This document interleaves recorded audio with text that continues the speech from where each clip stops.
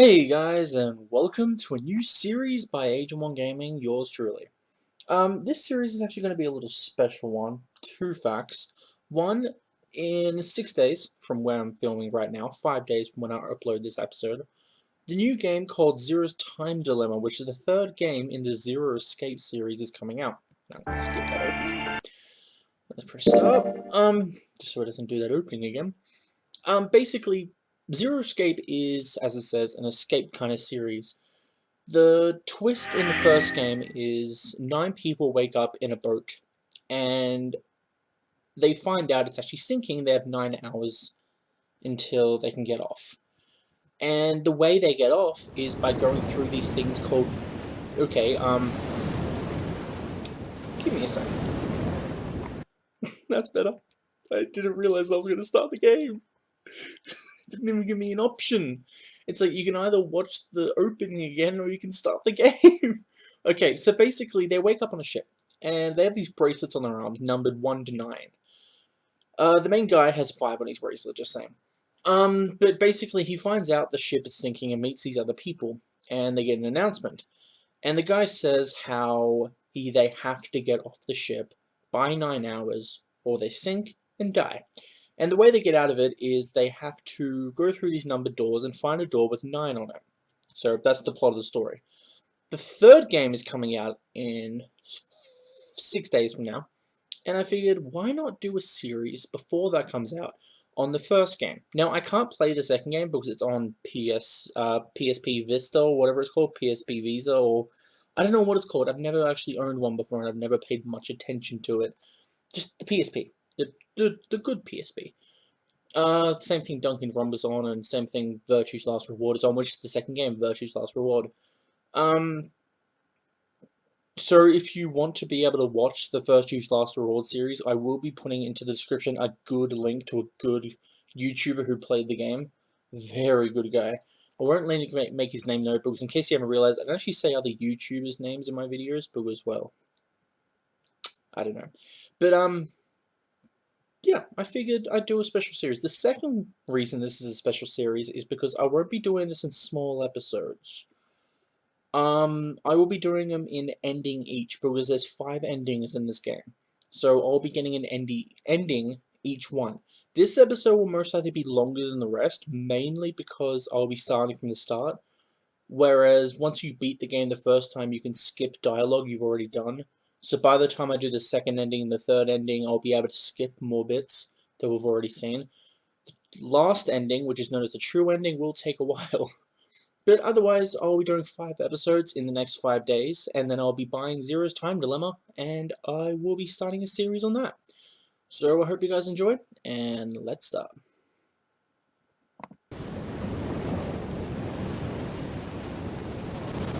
So.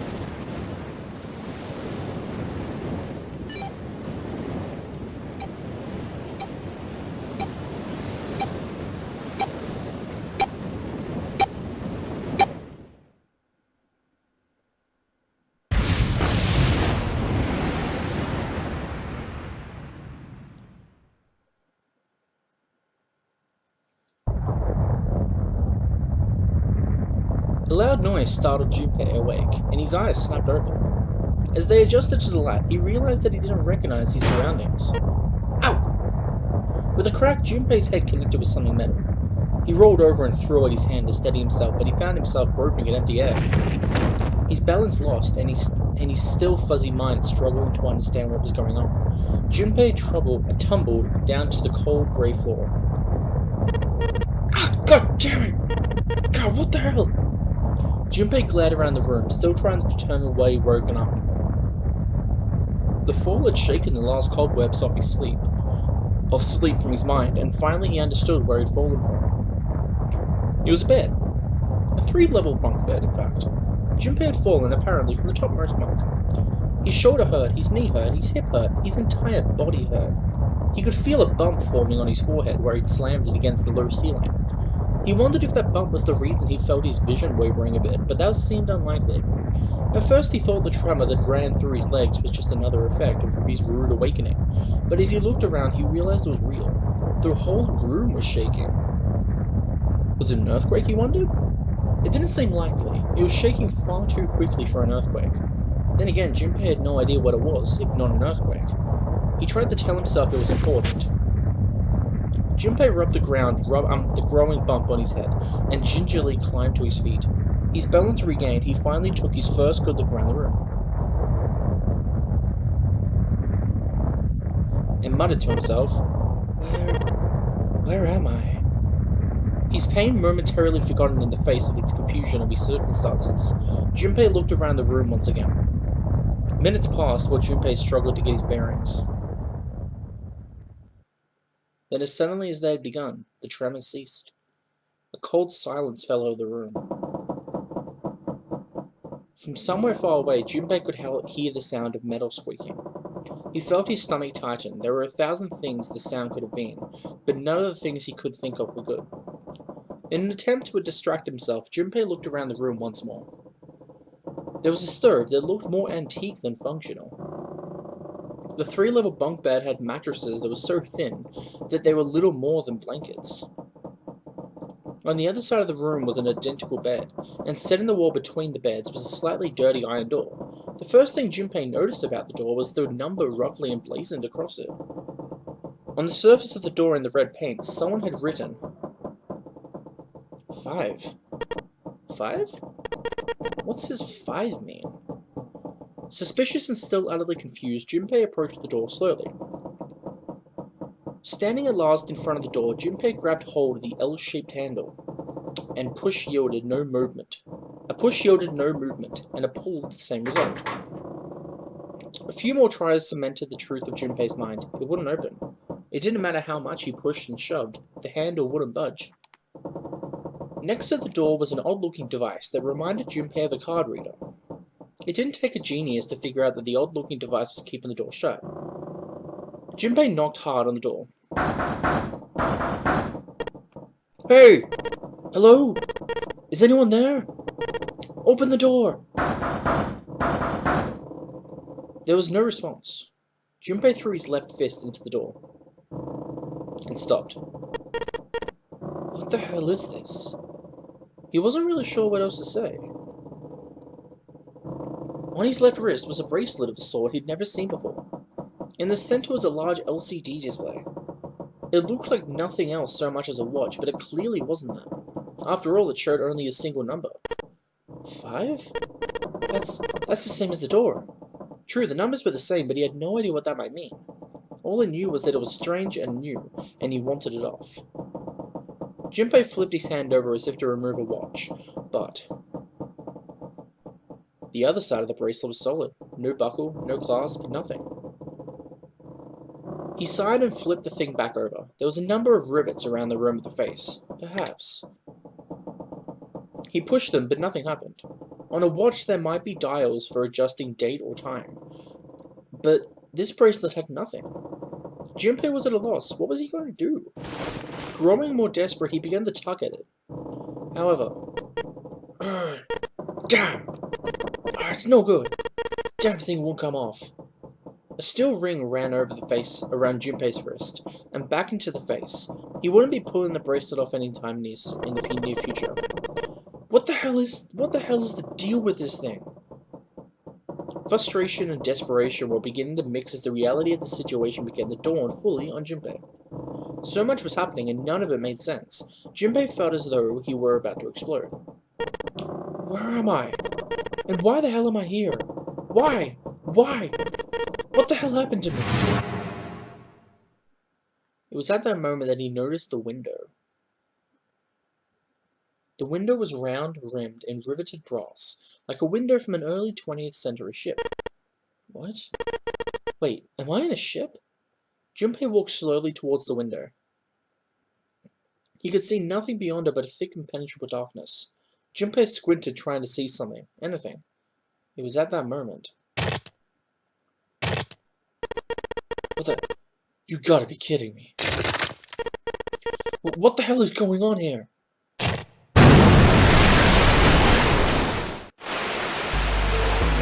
A crack split the glass of the window. For a moment, Junpei stared. When the window burst, like water began to pour into the room. What the hell? God damn it! Junpei yelled and spun around. His feet slipping on the water already, coming through the window. He ran for the door. Hey! Anyone! Is anyone there? Come on, if you're there, say something! There was no reply. As Junpei screamed and pounded on the door, water began to rise. It was now ankle deep on the floor, and rising quickly towards his knees. Things were not looking good for Junpei. Not good at all. He needed to find a way out quickly. Junpei ran a hand across his forehead, brushing the sweat out of his eyes and looking around the room. Secret way out!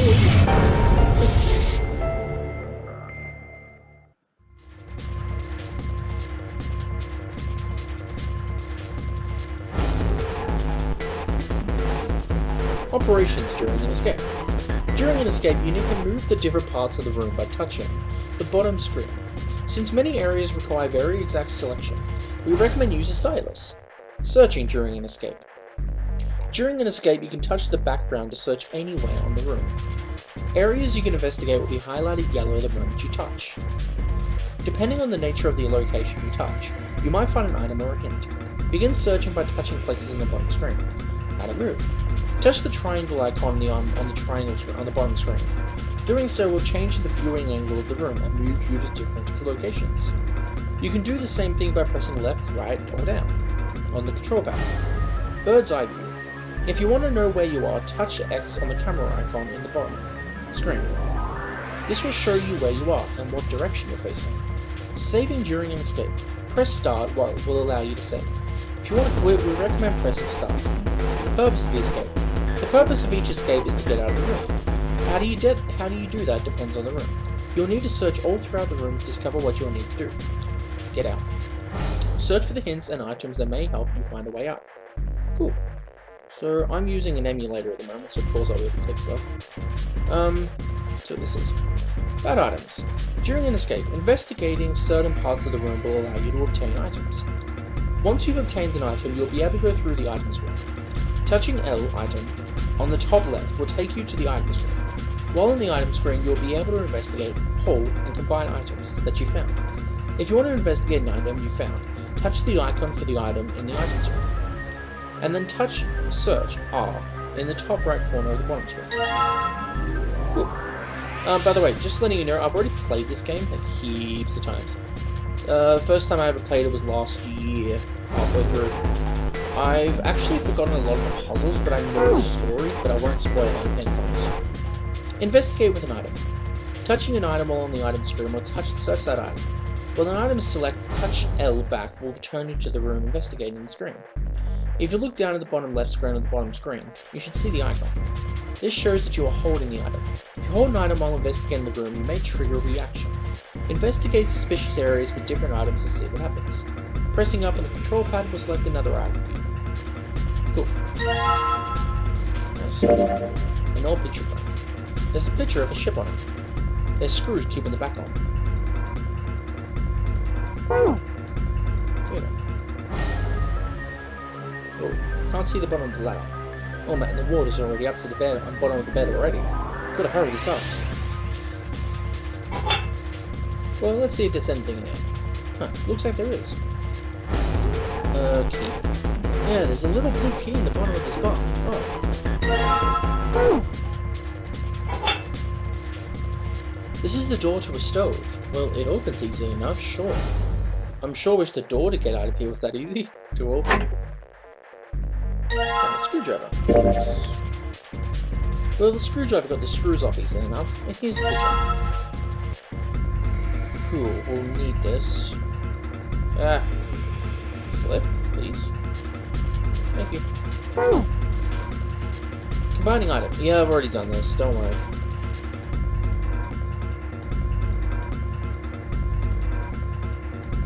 Yeah, no, don't worry. You can shut up now. Okay. Screwdriver, huh? I wonder why that's here.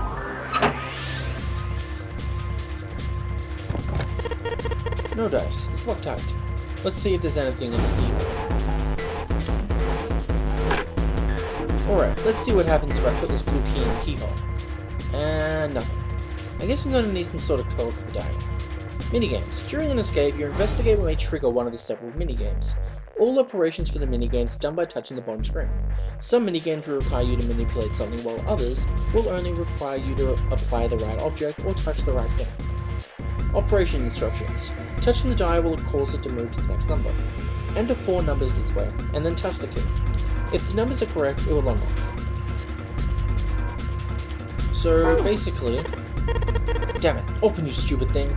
I don't think it's gonna open if I whack it on the wall a couple of times. Might make me feel better. Not gonna help though. Alright Junpei, don't freak out. Keep it cool and look around for some more clues. Yeah. I know this puzzle really well. It's the tutorial puzzle, it's easy, don't worry. Basically, there's these card things. Yeah, the thing there's these things. I recommend starting with this one. So full square, and then facing in.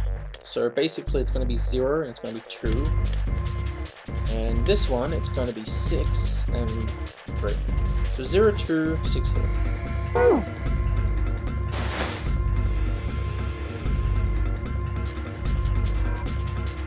Yeah. 0263, 0263, I know.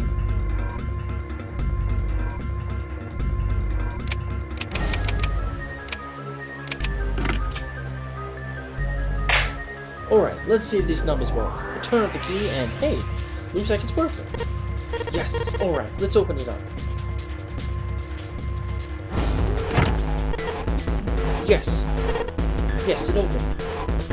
Looks like there's something in it. What is this? A file? File screen. Sorry, I was eating something. If you find any documents or notes during an escape, the information on them will be available from the file screen. To open the file screen, touch File R in the top right of the bottom screen. Once at the file screen, select Files by touching it, or by pressing whatever on the control pad. If you touch Search R, the contents of the file you selected will be displayed on the upper screen. Basically the left screen. Alright, let's see what's in this file. Digital root. Let's see here. Computer digital root with the following steps. First, add all the numbers in question to one another. If you end up with something greater than a single digit number, add the numbers to each other. For instance, if you have a double digit number, add the number in the tens place to the number in the ones place. Keep adding digits in the manner until you have a single digit answer. That final single digit is your digital root. Example, the digital root of 678 will be 6 plus 7 plus 8 equals 21. 2 plus 1 equals 3. Therefore, the digital root of 678 is 3. Example, the digital root of 1234 would be 1234 equals 10 plus 1 plus 0 equals 1. Therefore, the digital root of 1234 is 1. I see. So I just keep adding numbers until I get a single digital root. Oh, it looks like there's something on the back of this thing. A notebook, a pen, and a calculator. And a stack of key guards, huh? Nice. We'll need those for the door. Looks like some key cards. There's a number written on each card. 678. Does that mean something? That's what the guy explained, but... yeah, no, don't worry. Calculator. The calculator screen can be used during an escape. Don't worry about the calculator, it's only if you're very bad at math. No offense. But usually if you have like a DS or something, you can most likely have a calculator somewhere in your house. And plus, I've never actually used the calculator in this game before, so I wouldn't say it's important. Just basically, you can add digital roots together. There's a button in the calculator that allows you to use digital roots easier. So yeah, basically it's just these. Anyway.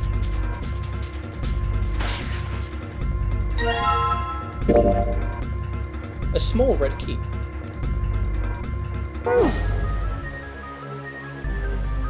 Junpei grabbed the key and shoved it into his pocket.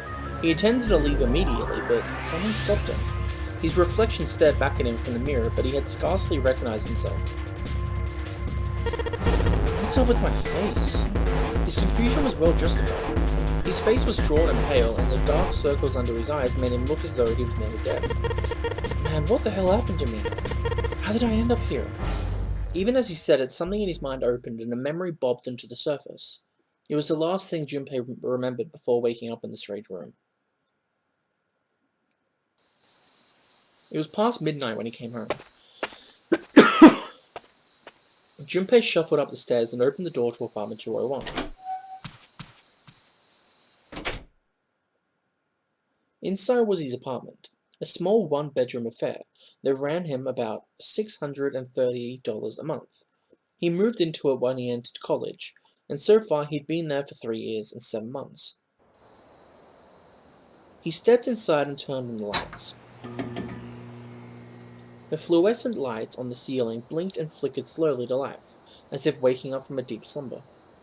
Their cold light illuminated the landscape he'd come home to so many times before. Everything was as he left it. The magazines piled up in the corner, the textbooks collecting dust, the CD cases covering the floor, the jeans and t-shirt he'd worn the day before, then tossed onto the floor. There was one thing that didn't belong, however. There was a breeze. Breaths of cold night air wafted into his apartment, carrying the smells of autumn with them. The white curtain framing his window swayed gently in the wind. Huh? That's weird. Did I leave that open? Junpei walked towards the window, trying to remember if he'd closed it or not before he left. One of the panes was hanging open. He stuck his head out and looked around. Nothing seemed out of the ordinary. Junpei shrugged. He must have just left it open earlier. He closed the window. Then it happened.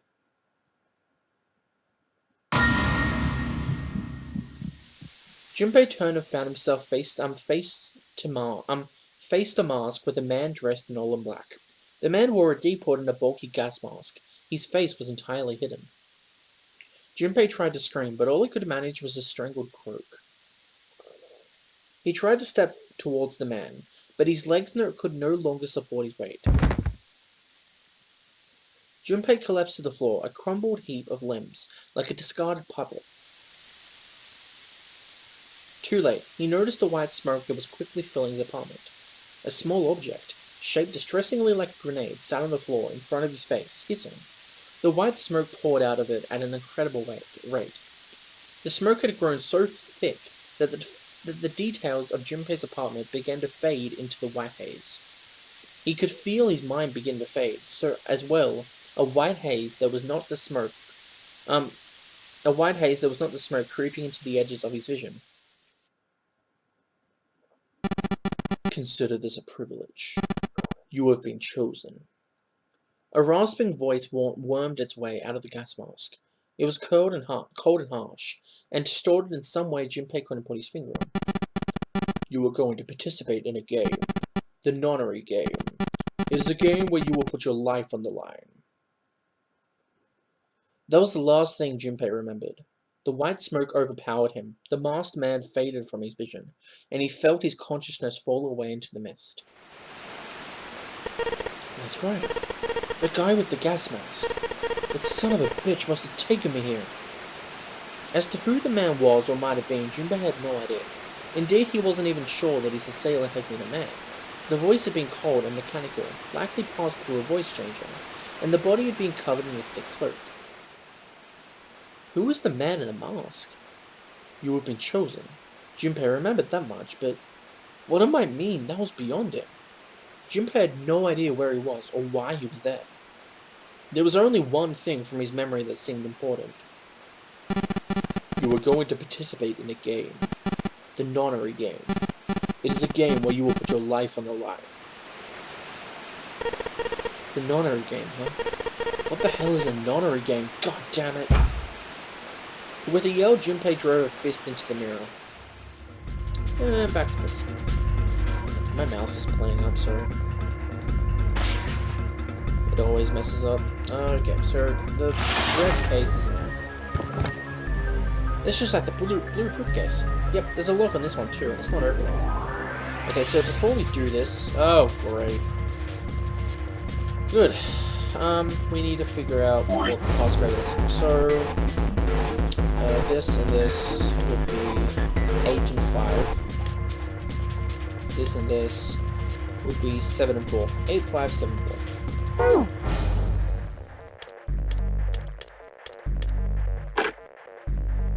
5 7 4 8 5 7 4 8 5 7 4 8 5 7 4 8 5 7 4 8 5 5 8 5 5 7 4 8 5 7 4 8 5 7 4 8 5 7 4.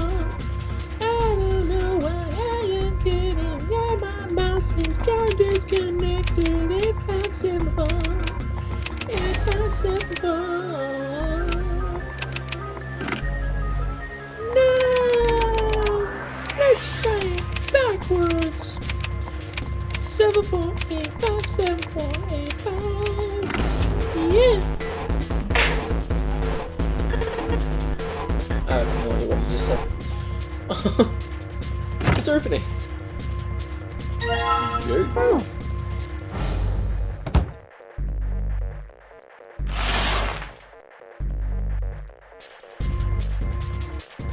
These cards with the numbers on them. I'm pretty sure this is what I'm supposed to use them. Alright, let's slide this card and see if it works. And... Huh? It's not working. Why? Damn it. No, that's right. I still have cards I haven't used.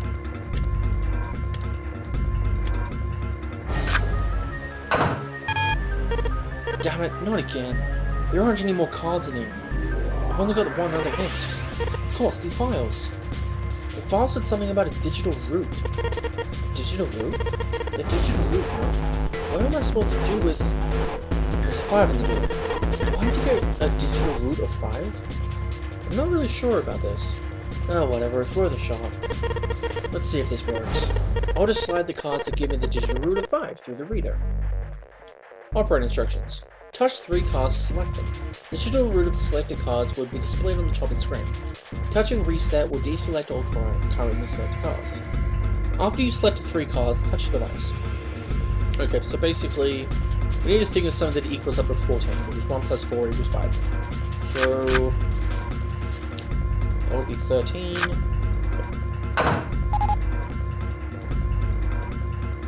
Alright, I think this is gonna work. There we go, that's a new noise. Huh? Did you just unlock? Well, that light was red, now it's blue. No doubt about it. There's nothing keeping me in here now. Time to go.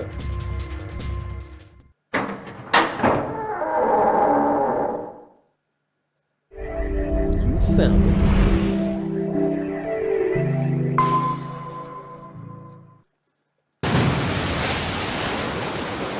Accompanied by a roll of angry water, Junpei shot out of the room and into the opposing wall. Gasping to catch his breath, he looked around. He was in a narrow hallway. The water that had fallen him out of the room was rapidly pouring out of the door. It flowed quickly down the hallway and slammed into the foot of the short flight of stairs. Just 5 steps, in fact. And at the top of the short staircase. A door! Another door! Junpei leapt up from the stairs, straight to the door. The door burst open and Junpei exploded out of it, only to freeze in his tracks. What other possible response could there have been to what he saw? Well, what the hell? His voice trailed off and all he could do was stare. A polished floor stretched out before him, ornate staircases rising up from the edges, each of them equidistant from the others. The stairs and pillars were solid wood, and Art Nouveau embellishments and decorations covered the walls and pillars. It looked like nothing so much as the entrance to a luxurious mansion from the early 1900s. Junpei couldn't help but wonder, was he really in a ship? The water quickly filling the hallway behind him suggested that yes, he was, and he looked a fresh wave rolled out of the room he'd been in, gathered speed as it moved towards the stairs. Yeah, that's what I thought. This is totally a boat. Wait, what the hell? A wave? Shit, I gotta get out of here. Junpei spun around, his wet shoes squeaking in protest on the polished floor, and ran towards the tremendous staircase in front of him. Why doesn't he just close the door? Like, if he does... I think he did close the door, actually, never mind. B-deck. As he ran, he glanced quickly at the plates, mounted on the wall, denoting the decks of the ship. He took the stairs 2 at a time, not entirely sure where he would find himself, just as he began to wonder where in fact the stairs did lead. Hello? Junpei saw another person out of the corner of his eye. He stopped short, nearly tripping over the next stair, and looked. It wasn't just one person. On the landing to the left of the stairs, there were 4 people staring at him. More people. On the right side, 3 more. All told, there were 7 of them. It looked as though he'd been on their way down the stairs. They'd stopped short when they saw Junpei on their eyes open. He'd done the same, of course, and now they stood there staring at one another. Junpei didn't move one foot placed awkwardly on the next step in the middle of his stride. Who were these people? This entire interaction lasted only a matter of seconds. The woman spoke to Junpei and time began to move again. I guess there's another one of us now. The woman was dressed, Junpei thought, rather like a dancer. Her clothes covered very little and her precious jewellery a little more. Hey, you, come here! Come on! Hurry! With no further ceremony, she ran straight past Junpei and towards the doors behind them. The sudden proximity of a woman with such striking assets left Junpei momentarily stunned, but the others wasted no time and quickly followed the strange woman. The first to pass Junpei was a young man with silver hair. He threw a quick glance in Junpei's direction as he ran, muttering, one of us, huh? Following him was an older man, his face calm without fear. Soft wrinkles sprouted from his eyes, and he came close as he passed for Junpei to see wisps of gray in his hair. His composure and a shock of hair struck Junpei as rather like that of an elderly lion. Going up won't do any good. There are 2 doors, but neither of them will open. The next to speak was a girl with pink hair and a high voice. Come on! Aren't you coming? You gotta hurry! Her small hand was wrapped around the wrist of another man. His eyes were closed, almost as though he was sleeping. His features were graceful, almost serene, and he was dressed rather elegantly for someone his age. Something about his posture seemed very refined, and Junpei couldn't help but feeling he was noble and dignified somehow. He'd certainly never seen one, but this man seemed like what Junpei had always imagined a prince would be like. That's 9 of us now. All of the cards are in hand. What does all of the cards in hand mean? Junpei opened his mouth to ask what the other man had meant, but the girl with pink hair rushed past him and they were gone. He turned just in time to see 2 more people running towards him. One of them had hair like a bird's nest, and looked as though his stiff breeze might top him. And the other was a veritable mountain of a man. The scrawny one said nothing and scuttled past Junpei as though he was running from something. Hey, what the hell are you just standing there for? Didn't you hear him? The doors on A deck are no good. You gotta check the doors on B deck. Got it? Now go! Before he had a chance to respond, the man laid a massive hand on Junpei's shoulder. With no more effort than Junpei would have used to brush aside a fly, the man shoved him out of the way. Whoa! Thrown off balance by the man of recent events, it took Junpei a few steps to get his bearings. He finally regained his balance and looked up to what the others had been doing, running towards. There were 2 pairs of large iron doors set into the wall in front of them. They looked quite sturdy, and each one had handles jutting from them. Written across the surface of each door in red paint was a number. What's that? Oh, I'm sorry, I thought I heard something. The door on the right had a 4, and the door on the left had a 5. They're the same. The guy Junpei had decided to call Silver was mumbling to himself. The room I woke up in had a number on the door just like that. You too, eh? With an arched eyebrow, the lion looked up over at Silver. My cell was the same. A number upon the door. I opened it, ran down the hallway outside, and found myself in the rather grand room. Full of stairs, as I suspect did the rest of you. It was as though the floodgates had been opened. They all began to talk at once. Well, the floodgates had opened, the waters rushing in. Me too. And you too. Yeah, a door with a number on it. It soon became clear that each one of them had woken in a room with a locked door and solved a puzzle to escape. They'd all ended up in the same room, almost as though they'd been guided there. Yes, we all saw the same thing. That's not important. We need to hurry. Yeah, you think I don't know that, lady? Before the dancer had time to finish, Silver was already running. He grabbed hold of the door labelled 5 and pulled. However, fuck, it's not opening. The damn thing won't even budge. Move. You're in the way. The mountain grabbed Silver's shoulder and tossed him aside. His path cleared, he took a few steps back and threw himself at the door. Once. Twice. 3 times. 4 times. The door shook as his body slammed into it, but showed no signs of breaking or opening. The mountain threw himself at the door again. Junpei turned towards the fall. Next to the door on the wall was a small box. It looked just like the one that he had seen in his room next to the door. If it was the same, then this door was likely locked as well. Still, he had to check. Junpei grabbed a handle and threw all of his weight onto it. God.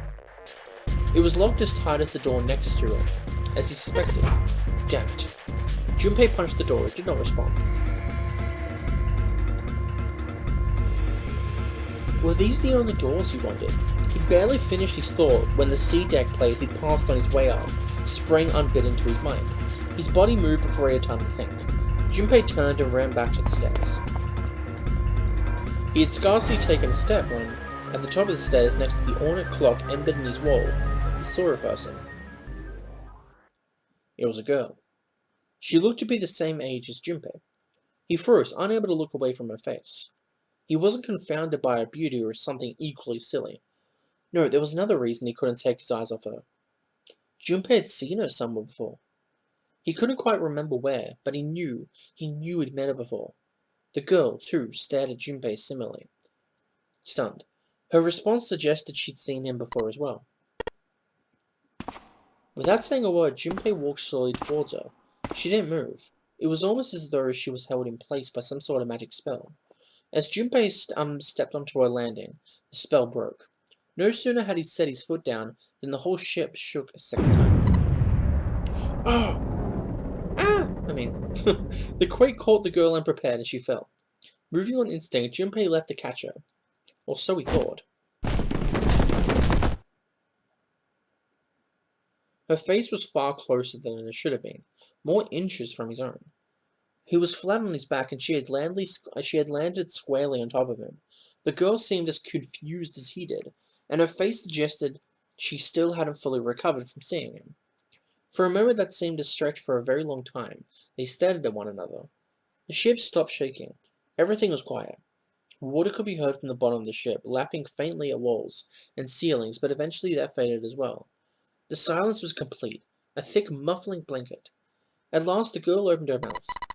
Oh my gosh, is that you, Jumpy? Jumpy? Jumpy? Her words echoed through Junpei's head, and suddenly his memory returned.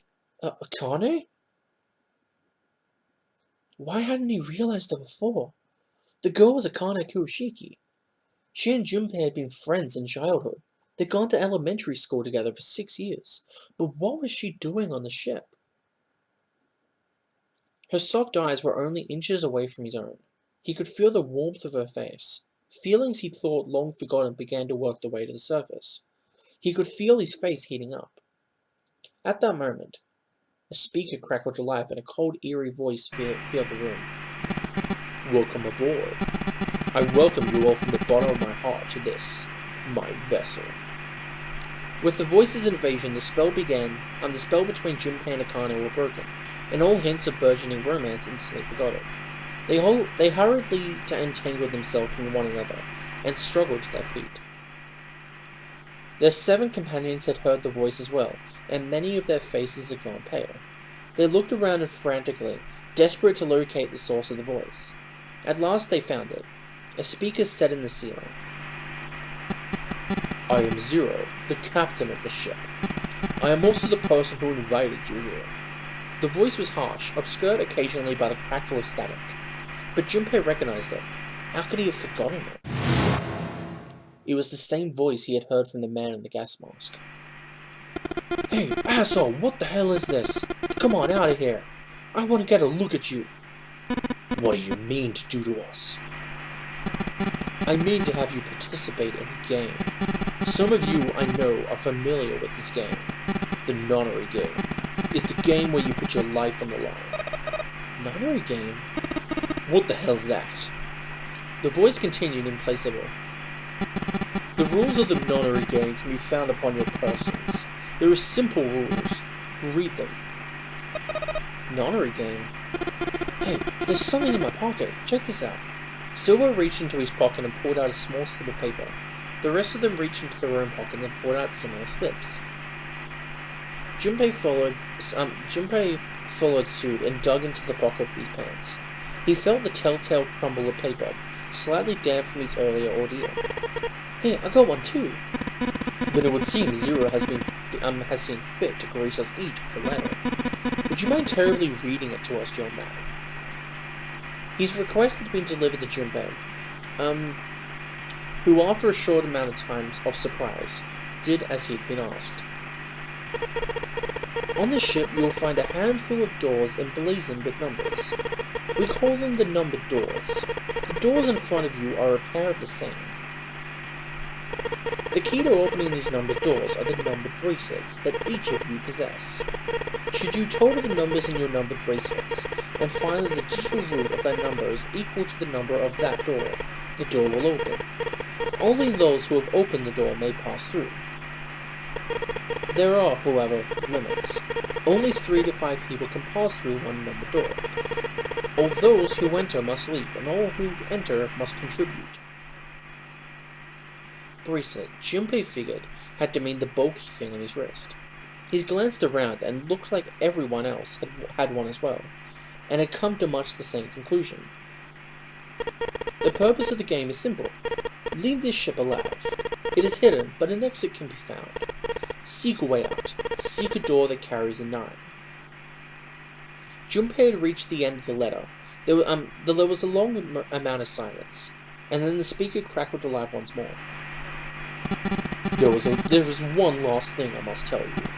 As you have no doubt surmised, this ship has begun to sink. On April 14th, 1912, the famous ocean liner Titanic crashed into an iceberg. After remaining afloat for 2 hours and 40 minutes, it sank beneath the waters of the North Atlantic. I will give you more time. 9 hours. That is the time you will be given to make your escape. The voice finished, and the speaker went silent. The sound of a bell tolling echoed through the hall. It came from the dance hall, adjacent to the stairwell.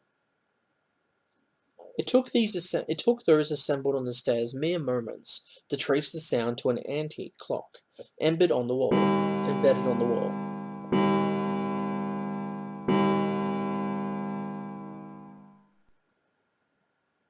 The sound of the 9th bell faded away. The 10th never came. That moment the time was 9 o'clock. Most likely 9 o'clock in the evening. When Junpei had peered out the window of his cell, he'd seen nothing but blackness. It had to be nighttime. If that was the case, then they would need to escape by 6 a.m. the following day. Now it is time. Let our game begin. I wish you all the best of luck.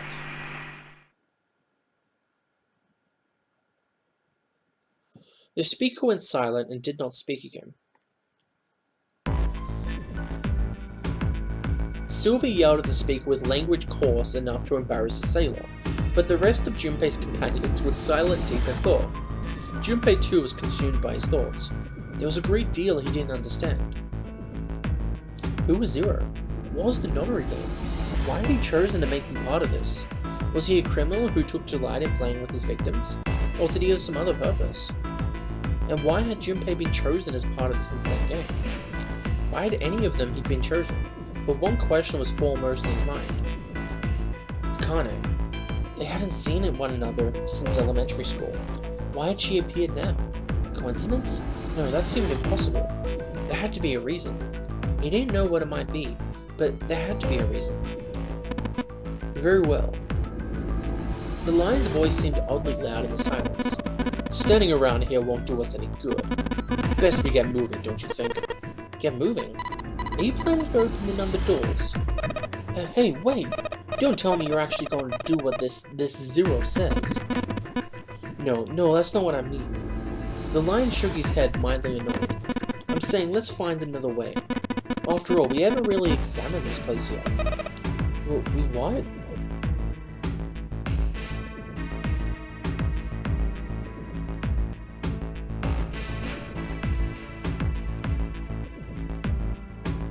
The separate investigations finished, all 9 people returned to where they'd left one another. The result of all their work was nothing.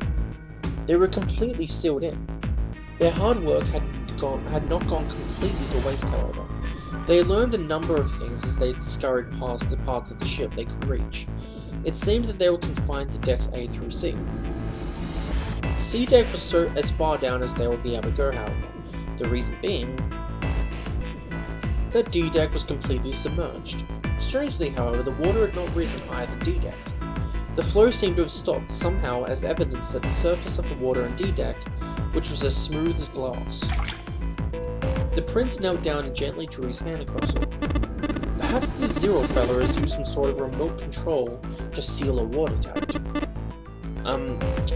Watertight door lower down.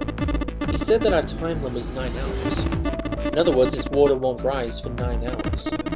Then you're saying we won't sink till then? Well, that might be a little too optimistic. No point to wishful thinking. There were 3 metal doors on C deck. A single door stood off to the side with 2 more on the wall. None of them had numbers or verification devices. They were, however, locked like other doors. No matter how much you pushed and shoved, the doors refused to move. The mountain and the lion threw themselves against them a few times, but to no avail. The door in the back had a keyhole. Just above it was a strange mark in the shape of a circle surrounding a dot. There were 2 other doors on C deck as well, but it was clear they were elevators, as each had a button next to it with an upside-down triangle. They tried pushing the button. No response. Apparently there was no power running to the elevators. To the left of the elevator doors was a card reader. The card reader also had a strange mark on it. It looked like a lowercase h, with a dash drawn across the upper stem of the h. Junpei stared at it for a while. That's a symbol for Saturn. It's an astrology symbol. And the mark on the other door? I think that was the sun symbol. They had seen the same symbols on A deck. There was a door on the other side of the stairs. The one on the left had a keyhole with a similar symbol engraved on it. This is the Earth symbol. The horizontal line symbolizes the equator, and the vertical one represents the prime meridian. Junpei looked up at the ceiling. There was a great circle cut in it, perhaps for a skylight or a glass dome, but it had been filled with a gargantuan metal plate. The metal looked very solid. Anything short of an explosive charge was most likely to damage it. There were several windows along both sides of the ship, or at least there had been. They too were covered with metal plates. In other words,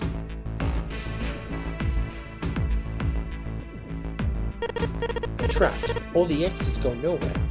Junpei was not happy. The girl with pink hair spoke up. Well, I'm sure they go somewhere, we just can't open them. Then the mountain spoke. You don't know that. For all we know, they just open into walls, or take us in circles. The prince did not agree. No, I'm sure they go somewhere. Otherwise, what point would there be? And we can open them. Well, 2 of them, at least. You mean the numbered doors? All eyes turned towards the doors with numbers on them. The atmosphere in the room grew tense. Hey, wait a minute. I think I said this earlier, but I don't think we should do that. The dancer moved in front of the doors as if to block them. We'd have to be crazy to open these doors. If we do that, we're doing exactly what Zero wants us to do. Suddenly everyone began to speak at once. I agree. I don't. That's a terrible idea. We should keep going. We should stay here. We don't have any other way to open any of these doors. We should just wait. Someone's bound to come to find us. We don't have time for that. In 8.5 hours, this ship is going to sink. The clamor of voices made it next to impossible to determine who was saying what. Their arguments grew more and more intense until people were shouting and screaming at one another. Junpei had remained silent, but at last he could take no more. Hey! Shh! Shut up! It fell silent and all eyes turned to Junpei. He felt each stare burning into him, but he refused to flinch. Before we try and decide what we're doing, what we're going to do, where we're going to go, there's something else we ought to do. What's that? We need to exchange information. We don't know anything about each other. I want to know who you guys are. Who you are, where you came from, why you ended up here. Don't tell me you weren't curious too. It was silent. Some of them looked the other way or bit their lip or crossed their arms and stared at the ceiling. But one of them spoke up. It was Akane. I agree. I think Jumpy is right. Jumpy? Oh, I'm sorry, I'm talking about him. I just call him Junpei. His name is Junpei. She pointed towards Junpei. We're childhood friends. We went to the same elementary school. Wait! Stop! Don't tell us stuff we didn't ask you about. Zero's probably watching us right now. What are you gonna do if he's listening in? Would that be bad? Hell yeah, it would! We don't know how much that bastard knows about us. Maybe he just picked a bunch of random people to kidnap. If that is the case, then it'd be dangerous for us to let him know this much. If Zero knows who we are, we could go after our families. Maybe he'd tell us he had him to get us to do stuff, you know? But we still need to know what our names are. It's going to be hard to talk to each other if we don't have names. Alright then, why don't we have code names? To him, apparently, it seemed like the obvious solution. Code names? Yeah, we'll each pick something. Like, I'll be 7. 7? 7? Why are you 7? It seemed a fair question. The mountain stuck out his left arm. Because this bracelet number says 7. Oh, I get it. Yeah, that's a good idea. He smoked. Alright, I'm gonna be Santa. Ho ho ho. Any of you chumps know Japanese? No. Well, San means 3, so I'll be Santa. You know, like Santa Claus. Fits, don't you?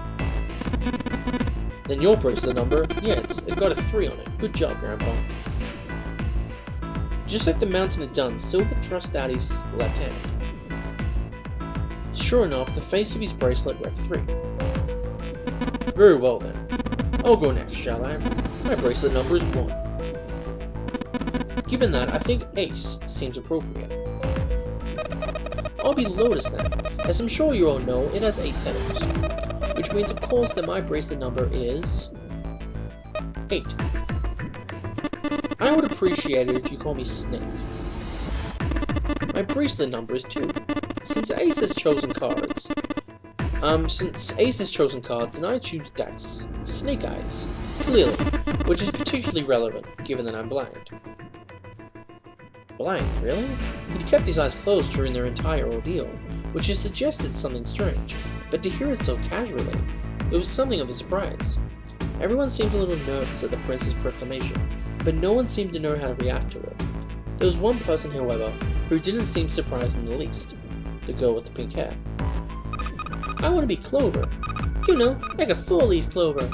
Good luck, right? Looking almost bored, she held out her left hand. The face of her bracelet showed the number 4. They'd come around the Junpei. He held at his bracelet. Alright, my number's 5, so my code name's gonna be... I have one. It's not like there's any point to it now. The dancer cut him off in mid-sentence. I mean, we all know your name already. You're Junpei. Oh. They all nodded. Akane stepped forward nervously. Then you should all call me by my name too. Because, I mean, it doesn't seem fair to Jumpy. You're thinking it's not cool for you to hide your name after you told us his? Akane fidgeted awkwardly. Junpei decided he had to do something. What's your bracelet number? It's 6. She hesitated for a moment, then held out her left hand. As she'd claimed, the bracelet's face showed a 6. Junpei looked at her for a moment and thought. Alright then, why don't we call it June? June? Yeah, you know, it's the 6th month of the year.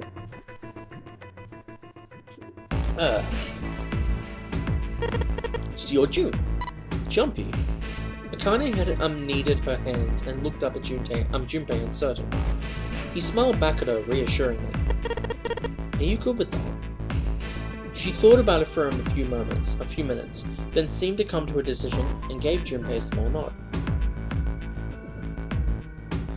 their names decided, Junpei ran over them, quickly in his head.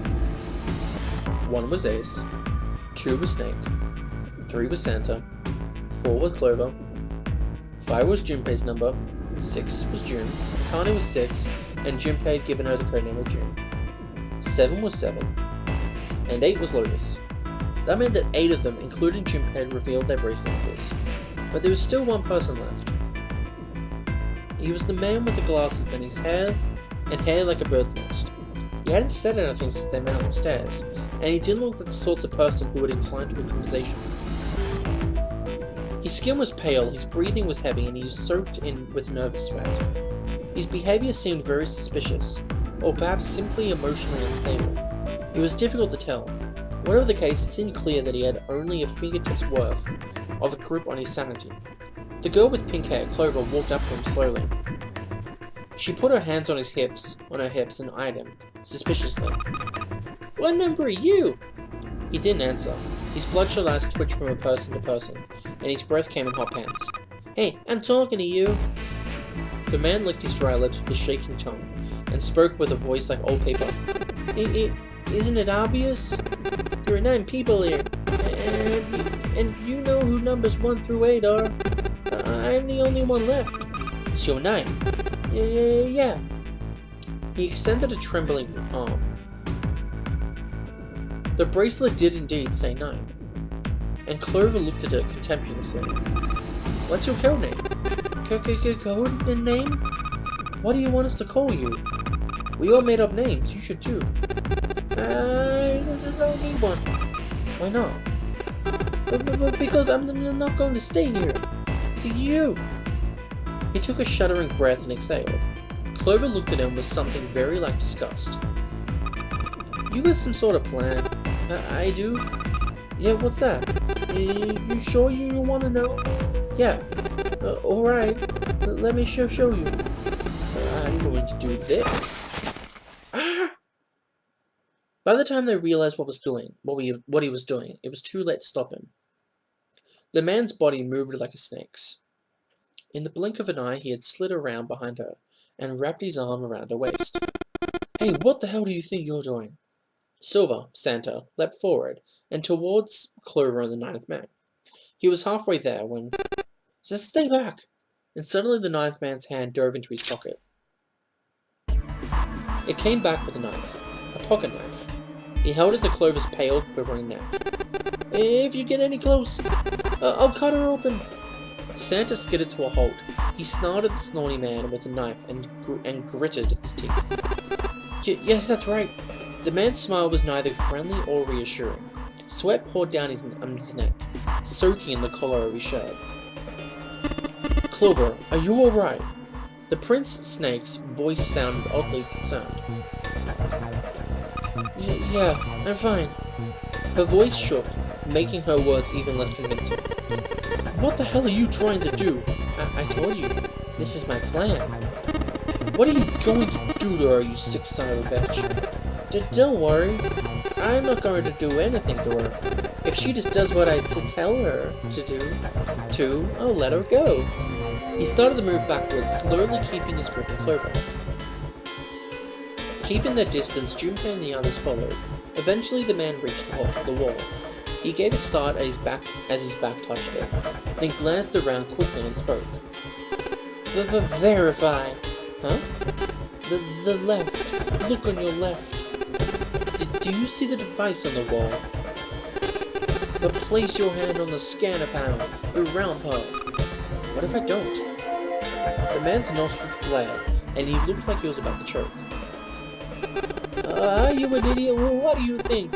I could slit your throat right now. I'll kill you if I have to. All I need is your bracelet. Huh? Just do it. Do it now. He pressed the knife against Clover's neck hard. Slowly she stretched her left hand out towards the device. Her back was to it, and she had to feel around for a moment before she found the circular panel.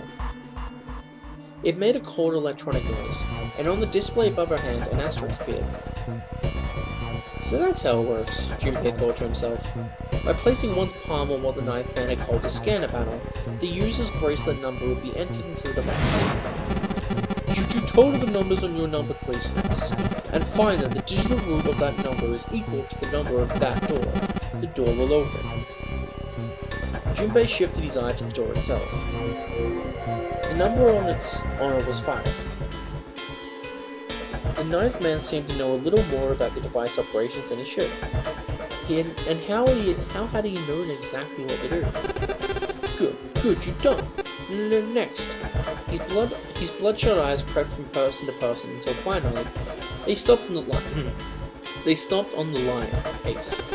You, right? You're the one with the number 1 bracelet, right? Yes, I am. So? Then you're next. Just verify your number like this, what little brat did. What are you doing? Do it. Don't you care what happens to her? Okay, just calm down. Ace held up his hand, palms out. The ninth man jerked his chin towards the device. Slowly, cautiously, Ace moved towards the device. After what seemed like an agonizing eternity, he reached it. Now verify! Ace nodded and placed his hand on the scanner panel. The device beeped again, and a second asterisk appeared. Now the device had a clover in Ace's numbers. 4 and 1. 4 and 1 equals 5. The same as the number written on the door, but it wouldn't open just yet. Only 3 to 4 people can pass through one numbered door. The door needed at least one more person. But who would that be? Get back! His voice shook, but the knife he held to Clover's throat made his words a command. Ace took 2, then 3 steps back. No, farther! More than that! Go all the way back! Slowly, Ace did what he was told. The ninth man's lips curled into a cruel, twisted smile. That was when Junpei understood his plan. Clover's 4 and Ace's 1 added to the ninth man's 9. 4 plus 1 plus 9 equals 14. 1 plus 4 equals 5. In other words...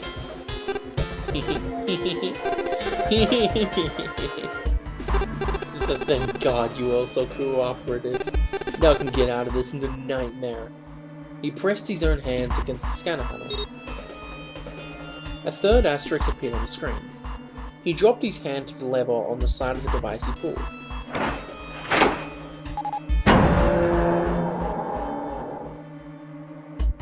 The door opened with a heavy metallic groan. He let go of Clover. Wait! Junpei leapt towards the ninth man, but he wasn't fast enough. The man shoved Clover and hopped through the door. Okay, have a good one, guys. I'm going up ahead now. Well then, goodbye. He raised his hand and waved the twisted smirk on his face. Then he was gone. The door ground shut with a dull clang of metal on metal. Clover, are you alright? Snake ran to Clover's side as she lay on the floor. Yeah, I'm fine. She climbed unsteadily to her feet and once then leaned heavily on Snake's shoulder for support. Junpei ran to the door. The others followed him. Several pairs of hands grabbed hold of the handles and pulled. They grunted and strained, but...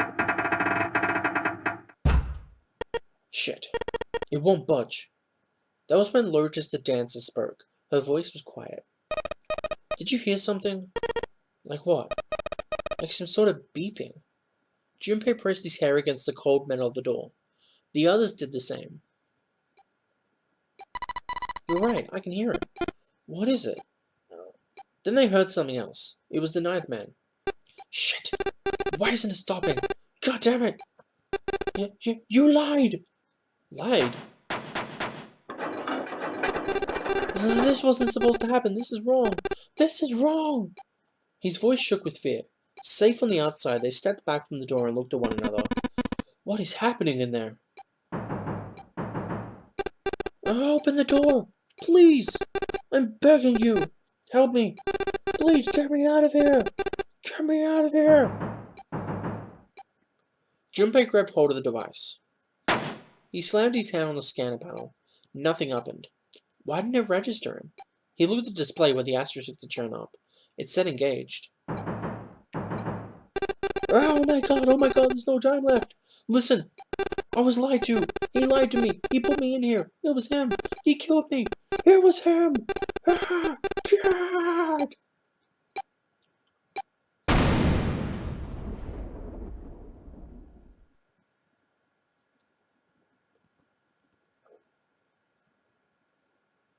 The explosion rocked the room.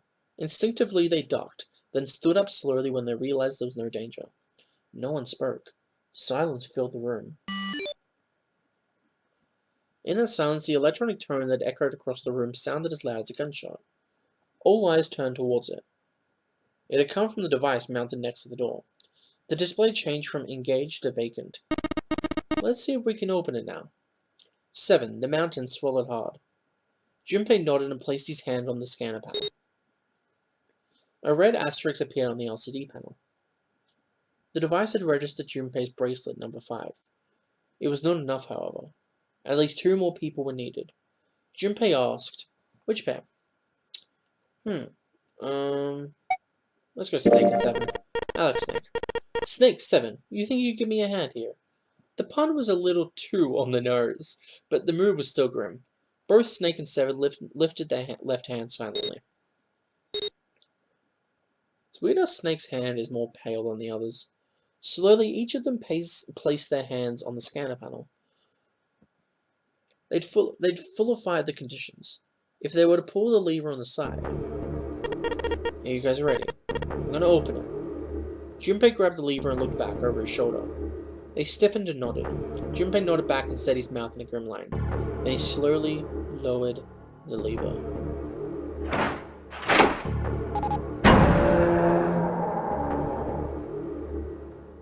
There was a metallic groan and the door slid open. A breath of air drifted out of it, carrying a stench that nearly made them gag. Junpei grimaced and put a hand over his mouth. Oh my god. Good god. Lotus and Ace shuddered. 7 grunted. Oh, that's pretty bad. Even Santa's voice shook. He blew up. It appeared that Santa was right. The hallway on the other side of the door was splattered with chunks of torn flesh and dark red blood. The shriek echoed across the room. It had come from June. Then her strength left her and she dropped. As Junpei turned to catch her, the door groaned shut.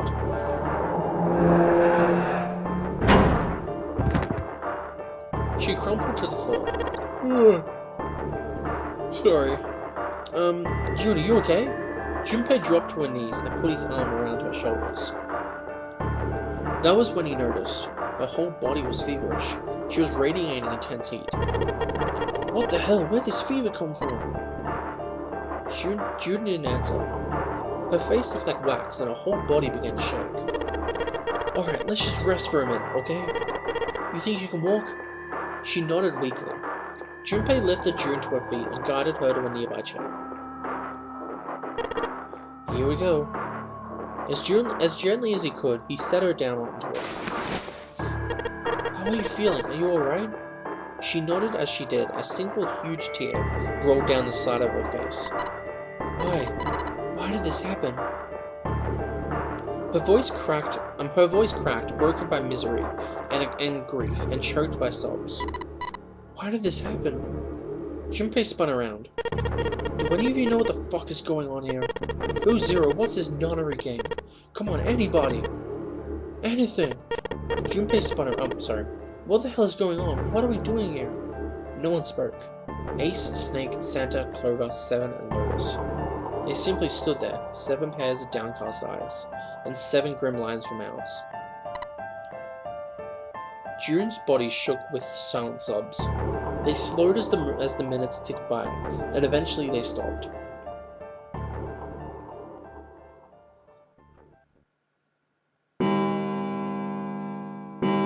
And suddenly in the cold, heavy silence, that had enveloped them like a thick fog, a bell began to ring. The clock in the central hall, 7, 8, 9, 10 times. And then on the 10th ring it stopped. The sound of the bell faded away into silence. It's 10 o'clock then. Ace said what each of them had been thinking. That means it's been an hour since Zero's little announcement. 7's deep voice echoed across the room. Fuck. I've had enough of this crap. Santa leapt to his feet, his fist clenched. How long are we going to pussyfoot around this for? We've got only 8 hours until the time limit. Zero was going on about. Let's get going already. Go, go! Santa's outburst fell on deaf ears. No one seemed to agree with him. They stared back at him, their eyes blank and their faces tired. Finally, Lotus spoke. No, I refuse. I'm not going to end up like him. Him? You mean the ninth man? Of course. Who else? In his mind's eye, Junpei saw the corpse again. The dark reddish black pool of blood, the scattered pieces of flesh. Organs strewn across the floor like a blossoming of grotesque flower. The explosion that had torn through his body had been powerful. The ninth man's neck had been twisted at an odd angle. Junpei suspected the detonation had thrown him against the wall. Half of his face was crushed, and the other half was covered in blood. Most of his embodiment had been emptied either by the explosion or by gravity. He had landed on his back, and his stark right ribs jutted out of his chest, like the legs of some sort of macabre crab. Junpei felt something flip in his stomach. I think he just screwed up. Eyebrows went up and Santa continued. He probably set up some sort of trap that killed him. I'm not going to screw up like that. I'm getting out of here alive. Whatever Snake was laughing at, Santa did not find particularly humorous. What's so goddamn funny? Oh, my apologies. You were just so very confident. I couldn't help myself. What the fuck? I think you've mistaken the situation. Huh? The ninth man's death, it had nothing to do with a trap, or at least not the sort you're talking about. A sort of trap you imagine it did. Then, he broke one of Zero's rules. That was why he died. Quite simple if you think about it. You still don't... Alright. How about you take a moment and think back to what Zero said? Specifically, what did he say about the number of people? He said only 3 to 5 people can pass through one number door, right? And after that, you've forgotten the relevant part. What did Zero say? Santa furrowed his brow and thought. Junpei thought back. Zero said that everyone who verified had to go. All those who enter must leave, and all who enter must contribute, right? I think it was something like that. Whatever it was, it means that groups of less than 3 or more than 5 can't go through. That is correct. A gold star for you, Junpei. Snake inclined his head towards Junpei. The ninth man, however, broke that rule. He tried to pass through a numbered door by himself. That was why he was executed. Then Zero's watching us from somewhere, making sure we don't break any rules. Oh, I'm not so sure about that. Why not? Because this execution system is entirely automatic. You didn't notice. There's no need for him to monitor us. What do you mean? Snake looked at Seven with what could only be described as pity and sighed. Very well. I see it must be me who tells you. I've waited long enough, I suppose. I'd hoped Zero might spare me the trouble, but that seems increasingly unlikely. He couldn't see them, of course, but perhaps Snake sensed the confused eyes upon him. When they spoke, he gave words to everyone else's thoughts. Do you know something? Well, I know a great many things, but yes. What is it you know? Here. Snake removed a card from the pocket of his jacket. With a flourish, he presented it to Ace, who took a close look at it. Come on now, what's the point of giving me this? Give me that. Snake snatched the card from Ace, but his expression of disgust quickly turned to one of confusion. Huh? The hell is this? Seven tugged it out of Santa's hands. Huh, I see. The card went from Seven to Lotus, from Lotus to June, and finally to Junpei. He looked at it and understood. This is Braille. Braille, the written language of the blind. The card was covered with small embossed bumps. Junpei could recognize it, but he certainly couldn't read it. Sorry guys, I can't read this. Junpei handed the card back to Snake, who nodded at him with a small smirk. Okay, that was fun. What's so important about this card? I found it in my pocket. I can only assume it is a message from Zero. From Zero? A message? Well, what does it say? Suddenly everyone was crowding around Snake, desperate to hear what the message said. Santa especially looked as if he was about to grab hold of Snake and shake the answers out of him. Snake raised his hand. Calm down now. No need to panic. You don't need to force me, I'll read it. Junpei swallowed hard and waited for him to start. He was not the only one. Presently, Snake began to read, his voice calm. His fingers glided over the tiny bumps as he spoke. Bracelet number 2. Since you are not blessed with sight, I shall bless you and only you with information. I shall tell you of the function of the red, of the dead, and of the bracelet. The red is the recognition device. It will verify your number. Besides every numbered door, you will find a red. The dead is the deactivation device. It does exactly what it says. Once you have passed through a numbered door, you must use the dead to stop the detonator in your bracelet. But perhaps you're wondering, what does the detonator detonate? I am afraid this may be something of a surprise. I have placed a small bomb inside of you, and the people whom you are about to meet. You swallowed it while you're unconscious. I have no doubt that by the time you read this note, the bomb will have passed through your stomach and found its way into your small intestine. In other words, you will be unable to regurgitate it. I suggest you do not try. As I mentioned before, the bracelet on your left hand contains a detonator. Think of it as a remote fuse or a timer for the bomb in your body. There is only one condition which will cause it to detonate. The condition is that you enter a numbered door. Once you have done so, the timer will activate, no matter who you may be. You will have 81 seconds. And I'm just saying, 81 seconds is 9 times 9. So they love the number 9. If, after that time, the detonator has not been deactivated, it will send a signal to the bomb in your body, instructing it to explode. In order to deactivate the detonator, every person who verified the number of the red must also verify the numbers of the dead. Once all numbers have been verified by the dead, you may only pull the lever at its side and the countdown will cease. Anyone who does not verify the number of the red will find themselves unable to verify the number of the dead. That is to say, if you should pass through a numbered door without first verifying your number of the red, in 81 seconds you will be dead. You must also keep in mind that the numbered doors will close automatically after 9 seconds have passed. So long as the door is open, the dead will not function. You would do well to remember this. Lastly, let us discuss how to remove the bracelets. There are only 2 ways to do so. 1. You escape from the ship. 2. Your heart rate reaches 0. In other words, once the bracelet is taken outside the confines of the ship, or detects that its wearer's heartbeat has fallen to 0, it will shut down automatically. There is no other way to remove your bracelet. If you attempt to force it off or disable the detonator, the bomb within you will immediately explode. This is all the information which I can impart to you. How you choose to use it is for you to decide. If used wisely, you can eliminate those who might be a danger to you. For a time, you will be able to control your fate. I wish you the best of luck.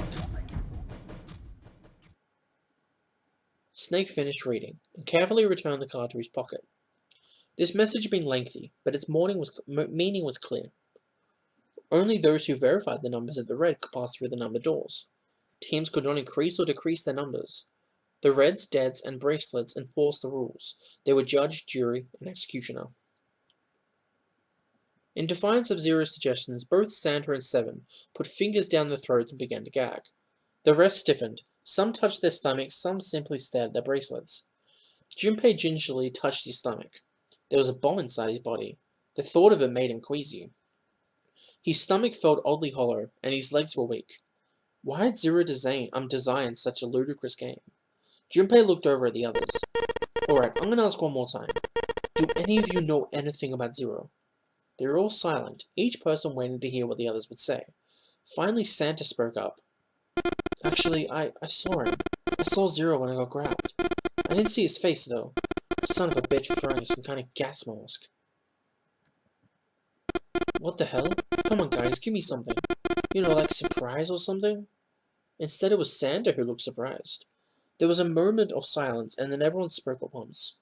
Yeah, I saw him too. Me too. He was wearing a gas mask. As the stories were sorted out, the truth became clear.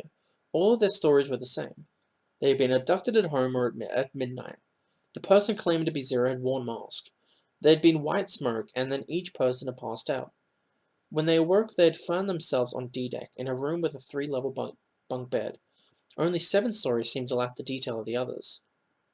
Oh, me? Yeah, well, mine was just like the rest of yours.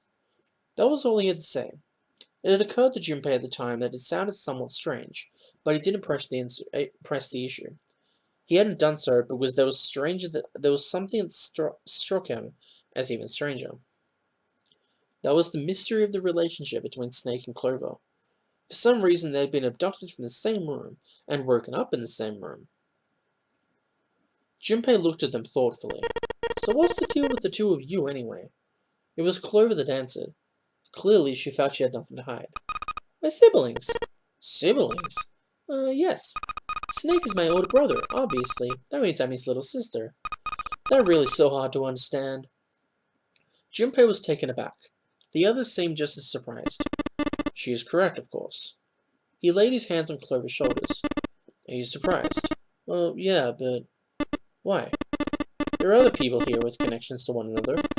Those two, for instance. Snake pointed at Junpei and June. You mean between Junpei and me? Yes. You did say you were childhood friends, didn't you? You went to school together. Yeah. June glanced at Junpei, uncomfortable with the sudden attention. Junpei felt somewhat nervous as well, and tried to scratch his head as casually as possible. Hey, you think maybe we could figure out who Zero is this way? Yeah, you're right. You connect the dots between the victims, and that leads you to the burp. Textbook stuff. Junpei, June, does any of this ring a bell? Ring a bell? Ring a bell? They looked at one another, and like it was staged, they both tilted their neck at the same time. Or perhaps you went to school with the son of a multi-millionaire. Millionaire? Son? Well, someone bought this building and set up all of this. Whoever Zero is, they must be incredibly rich. Well, we can't be sure of that. To me, this seems as though it's the work of an organization, not an individual. Zero is most likely simply the representative of a larger group. What sort of organization? Could be a number of things. An army, perhaps, or a research group. Perhaps this is also some sort of psychological experiment. If it is, then it's a pretty fucked up experiment. I mean, come on, a guy's dead. The word dead hung in the air, heavy and ominous. The room went quiet again. I don't know who the hell this Zero asshole is, but I know for sure it's gotta be pretty fucked up in the head to do all this. This was all one guy, then he's got some serious issues. Even with the specter of death hanging over them, the discussions continued for some time. In the end, however, they learned nothing.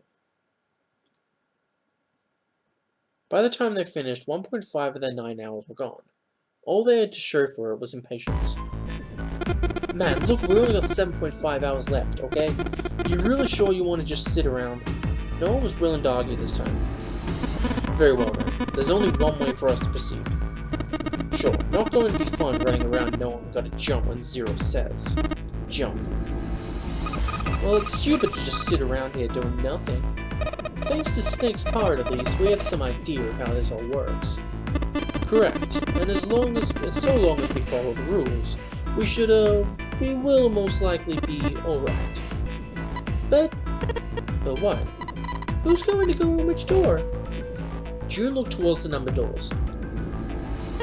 Oh yeah, that's right, we can't have any more than 5 people in one door. All 8 of us can't go into the same door. Then it would seem we'll have to split up. But wait. Lotus looked terrified. I'm telling you no, there's no way in hell that I'm going into door 5. Come now, don't be selfish. Call me whatever the hell you want, I'm not going in there. If I'm going to have to walk through all that blood, then I'd rather stay here. Sigh. Oh, doing so well. He shook his head sadly. Sorry, but I ain't going in there either. Someone else can go into door 5. Santa, not you too. Hey man, I just brought these shoes. If you think some creepy dude's blood all over him, you got another thing coming. That was the last straw. What the hell, man? Weren't you the one who kept saying we should get going? Yes, so? Doesn't mean I wanted to go into door 5. Oh god. There was an awkward silence. Finally, 7 spoke. Fine, I'll go into door 5. I can't go in there alone, though. Anyone else willing to come with me? There was another long silence.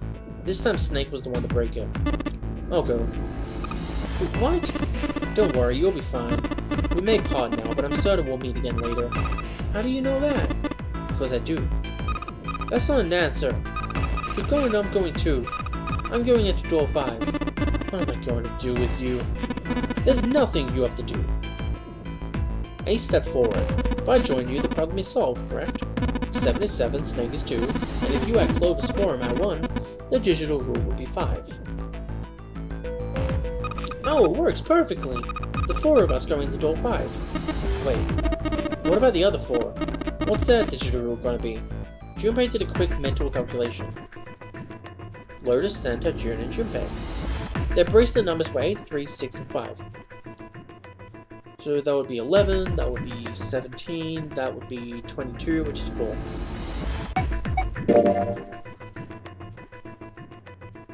He repeated what he determined.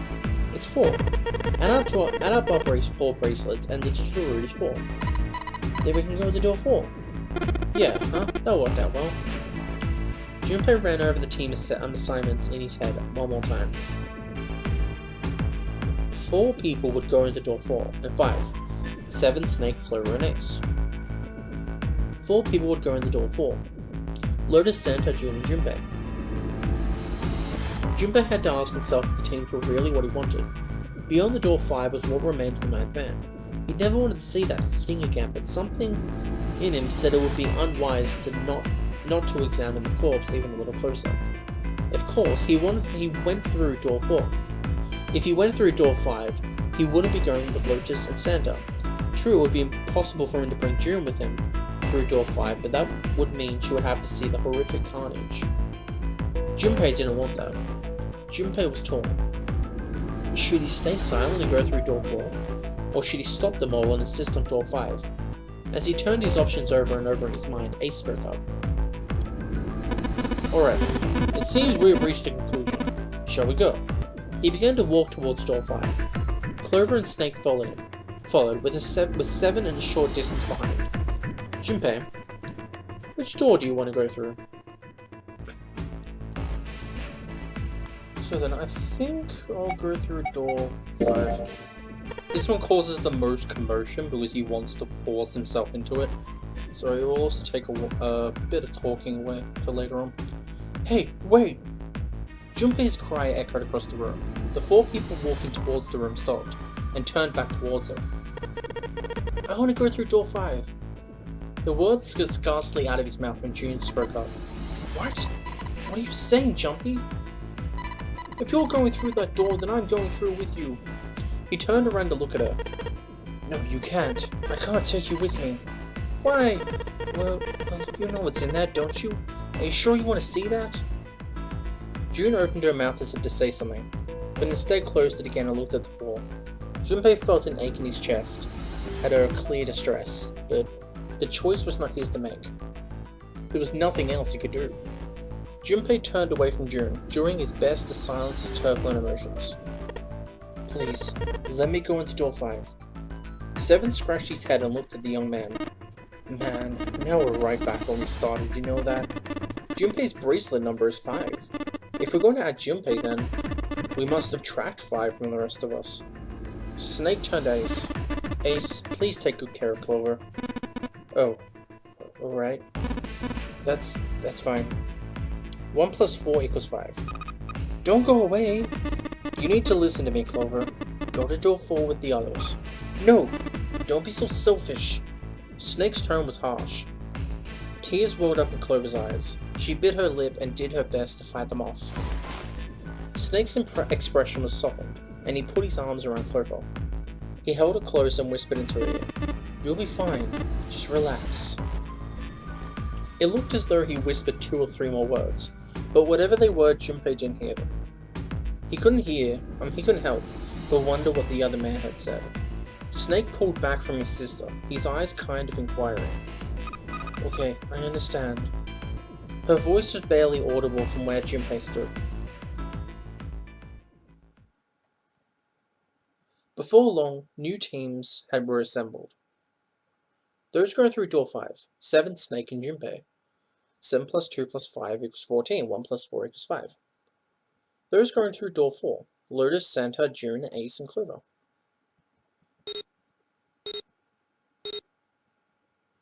Seven, Snake, and Junpei scanned their numbered bracelets in quick succession. The screen of the red showed 3 asterisks. Alright then, let's go. Junpei glanced around one last time, his hand resting on the lever of the red. Okay, please be careful. Concern was written plainly across her face. Junpei looked her in the eye and gave what he hoped was a reassuring nod. He pulled the lever.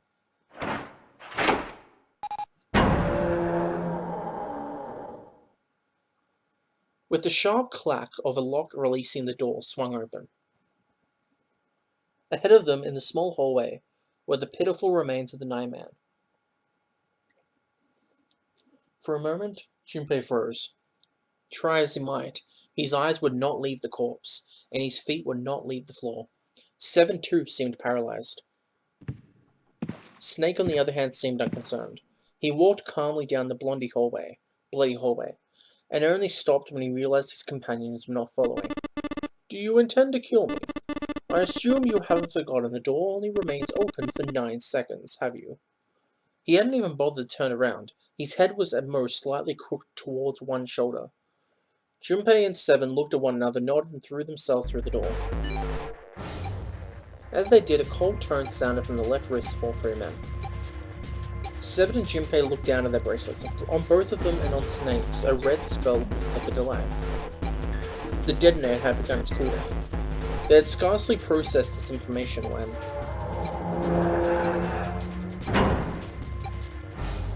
With a metallic slam, the numbered door behind them swung shut. Unless they could find the device that would deactivate the detonators on their wrists, they would not be leaving the hallway. Hey, where's the dead? Their fear and urgency in 7's face reflected what all 3 of them felt. Junpei spun around, searching desperately for the dead. He found it easily enough. It was on the wall next to the closed door labeled 5. Found it. Right here. As he yelled, he struck the scanner with his hand. The other 2 scrambled to follow suit. As soon as they finished, Snake threw the lever down.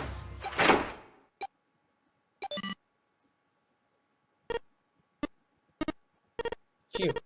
Well, it looks like it stopped. As he spoke, Junpei wiped the sweat from his forehead with a trembling hand. Goddamn thing's gonna give me a heart attack. A muscle stood out in 7's neck, and the corners of his mouth were twitching. Jumpy, are you alright? Are you guys okay? They could hear anxious voices, muffled but distinct, from the other side of the door. Yeah, we're fine. The detonators have been deactivated. They heard relieved sighs, and even through the door, the 3 men could feel the tension disperse. Alright, we're moving on. Be careful, okay? Okay, sure thing. They heard footsteps moving away, and before long, they were alone again. Junpei looked around. The hallway hit a dead end, 20 or 30 feet from where they stood. A thick iron wall blocking their way. Try as they might to force it, the wall refused to move.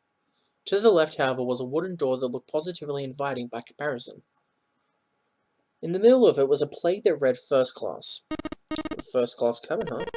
Well, it seems like it. Let's have a look then, shall we?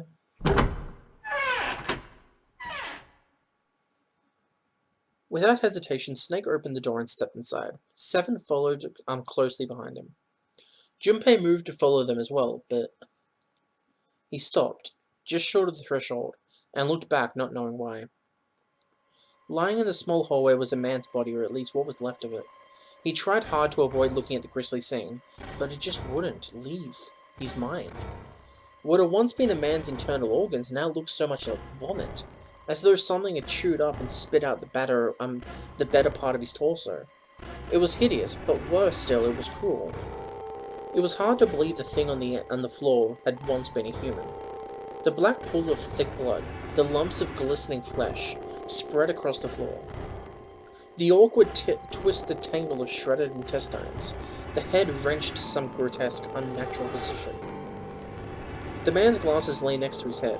The lenses were cracked and the frame bent and distorted, and next to the glasses lay a bracelet, the number 9 still displayed. Lastly, let's discuss how to remove the bracelets. There are only 2 ways to do so. 1, you escape from the ship. 2, your heart rate reaches 0. In other words, once the bracelet is taken outside the confines of the ship, or detects that its wearer's heartbeat has been fallen to 0, it will shut down immediately, automatically. Suddenly, Junpei felt his stomach convulse, and a knot of muscle gripped his throat. He clasped his hands over his mouth and ran to the first-class cabin.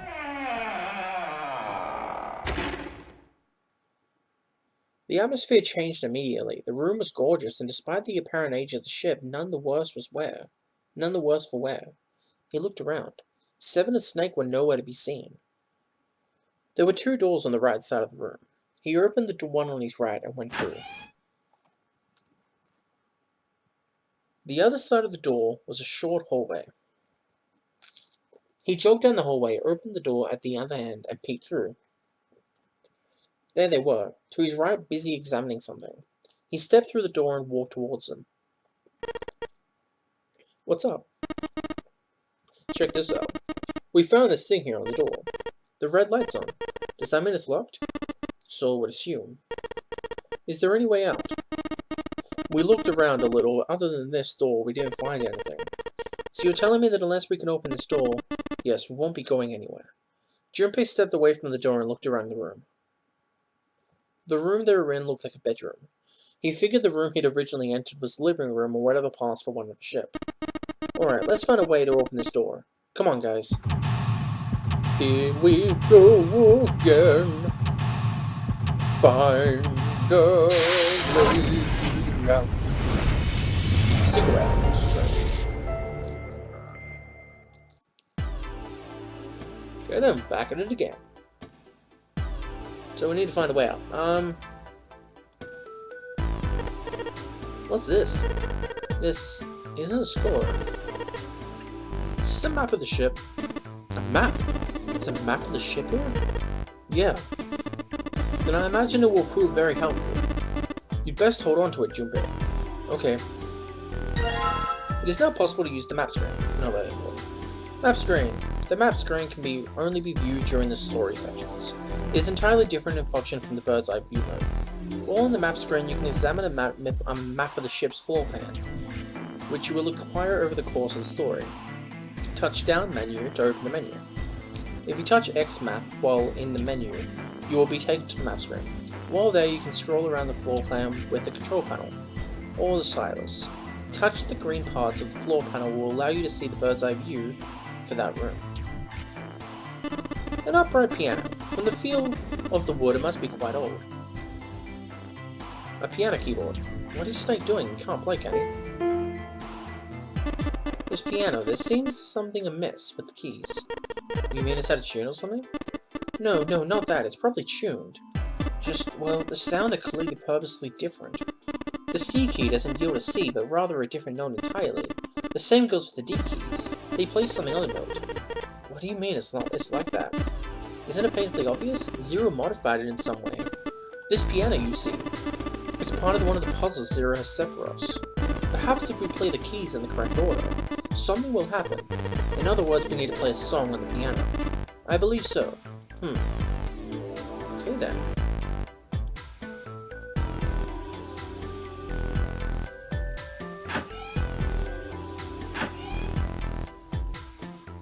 Let's see, it's a bottle full of water. The bathtub is full of water. Is there actual something in the water? Looks kinda grey. Let's just pull the plug. No, hold on. Maybe we can, I don't know, use it for something. Use it for something. Oh, whoops. Yeah, we have to use the water. I remember this. Yeah, in here. See that place is full of fire? There's a card in there, so we need to get the fire out. What's this? I get it, you're gonna use this vase, right? That's pretty clever, Junpei. We just gotta fill this thing with water. What? What are you talking about? Oh man, you don't get it? Just grab that vase and take a look around. You'll figure it out soon enough. I suppose we didn't look at the fire first. Looks like a vase. Maybe you could use that. Let's see what happens if I look at the fire, and then... yeah. Huh? There's something in the back. Let's see if I can reach it. Just a little... God damn it, that's art! You aren't real smart, are you? Come on, of course it's gonna be hard. It's a fire. Even a monkey knows it shouldn't stick its hand in the fire. Junpei's worse than a monkey. A vase. It could probably hold quite a bit. Oh, so we're not actually doing anything now. Okay. This suitcase made of leather. Well, shoot. Looks like there's nothing in it. Something in here, though. Oh, you got a music note.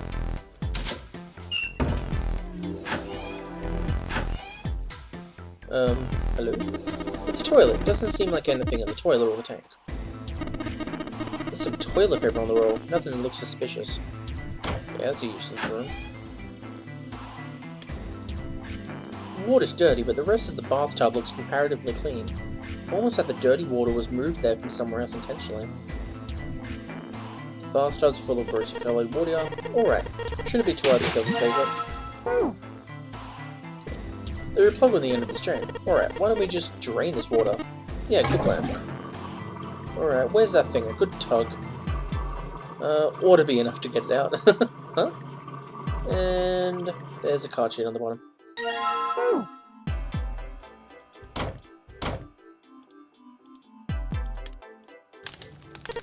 Alright, time to put this fire out. About time, buddy! Let's do it! Good job! Another success! That fire didn't stand a chance. Alright, I'll just pull this out now. Don't want to get burned, so let's pull down the sleeves. Yay! As Junpei tucked the plate into his pocket, Junpei cried out and stumbled, his balance lost. He threw out a hand and caught the wall in time to steady himself and avoid the floor, but his face was flushed. He looked startled. Hey, Seven, what the hell was that? You alright? Yeah, I'm fine. I just felt a little dizzy, that's all.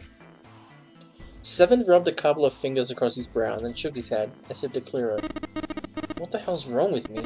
First memory loss, now I'm getting dizzy for no reason? Memory loss? Junpei couldn't find the surprise in his voice. Seven, for his part, seemed unconcerned. Right, guess I haven't told you, have I? Told the rest of them, but that might have been before you showed up. Well, the long and short of this is that I don't remember Jack from before I woke up here. Didn't realize I hadn't told you. Whoa, wait a minute, you're talking about amnesia, right? Yeah, I guess so. Well, why are you an amnesiac? What happened to you? If I knew that, I wouldn't really be one, would I? Oh, yeah, I guess that's true. Junpei paused for a moment and stared at Seven. Are you telling the truth? Huh? Well, you look pretty calm for somebody who doesn't remember anything. If you really got amnesia, shouldn't you be, like, upset or confused or something? Well, sure, I mean, I was really pretty confused when I woke up down on D-deck. But that was a while ago. I've had time to get used to it. After a while, I figured it wasn't worth the trouble of worrying about it. After all, why worry about something I can't change? Well, people usually don't stay amnesiatics forever. I figured it'll work itself out eventually. That's it? That's it. Alright, that's enough talking for now. Let's get back to work. Oh then. Seven gave Junpei a look the younger man wasn't sure how to interpret, and turned walking away. Somehow though, Junpei didn't find his reassurance very reassuring.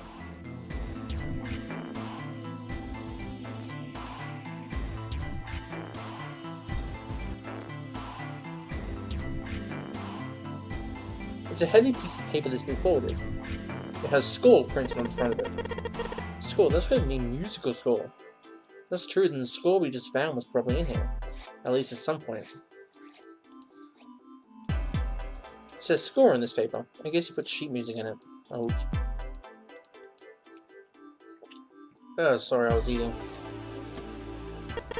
This couch looks just big enough for 3 people. Looks perfect for me. What? Perfect for an elegant gentleman like myself. This couch looks a lot more elegant. Hey, there's something you aren't saying. Never mind.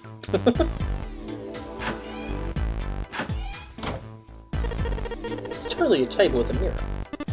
Ah yes, you know that sort of thing is known as a vanity. Were you aware of that, Junpei?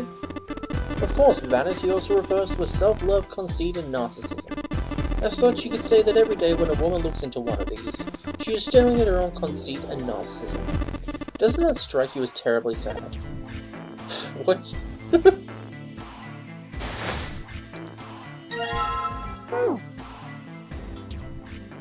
It took Junpei by surprise. Snake, usually so calm and collected, suddenly began to move. He stared about the room, almost frantically clearly looking for something. No, Junpei thought, not staring. After all, he's blind. Blind or not, Snake was clearly attempting to do something. At last, Junpei could no longer contain his curiosity. What are you doing? Snake waited a moment before answering. I heard something strange. Something strange? Oh well, never mind. There doesn't seem to be anything suspicious. I don't wish to toot my own horn, but my auditory senses are considerably more advanced than those of most humans. I notice even the slightest noises. Wait, are you going to tell me you can hear a needle drop from a mile away? No such thing. No, such thing would be impossible. But by listening to the sound of footsteps and breathing, as well as the sound of echoing of the environment, I can locate most objects. Oh yeah, that's right. When Clover fell on that big staircase a little while ago, you were at her side immediately. So that was, yes. I could hear it happening. In fact, I can run quite fast, certainly as fast as you. And should someone attempt to start a fight with me, I'm quite confident that I could defeat them. Junpei was somewhat taken aback by his revelation. He stared at Snake skeptically. You don't believe me, do you? Care to give me a try? I must warn you, you'll no doubt regret it. Well, I suppose that's enough playing around. Let's resume our search, shall we? With a small self-satisfied smile, Snake turned and walked away from Junpei. Well, it is true, I must admit, that blind people are forced to use their auditory senses. So, it doesn't really surprise me. There's a safe is locked. It's one of those dial locks. It doesn't have a key, we just need to get the dials in the right places and it'll open. Did you find anything, Seven? Nope. How about you, Snake? I also found nothing.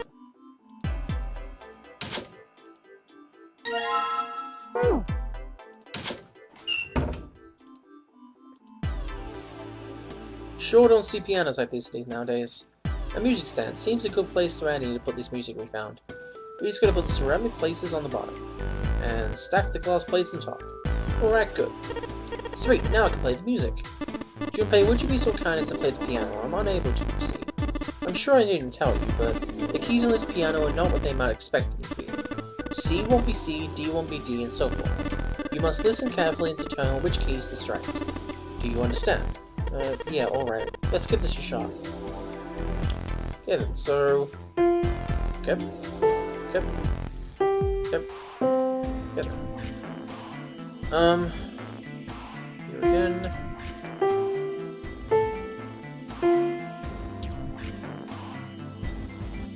This one.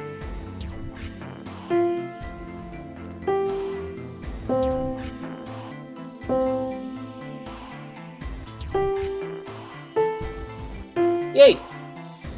Oof, I always get scared about that one.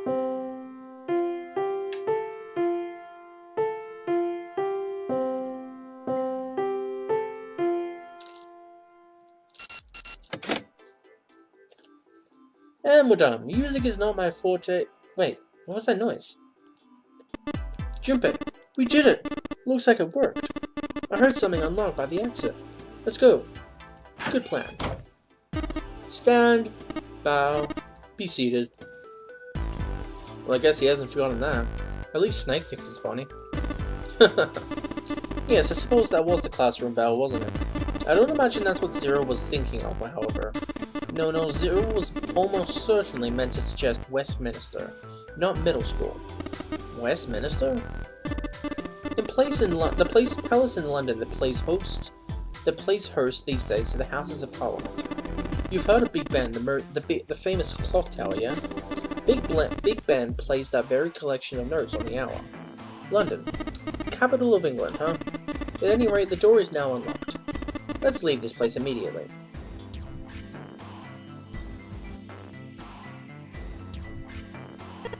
Alright, let's go.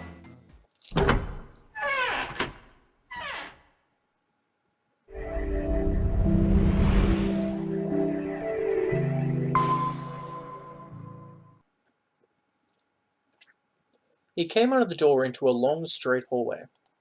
He paused for a moment and turned around to look behind him. Seven was bent over, apparently doing something to the door. What's he up to? Junpei had spoken more less than 1 second, but apparently Seven heard him anyways. The larger man stood up and turned to Junpei. I was just putting one of those plates in there. It's all to keep the door from locking again. Now we can come back here anytime we want, right? Why would you want to come back here? Snake was a reasonable one. Seven thought about it for a moment before he answered. I might like to play a little piano. Piano? Come on, let's get moving. We aren't out of this yet. Without waiting for an answer, Seven started off down the hallway. Snake shrugged, sighed, and quietly followed Seven. That's a lie, Junpei thought to himself. He had difficulty enough believing Seven could play the piano. But even if he could, the piano that just left was largely useless. If the keyboard completely scrambled, if Seven wanted to come back, it was unlikely he'd intended to do so in order to play the piano. If that was the case, why would he want to leave the door unlocked? Junpei frowned, took one last look at the door, and then walked away towards his companions. After some time in the hallway, they emerged into a larger, more open area. A larger metal grate, like the door of a jail, divided it in half. They shook it for a while, but as they'd expected, it did not move. Behind the grate were two elevators. From so far away, however, it was difficult to tell if they were still operating. On the left side of the grate was a door. Unfortunately, however, it was locked and refused to open. Junpei took a moment to examine the left side of the room. Next to the wall was a set of stairs, leading downwards. Standing guard at the top of the stairway was a large iron gate. Foreboding as it was, the gate seemed to be the sort that could be opened, unlike the metal grate that bisected the room. With luck, Junpei hoped he might be able to get it open. The female symbol. He wasn't quite sure what to make of it. Snake naturally was somewhat more sure. Ah, the Venus symbol, I imagine. Do you recall the similar symbols near the large central staircase? They reference many of the solar bodies. Sun, Saturn, Earth. So as you see, this one's likely not the woman's symbol, but a Venus symbol. So I assume.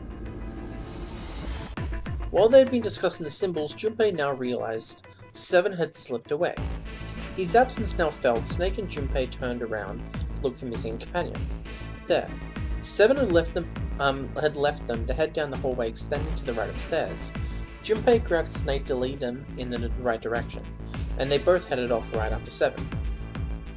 Before long, the three of them stood in front of a door. It was a French door. Junpei tested the door and realized that unlike so many others that they had counted, it was unlocked. Almost as though he was afraid it would suddenly lock itself, Junpei threw the door open.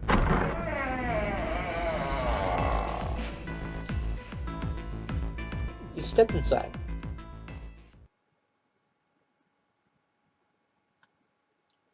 It took only a moment for Junpei to take in his new surroundings. Is this some kind of casino? Sure looks like one.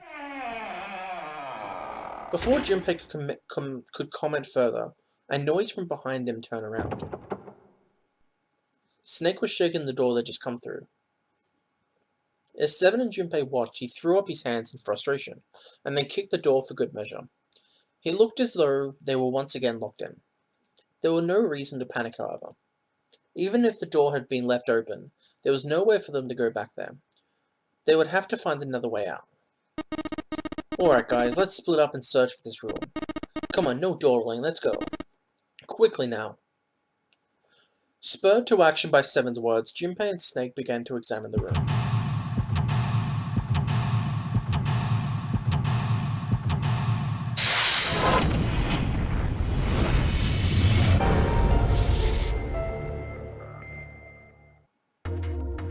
Well then,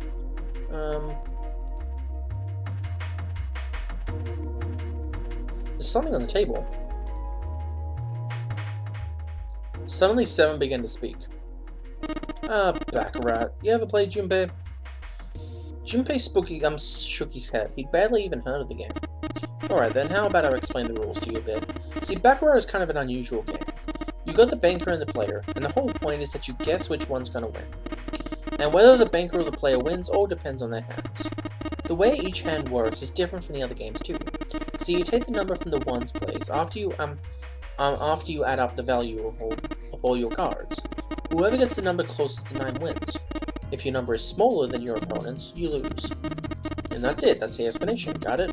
Well, actually there's a lot more to it, strategy, details, that sort of stuff. But what I just told you sums up the core game of pretty well. The single digit of the sum of all the cards you have. The strongest hand is a 9, and the weakest hand is a 0. You just ignore the number in the 10th spot. Do you get it? He hadn't been asked for it, but 7's explanation, rushed though it had been, was helpful. Although he had only half understood most of it, Junpei now felt as though he had some grasp of how victory was won in Baccarat. However, Junpei had no way of knowing if the puzzle of the Baccarat table in front of them made use of those rules, and if it did, in what way. No problem, he told himself, he would simply have to try everything he can think of. Feeling more confident, if only slight, Junpei approached the Baccarat table. Well then. I can see the playing card behind the thick glass case. It's the 8 of spades. Cool.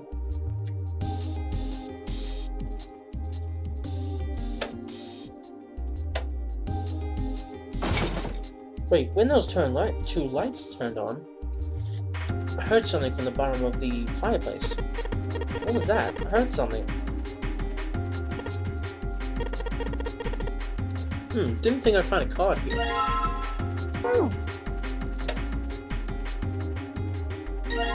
Casino coins! A playing card. Junpei, I found this on the counter. Feels like a playing card. Thank you.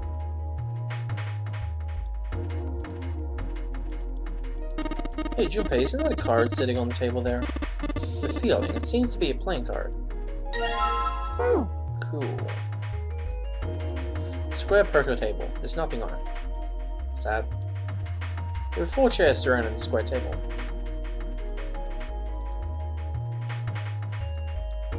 The main body of the slot machine. There's a coin slot in the whatever. It says 1 on the plate. It's to stand for the slot machine. I didn't see anything suspicious. It seems to be a slot machine. There's a slot for coins in the upper left side. Perhaps we should put coins in the recently acquired one. Right? Yeah. Oh. Alright, let's drop the coin in the coin. Come on, you little bastards, I only need 1 of you.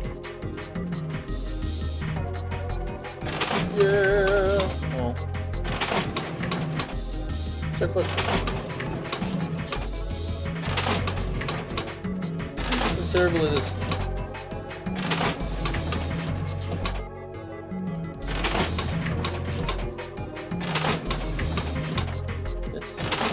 Is this seriously luck?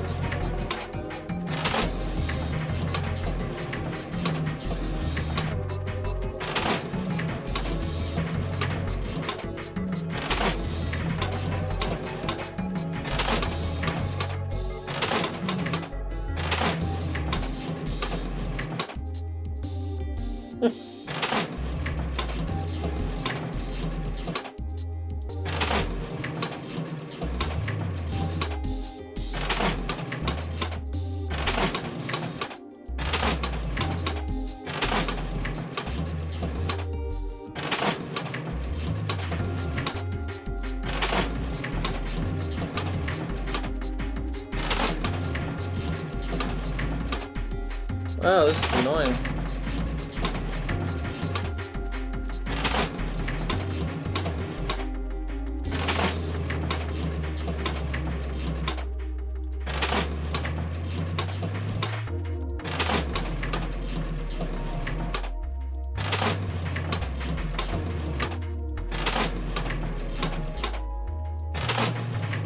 Come on! Okay, this is annoying.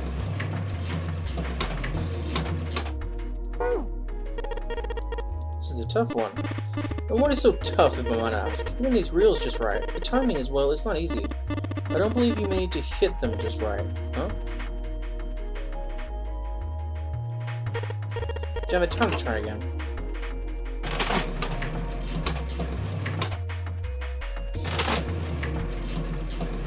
Oh, wait.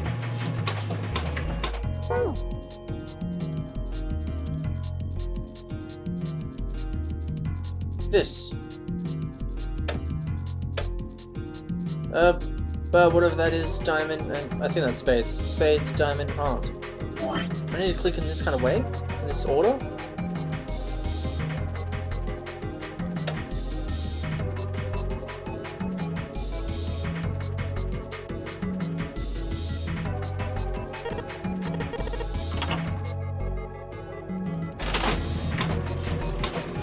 Yes!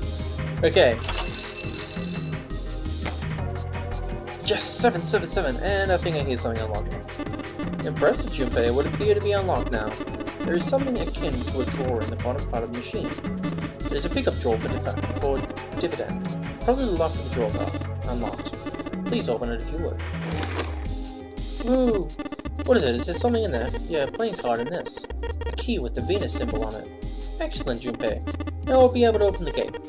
And we just need to figure out how to get out of this room. Correct. Come on, Junpei. Hurry up. And he's off. There's a playing card and a Venus key. Better put the key in my pocket. As for the card... Woohoo! Thank you very much. Now we can play Baccarat. Hey Seven, are we really supposed to play Baccarat? It's a Baccarat table, what else are we gonna do? Stop worrying about it, it's real simple. What's the opponent hand? Well, there's an 8. Alright, then that's your opponent's number. If that's the case, what 3 cards do we need to get there? 3 cards. There are a couple of indentations with white lines around them, right? That means we gotta put down 3 cards. So place 3 cards here and defeat the opponent's 8. That's what I gotta do, I guess. Yeah, I think so. Something tells me those aren't the only rules. Alright, let's give it a shot. Before I start, I'd better make sure I've got the rules straight. Yeah, I already know the rules, don't worry. We'll put them in the right slots, something ought to happen. Alright, let's do this. Okay, so what we need... Oh!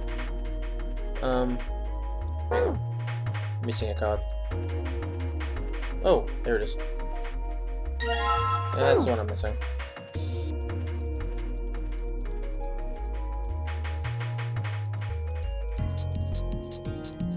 I already know the rules.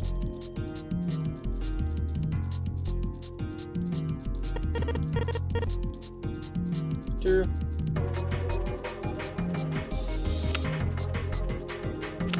3. And 4. Alright, if I just put these down... Yes, open for me. Great, you did it, Junpei. You think it's telling us to take the 8 card? Come on, let's grab it. Alright, let's take this card. Cool.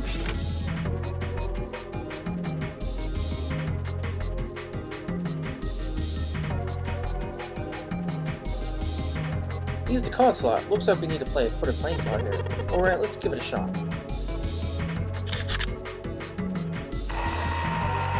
And in you go. Hey, alright, it opened up. It seems we have another device to contend with, yes?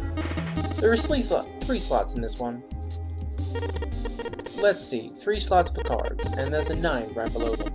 So that probably means we gotta make 9 with the 3 cards we put on the slots, right? Just like what we did over the Baccarat table. Alright, let's give it a shot.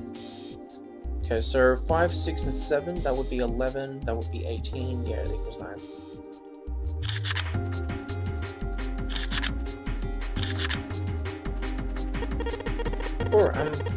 Alright, so I put all the cards we had left in the slots. What happens now? Is that... Yes, I did hear something from the exit. Excellent work, Junpei. Wonderful. It seems the exit is unlocked. Let's go. Alright, let's go.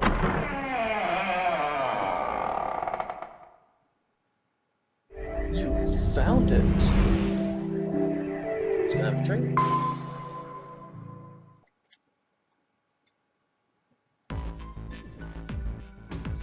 Junpei and his companions ran out of the casino and into a large open room. A room, in fact, they had been in once before. There was little to surprise them there. They already knew what the next step had to be. The iron gate still stood in place, locked tight, blocking the stairway. In the center of the gate was the keyhole engraved with the Venus symbol. This time, however, Junpei had the Venus key in his pocket. Wasting no time, he pulled it out and shoved it into the keyhole. He turned it. With the distinctive sound of metal on metal, he felt the lock click open. Alright, let's get this thing open. No problem, let me help with this one. Junpei grabbed the handle on the left side and Seven took the handle on the right. On Junpei's signal, they both pushed and the gate creaked open.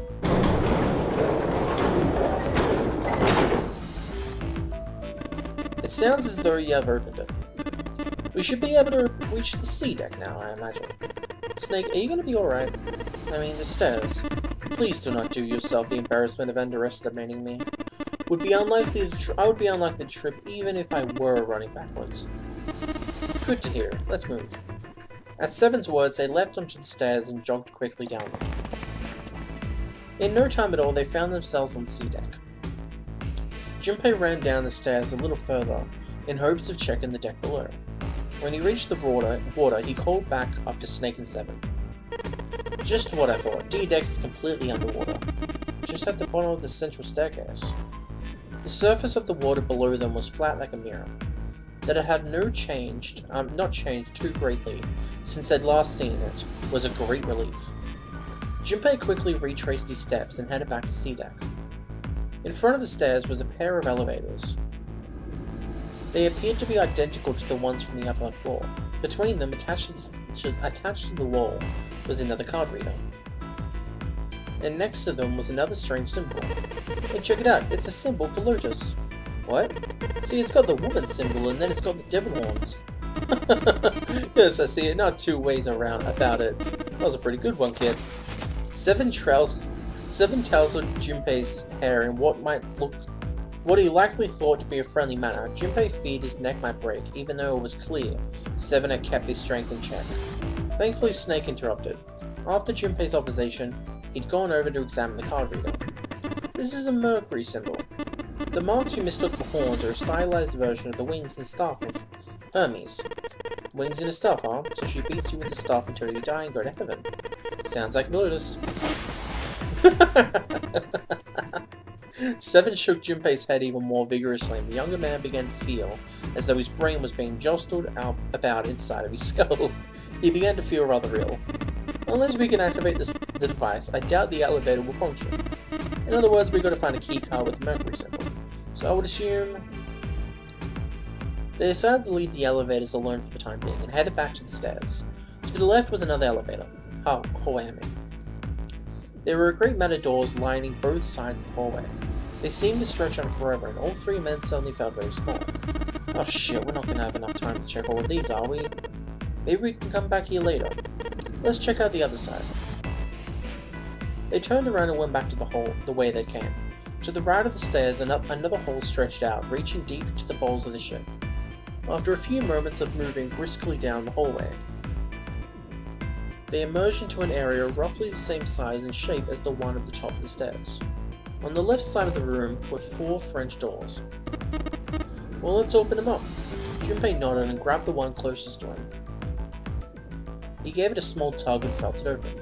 It was unlocked. Through to have found another unlocked door, he threw it open.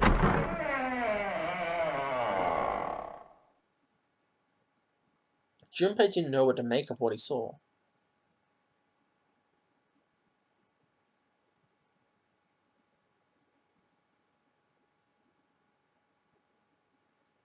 He simply stood unable to speak. Seven's eyes opened wide and his mouth gaped. After a few long moments, Seven at last managed to speak. Hey, what is this place? A massive room stretched out in front of them, more a cavern than a room. Its vastness was impressive and it bore down on Seven and Junpei. It was not empty, however. The entire room was filled with lines upon lines of beds. There were simple things, little more than pipe and then thin mattresses. Is this a hospital? He had at last been able to put a name to the harsh scent that pervaded the room. The room was full of the clean smell of antiseptic solution. In the center of the room were shelves stacked with medicine and a number of medical devices, the functions of which Junpei did not know. More importantly, however, on the back of the wall of the room were 4 doors. 3 of them were emblazoned with a large single digit number, made with thick red paints. The door on the left was labeled 3. The single door from the left had no number, but the third had been given a 7. The door on the right bore an 8. There could have been no doubt they were numbered doors. It did strike Junpei as strange, however, that the door between 3 and 7 should be blank. What he wondered could it mean. Let's take a look at these doors. Yeah, good idea. The three of them headed their way through the beds, towards the back of the room. Upon reaching them, they proceeded to investigate each door in turn, but to no avail.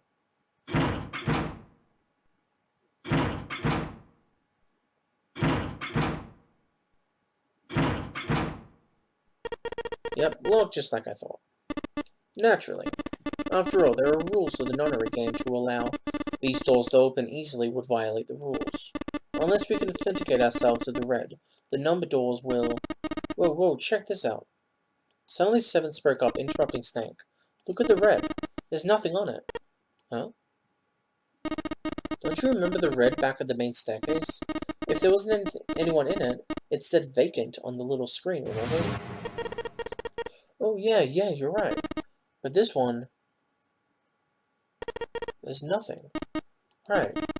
You think it's broken? Only one way to find out. Junpei and the others put their hands on the panel, but nothing happened. The red refused to change. They tried pulling the lever, and still nothing. As they soon discovered, it wasn't only the red on door 8, they seemed to be malfunctioning. The red on door 7, and the red on door 3, none of them worked. What, they wondered, did it mean? They've got to be broken. Man, that bastard, I didn't think Zero was that kind of guy to screw with us. Unscrew around with something like this. Whoa. Zero's been prepared for everything so far, and you're saying he's gonna make a mistake now? Well, that's the only thing I can think of. This thing ain't working at all. While Junpei and Seven talked, Snake busied himself while examining the red. After a time, he lowered his hands and spoke. It seems as if some of the internal hardware has been removed. Internal hardware? This is what I said. Take a look at the underside of the red, if you please. Junpei obliged and bent over to look at the underside of the device. A long, thin slit ran along the bottom of it. As he looked harder, he realized there was more of a slot than a slit, and that it was clearly meant to accommodate some manner of electrical device. The other two reds were the same. Something had clearly been removed from all three of them. I get it. So the reds aren't working because somebody pulled out their guts. So I assume. But why? And who? I mean, it doesn't really make sense. I have no idea. Why on earth would I know something like that? Just then, they heard the sound of a door opening. The three of them turned and saw... Kane! Oh no, Junpei thought. It's... June! She stopped short, surprised to see them, and very nearly bowled over by the rest of her companions. By the rest of her companions. Oh boy. Who were coming through the door behind her.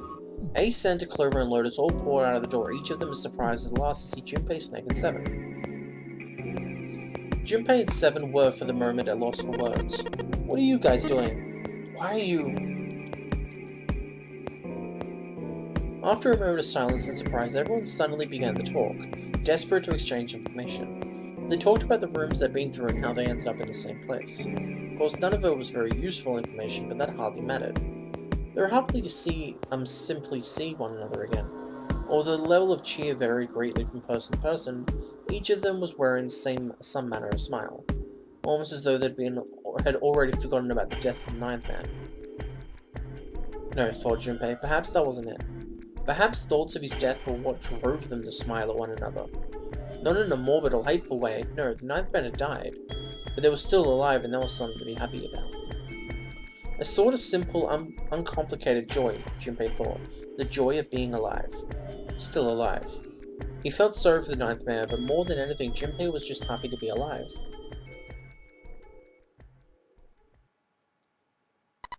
This is bad, though. If the red isn't working, we can't keep going. What about that big hallway? Maybe there's somewhere in there we might be able to go. No, there's nothing there. The five of us had a quick look. There were a great many rooms, although none of them appeared to have held patients for quite some time. Patients? You mean all those doors of the hospital rooms? Yes. Apparently they have a number for individual rooms, in addition to this large central room. There was a door down at the end of the hallway too, but it was locked. It had one of those solar system marks on it. It was the Jupiter symbol. Jupiter. I wonder what it means. Confusion seemed to be the consensus. That reminds me, what's the deal with this big room anyway? What is this thing? Was this some kind of huge passenger ship? No one, not even Snake, appeared ready to offer an answer, till Seven unexpectedly spoke up.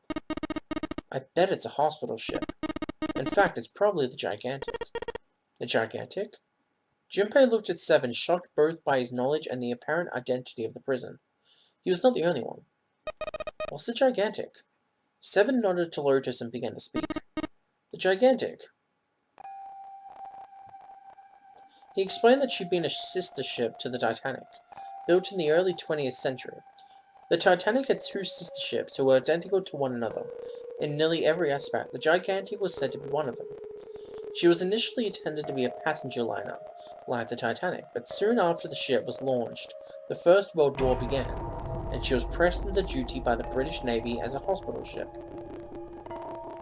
Some time later, the Gigantic was damaged by a German mine in the Aegean Sea. She managed to run aground after the incident, and consequently was not sunk. What then happened to the Gigantic after her fateful encounter in the Aegean Sea? One theory ran that a man named Lord Gordain purchased her.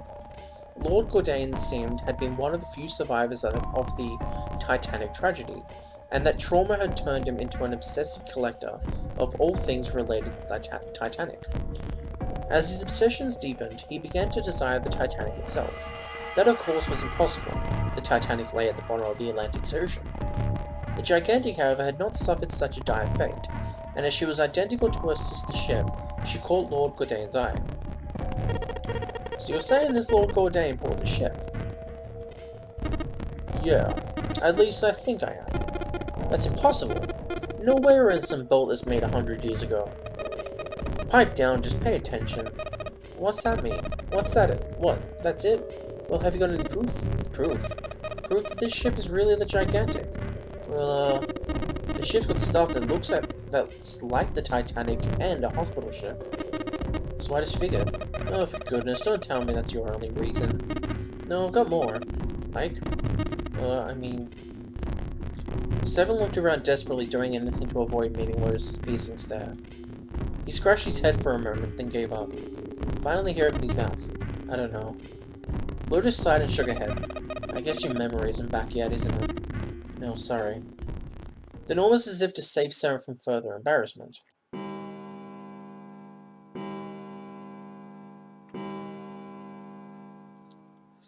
A bell began to ring from far away. It sounded as though it was the clock at the main stairway. Junpei counted each time carefully. 10, 11, 12. It's midnight. Then we've still got 6 hours left, right? They're in the room for an hour and a half? Wow. Let's just get moving. We gotta find that hardware. The Reds are missing. That's all well and good, but where are we going to look? Well, we've already searched the big patient room. They've been examining the room as they talked. But we haven't found anything. Right. Well, there's only one thing left to do. Just one? Well, not just one. Oh, wait a minute. Are you telling me we have to search all these rooms? Well, you already checked some of them out before you came here, right? We each checked a single room, so 5 rooms in total. Alright then, that's 5 rooms we don't have to search. If we split it out, we won't be that bad. If each of us can do 6 rooms apiece, we'll have the other 48 rooms cleared in no time. There are 48 other rooms? Lotus did not seem excited by the prospect. Seven fidgeted nervously before responding. Maybe? Doesn't look like that much. After some discussion, the 8 of them decided which rooms to begin with, and in what order they should go. Junpei was chosen to search the rooms on the starboard side, moving from fore to aft. They also determined when they would return to report their findings, the next time the clock sounded the time. When it did, they would meet back in the large central room full of beds. If, during their search, any of them were to locate the missing components, they would yell for the others. If this strategy failed, they'd return to discuss their options later. The detail decided they left to begin. The details decided they left to begin searching. Out into the hallway they went. Each of the rooms had been assigned. However,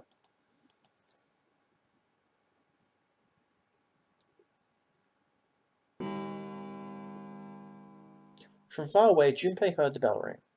It did so only once. It was 1 a.m.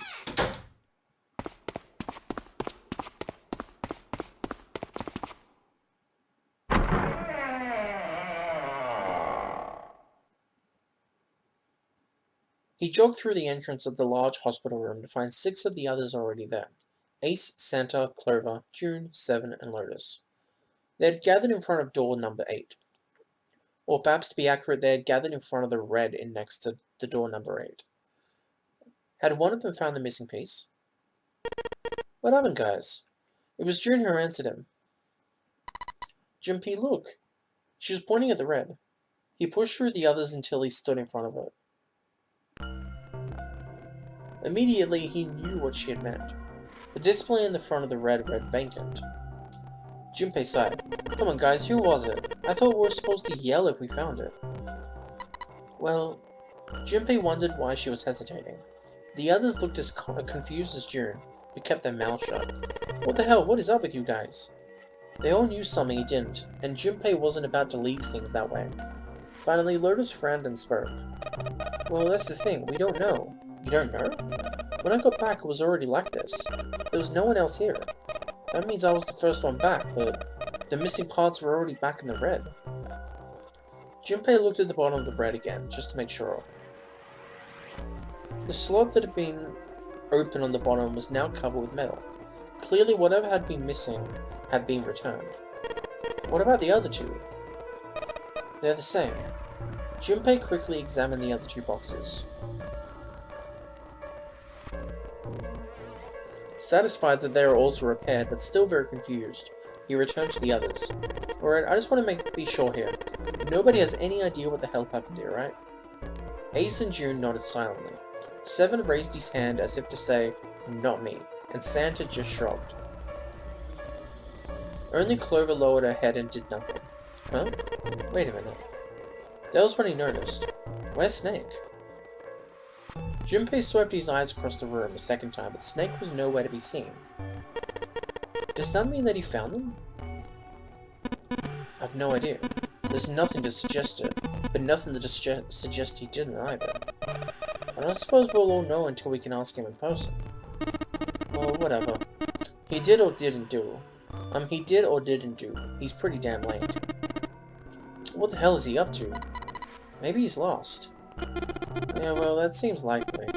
Dude can't see. I don't know how he gets around in the first place. Clover raised her head. No, that's impossible! Suddenly she was shouting. Yeah, my brother's blind, but he's got really great hearing. He can get around as well as anyone who can see. So he couldn't get lost. That's impossible. Clover had started to shake and the knuckles of her hands had gone white. She spun around, but before she did, Junpei noticed tears welling up in her eyes. I'm gonna go look for him. The words were barely out of her mouth when she began to run. Hey, hold on, Clover, wait. Junpei cried out to her, but he was too slow. She kept going, and before anyone else could react, she was gone. Damn it. What should we do now? Well, the red is working. No, we're not leaving 2 people behind. We should go look for them. Oh man, this isn't good. Oh yes, what an excellent idea. We just wasted a bunch of time looking for some piece of electronic junk. Now let's waste some more by looking for a couple of idiots. Then remain here if you feel you must, but there's no time. We've only got 5 hours left. Junpei and the others nodded to one another and took off at a run. In front of the stairs that led to B deck, they decided to split up. They quickly assigned search areas and went their separate ways. Soon, only 2 of them were left. Oops. Those 2 were Junpei and June, who had been a few steps behind the others. Sorry, my mouse is playing up. Alright, we should go too. Ah, fucking mouse. Why won't you work, mouse? asking you a question. Well, oh, there you are. Yes, let's go. Where should we start? Let's see. Casino. How about the casino on the B deck? Okay, sounds good. They took off at the stairs on a run. Before they knew it, they were there. So was Lotus. She was leaning against the wall, examining her nails. Hey, what do you think you're doing? She glanced up at him, unimpressed. Isn't it obvious? I'm looking for Snake. I'm just not seeing it. Really? Maybe you need to look harder. Ugh. Junpei didn't think that was a problem. Oh, by the way, I've got a proposal for you two. Care to hear it? Yeah. No, that's alright. Let's go, Jun. Junpei tugged Jun's arm and led her quickly back towards the stairs. Yeah, I don't like her proposal. Her proposal is to, like, sacrifice people and just go by themselves. Was that okay? You don't think we should have listened? No, I've got a pretty idea what her proposal would have been. We should be looking for Snake. Well, where should we go next? Let's see. 8, 6, and 5. That would be 9, which means they'd be able to open the... Wait, no. 6, 5, that's 11. Plus the 8, that would be 19. They'd be able to open a door with a number 1, but there is no number 1 door. Yet. The first class cabin. Let's go take a look at the first class cabin. It's really close.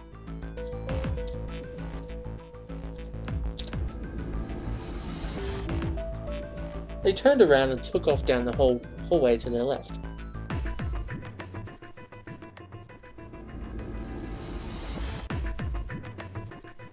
Outside of the first class cabin, they found Clover. Ah, my mouse. She was standing in front of the wall. She was staring at a meaningless point on the wall, her eyes blank. What should Junpei do? Talk to her. Are you alright? He did his best to sound friendly, but Clover didn't respond. Look, I know you're really worried, but, he could think of no words to say that didn't sound hollow or fake. Junpei hesitated. Clover was so consumed by worry and fear that Junpei feared it would crush her. Her actions didn't surprise him. She had suddenly lost her brother, who she seemed to have been very close to. Hello. Her voice was thin and barely audible. Hello. Hello. I said leave me alone! Suddenly she was screaming. You're so annoying, just go away and leave me alone! Just looking at you guys is pissing me off! Go away, okay? Just go somewhere else, stop bothering me! Junpei was taken aback. Such anger and hate. Jun's eyes had gone wide with surprise as well. Why are you still here? Didn't you hear me? Fine, forget it. If you aren't gonna leave, then I'll just... Alright, let's go, Jun. Yeah. Well then, she's got issues. They turned and left Clover. As they did, Junpei glanced over at his shoulder to see what Clover wiping her tears from her face. Clover had driven home the misery of their situation, but Junpei told himself that getting depressed would get him nowhere but depressed. For Clover's sake, they had to find Snake and fast. He did his best to push away the misery and depression and force a smile. So where do you think we should go next? The hallway with all the rooms. Hey, why don't we go back to the C deck? We can take a look at the hallway with all the rooms. Okay, let's get going then. Together they ran down the stairs. Ahead of them, farther down the hallway, they spotted Ace. Hey, Snake! Where are you? Answer me if you're there! Junpei paused. What did he want to do? Run to Ace. With Jun in tow, Junpei jogged up to Ace. Hearing their footsteps, he turned to greet them. Ah, hello there. Snake is. Well, that's obvious, isn't he? I assume you haven't found him yet, either. Junpei nodded. I really wonder where he could have gone. Well, wherever he's disappeared to, we must find him as quickly as we can, for Clover's sake. Right. Junpei's face looked kinda enraptured. By the way, do you think Clover and Snake are really siblings? Why would you say that? Why would you say that? The question seems somehow odd to Junpei. Well, why? Well, it's obvious, isn't it? They don't look anything alike. Ace looked up at him for a moment and then spoke. Yes, you know that you mention it. They don't. Now that you mention it. Still, there are a great many siblings who do not look like one another. It certainly isn't rare. Junpei wasn't sure why, or even if he was saying what he thought he was, but he could have sworn that Ace's face tightened as he spoke. At any rate, we really must find Snake as soon as possible. The clock is ticking, we really can't afford to waste any time. Very well, let's get back to the search, shall we? You can leave this area to me. Alright. Let's go, Jumpy. At June's urging, they left. They found themselves back at the stairs, but Junpei's mind was in turmoil. There was so much to think about, but no, it would have to be put aside for now. As Ace had said, finding Snake was in their top priority. Junpei did his best to clear his mind. Alright, where should we go next? Back to the large hospital room. Why don't we go back to the big hospital room? Okay, let's go then. They turned and headed back towards the large hospital room. On their way to the large hospital room, Junpei and June noticed Santa standing next to the door number 3 door. Junpei paused. Talk to him. Junpei and June walked up to Santa. What are you doing? What, you can't tell? I'm checking out the red. Why is there something bothering you? What? It's not bothering me. Huh? The guts of the red. Why wouldn't you wonder who the hell put it back in there? Yeah, that is true. Well, I'm curious too, but who do you think did it? Santa's eyes narrowed as he looked down at June. She shook her head. I don't know. Well, what about you, Junpei? Who do you think fixed this for us? I think Zero did it, honestly. I think it was probably Zero. Why? Isn't that obvious? He's the guy who set this whole thing up. You don't think that should mean the opposite? Seems to me like he means he didn't do it. I mean, who do you think that took that stuff out in the first place? Probably Zero? Yeah, exactly. Then why the hell would he put them in there, after he'd taken them out himself? Just doesn't make sense. Why do all the work? Yeah, I guess that makes sense. So what happened then? Who put that stuff back in the reds? Junpei furrowed his brow. So in other words, one of us is the person who fixed the red. Santa grinned. Bingo! We have a winner. But if that's true, then the person who did it doesn't want the rest of us to know. They fixed the red. Yeah, but why? No idea. Maybe if they come clean on that, it means we'd find out something else. Something bad. Something bad? I don't know. But whatever it is, it's gotta be worth hiding. Of course. It could have something to do with Snake's disappearance. You think maybe they did something to Snake? It's not out of the question. Junpei stared at Santa. There was something about him that made Junpei very wary. At first, he'd assumed the other man wasn't terribly clever, but Junpei was beginning to think he would need to re-evaluate that assessment. When Santa spoke again, his voice was quiet. Look, if you trust anyone in this game, you're gonna lose. You gotta be careful. The person you trust the most could turn out to be the one who stabs you in the back. With that depressing suggestion, he turned and quietly walked away. Junpei and June looked at one another and smiled awkwardly. Where would you like to go next? Finish searching. They looked everywhere they could think of, but Snake was nowhere to be found. Lotus looked around at six frustrated faces and spoke. We can't keep looking for Snake wherever he is. He's not here. We need to get moving. Junpei couldn't disagree with what she was saying. Snake seemed to have completely disappeared. There was no point in wasting any more time. The others seemed to be having similar thoughts, but they stayed silent. Finally, Seven spoke. We don't got a choice. Lotus is right. We're not going to find Snake. There's a problem, though. We've got to figure out who's going to go through which door. Yes, I have a proposal. She walked back and forth across the floor, her heels clicking against the wood. Finally, she stopped. Why don't we decide on one person to sacrifice? Sacrifice? Well, perhaps that's a bit of a harsh word, but yes. You've all figured it out by now, haven't you? We can't all make it through those doors.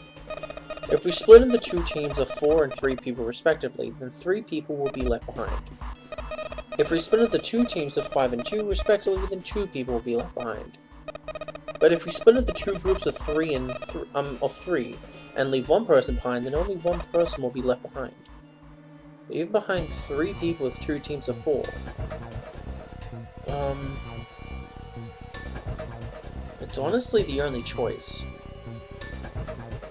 I've played this game before, and it's honestly the only choice. So, she was right. It wasn't pleasant, but she was right. There wasn't any way that the numbers worked out. If one group was 4, the other group would always have a digital route that didn't match the door. When Seven spoke, her voice was strained. Then you're saying we gotta decide who's gonna stay behind? Yes, we do.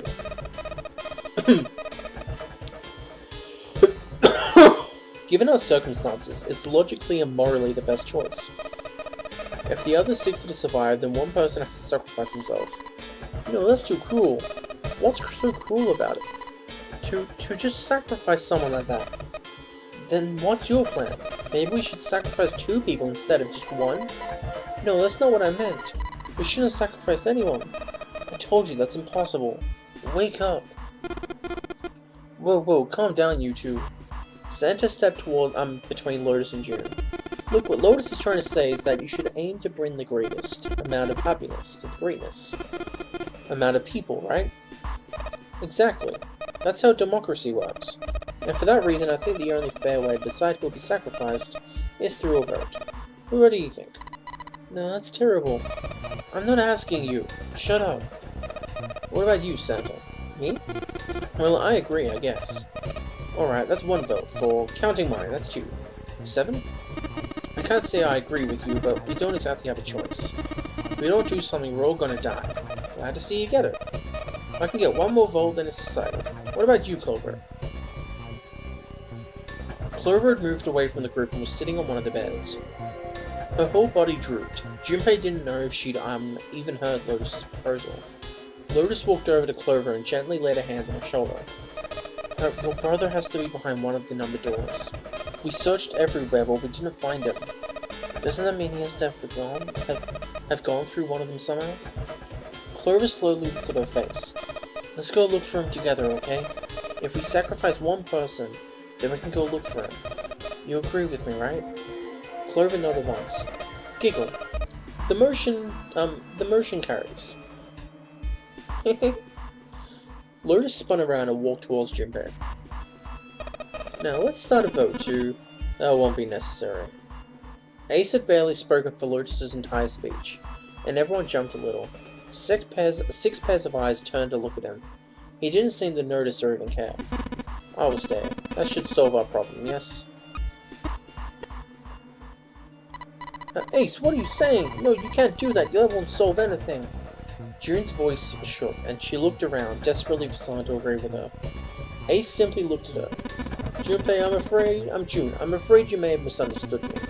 I said I would stay, but I never said I would sacrifice myself. Huh? I trust you, each and every one of you. Believe you'll come back for me. Whoa, there's optimistic and then there's just nuts. These doors only go one way. You go in, you don't come out. If we go through them, you won't be able to return, correct? Yeah, true, but that won't be the only case once you've escaped from the ship. What? Please, I beg you, once you've escaped, come back and rescue me. Idly within the time limit Zero has given us. No, that's ridiculous. There's no way we could get back in time. Finally, Junpei could hold the tongue no longer. We've only got 5 hours left. We don't even know where the hell we are. How on earth are we going to find someone to come and rescue you? Then perhaps you would prefer to stay instead of me. Perhaps you would be willing to leave June behind. Ace's voice was dignified and without a hint of cruelty or malice. Junpei had no rebuttal. You see, there's no other choice. Then I see you have come to our conclusion. Go on. Don't worry yourselves about me. Go quickly. Junpei stood frozen by indecision, unable to move. June bit her lip so hard that Junpei feared she would break the skin. Santa stood against the wall, calm and aloof. Seven tore his beanie from his head and turned it over anxiously in his hands. Only Clover stared at Ace, with an expression Junpei was unable to decipher. Lotus's attitude, however, was different from the others. Good. Let's accept his kind offer then. She smiled, her eyes bright. Ace answered with a smile of his own. Good, I think this is the best way for me. Perhaps I'll be able to take a nap. Perhaps it's my age, but I get so tired so easily these days. As he spoke, Ace lowered himself down to the floor next to one of the beds. From somewhere deep in the ship, Junpei suddenly heard the screeching of metal on metal. It was almost as if the ship was screaming. Would it really hold on to the time limit was up? Already D-deck was flooded. In the sudden silence, the only sound was the sad metallic wail of the ship. Unsurprisingly, it was Lotus who spoke first. Well, what are you waiting for? We're wasting time. Why don't we hurry up? As if a spell had been broken, the others all began to talk at once. You're right, we should get going. That's all we can do right now. 7. Seriously, honestly, I was getting kind of sick of listening to you guys talk. You too, Center? I have to find my brother. Well, wait, all of you. Let's just calm down and think about this. There has to be a way to get everyone out. There has to be. Right, Jimpy? Say something. Yeah, let's think. There's gotta be another way. His words sounded hollow and fake. Fine, forget about it. I'll figure it out on my own. She spun around and ran towards Ace. He had slumped down next to the bed when June grabbed his arm and pulled. Come on, Ace, please, stand up. You can't give up yet. We just have to sit down together and think about this. We'll figure out a way that we can all get out of here. Then it happened. Ace fell forward. He slumped over onto the wooden floor, his body folded in half like a boxer out cold. Ace! June cried out and dropped to her knees beside him. She put her arms around his neck and did her best to lift him up. What happened, Ace? Say something! She shook him frantically. His eyes fluttered open. I'm alright. His voice was weak and slightly slurred. How are you fine? This. He held out his left arm and slowly opened his hand. In it was a syringe and a small vial. The vial was empty. It had only recently been emptied. A few drops clung to his sides. There was a label taped to the side of the container. It read Serpral Beta. Serpral Beta? Jim had no idea what it meant or what kind of medicine it might be. Did you use this? Yes. It's just anesthetic. I'll be fine. Anesthetic? I found it earlier, while we were searching the hospital rooms. I thought it might be useful later. I don't think I'd be using it on myself. Why did you do this? Didn't I tell you? I'd like to take a nap.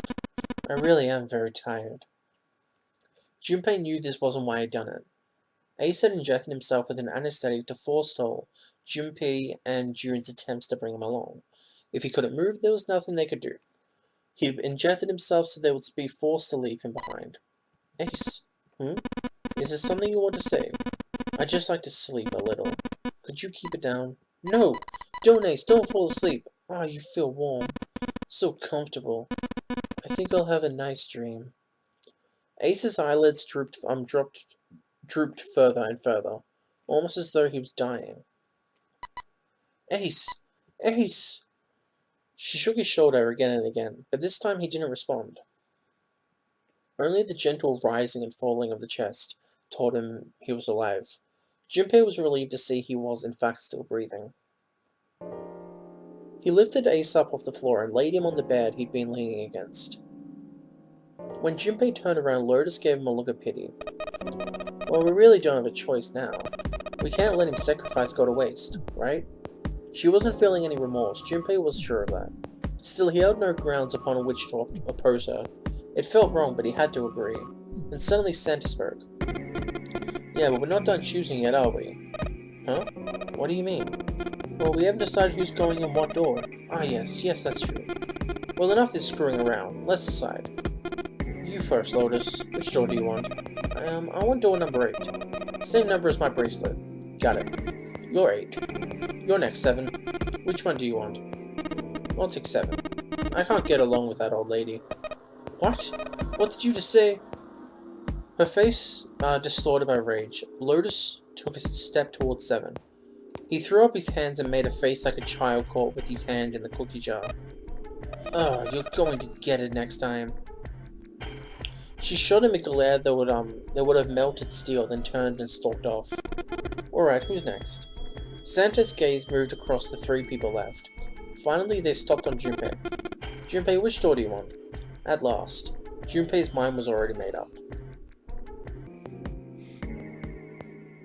So then, I'm gonna take door 3. I wanna go through door number 3.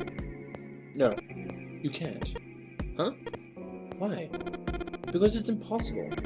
If we split ourselves into 3 and 3, then we give up on going through door 3. Why?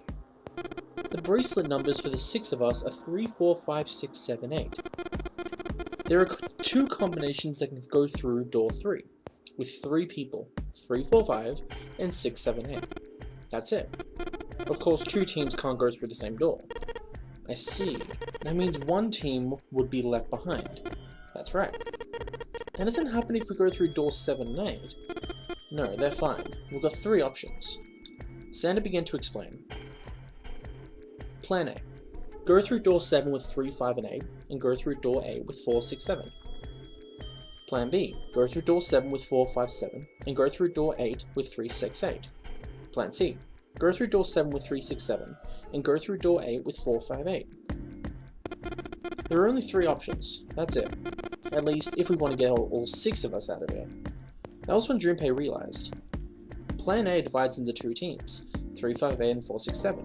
Plan B divides into 2 teams. Plan C divides into 2 teams. There was one thing they all had in common. Every single combination 5 and 6 were never on the same team. In other words, if all 6 people were to move forward, Junpei and June would be separated. June and Junpei had been friends when they were kids. He trusted her more than anyone else on the ship. If he chose 7 or 8, he'd be taken away from her. Was that something he was prepared to do? Anyway, that's the deal, so think it over.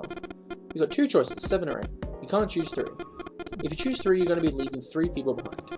So what are you going to do? 7 or 8? Junpei thought hard. After thinking it over, his conclusion was, take the risk. Sorry, Santa, but I still want to go through door 3. What? That's nuts. You gotta be crazy. Why the hell are you so obsessed with that door? I'm just... Junpei paused. He swallowed the words he'd been about to say. I'm just curious about door 3, that's all. That doesn't explain shit. I've got a reason. I'd be happy to explain it to you if you could just come with me. With that, he began walking towards the door. Their curiosity likely getting the better of them, the others followed. A few of them looked a little suspicious, but Junpei told himself that wouldn't matter. He kept walking and kept silent. Eventually they arrived at the number 3 door. Junpei stopped.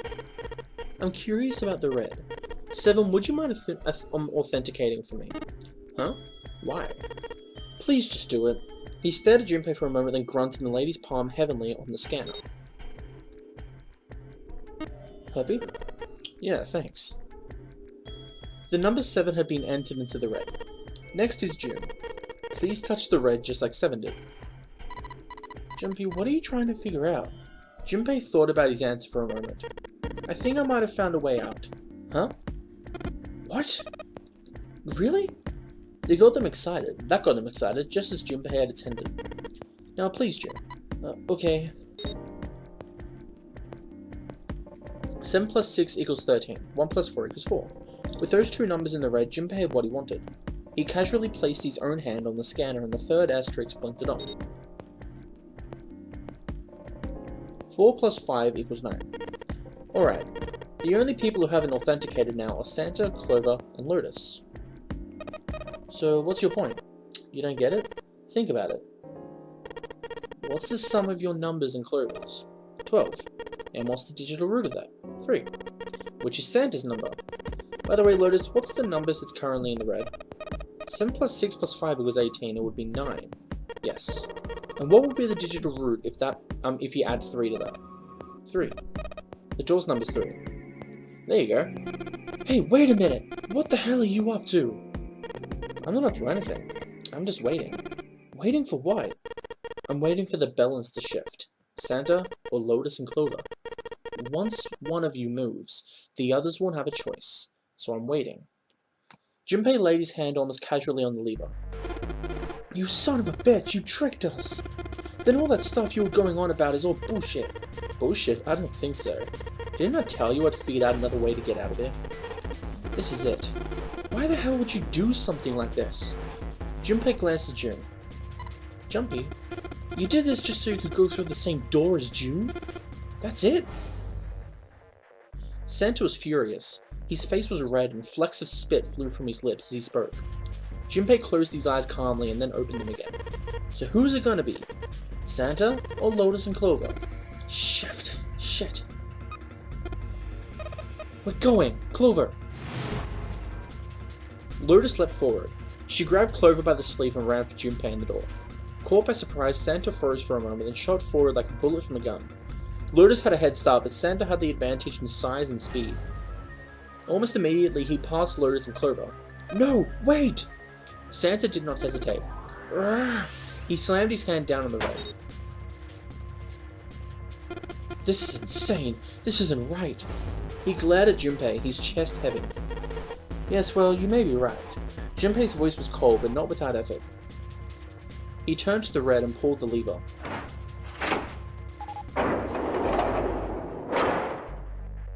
With the sound of metal on metal, the door opened. It would only remain so for 9 seconds, there was no time to think. Go! Junpei and his 3 reluctant companions jumped into the door's gaping mouth, one after another. No sooner did they enter than an all too familiar noise sounded from their lever wrists. Detonators had activated. Junpei looked back only once and saw Lotus and Clover on the other side of the closing door. They stood still, stopped where they had been, where Santa reached the red. The defeat and desperation on their faces tore at Junpei's heart. Then the door closed and they were gone. You son of a bitch, Junpei! This isn't fair! Santa rounded on Junpei, lightning crackling in his eyes and his knuckles white. Do you realize what you just did?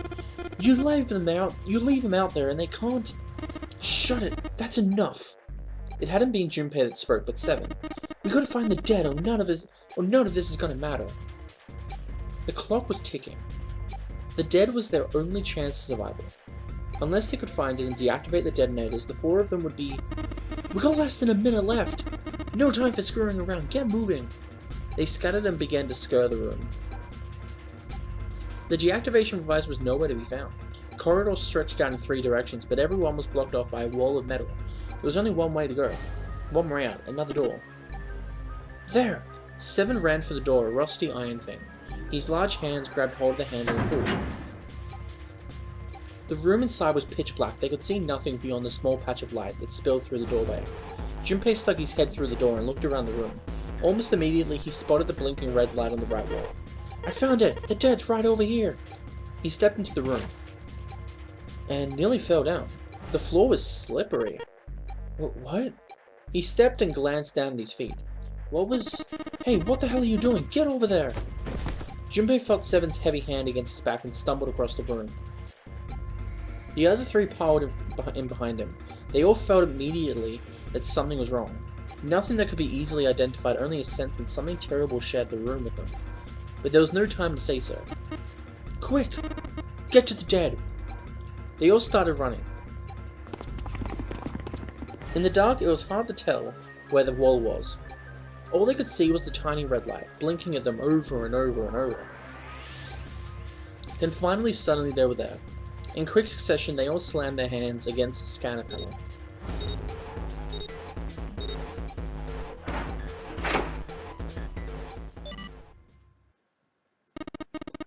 Pant, pant, pant. Seven leaned against the wall, gulping air as his breathing began to return to normal. He glanced at his left wrist and grunted. It stopped. It stopped. Junpei could hear him laughing in the dark, but could barely make out the larger man's face. What the... The sound of retching came from Santa's direction. What the hell is this smell? This is vile. I'm gonna puke. So desperate had they been in the race to the dead that no one had noticed the horrible smell that pervaded the room. It was a terrible, nauseating stench, like burnt and rotten meat. Adrenaline had drowned it out, but now it rolled over Junpei in waves, forcing itself into his nose with every breath he took. He felt his stomach clench and bile rise up in his throat. Let's get the lights on first. There's a switch over here. The light that spilled in from the room barely illuminated a small switch plate next to the door. Slowly, with the toll of the last few minutes apparent in his gait, Seven walked towards it.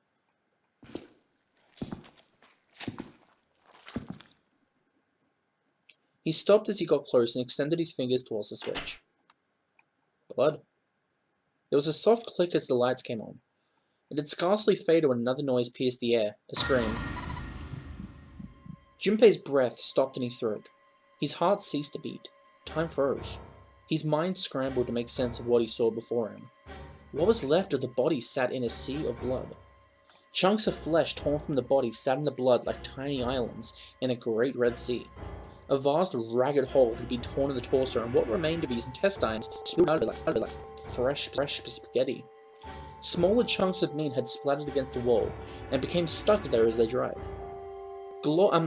Globules of yellowish fat had left trails like tiny slugs, as gravity pulled them down, the wall even as they dried to it. Looks like an explosion. Seven's voice was low and strained. Just like the ninth man. The detonator in his bracelet set off the bomb in his gut.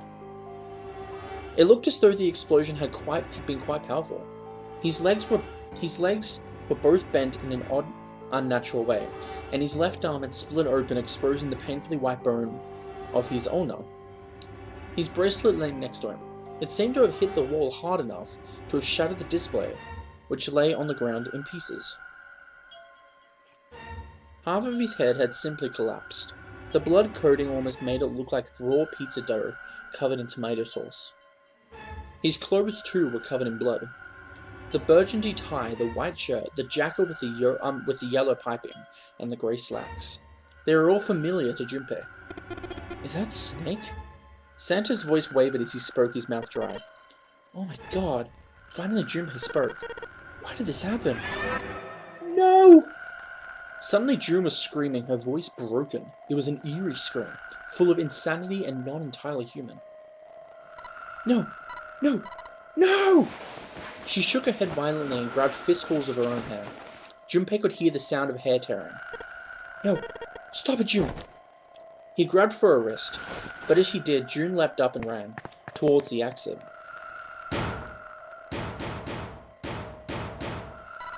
Please! Get me out of here! You have to let me out of here! She screamed at the door and her fist slammed against it with a hollow sound. Junpei could see drops of blood on her knuckles. Why are you doing these horrible things to us? What did we do to deserve this? She screamed again, a desperate, mindless cry. Her fist flailed against the door. Get me out of here! Please! Please just let me out! Junpei couldn't watch anymore. He ran to June and wrapped his arms around her, pulling the screaming girl away from the door. No, get off me! Let me go! Let me go! She scrambled for a moment, her legs skittering across the floor, but her resistance didn't last long.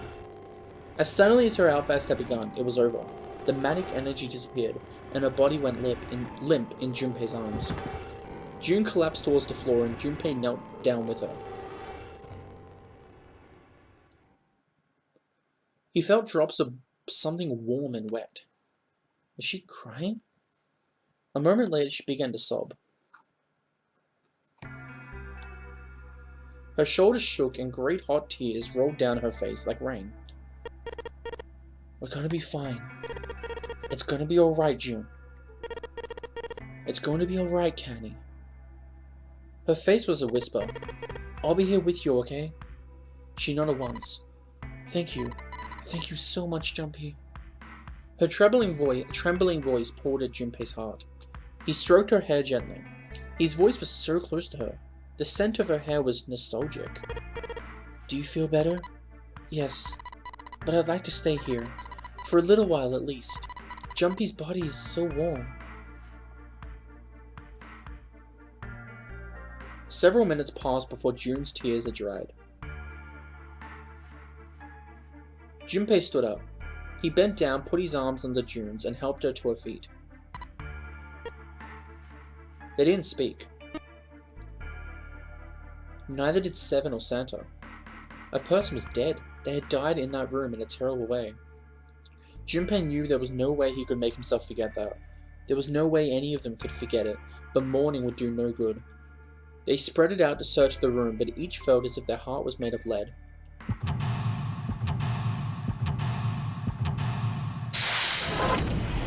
Whoa, secret way out. Time to do this again, I suppose. So, let's start inspecting. These letters written in blood. LLR, do you think that might be some sort of dying message from Stank?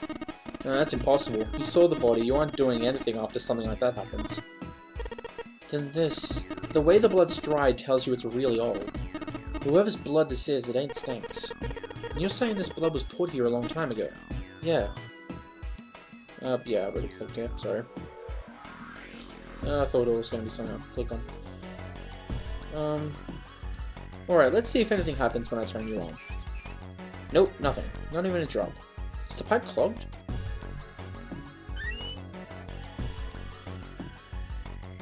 A wooden box. There's something in here. Luminol! And we got some toilet paper. Has, wait a minute, what is that other around it?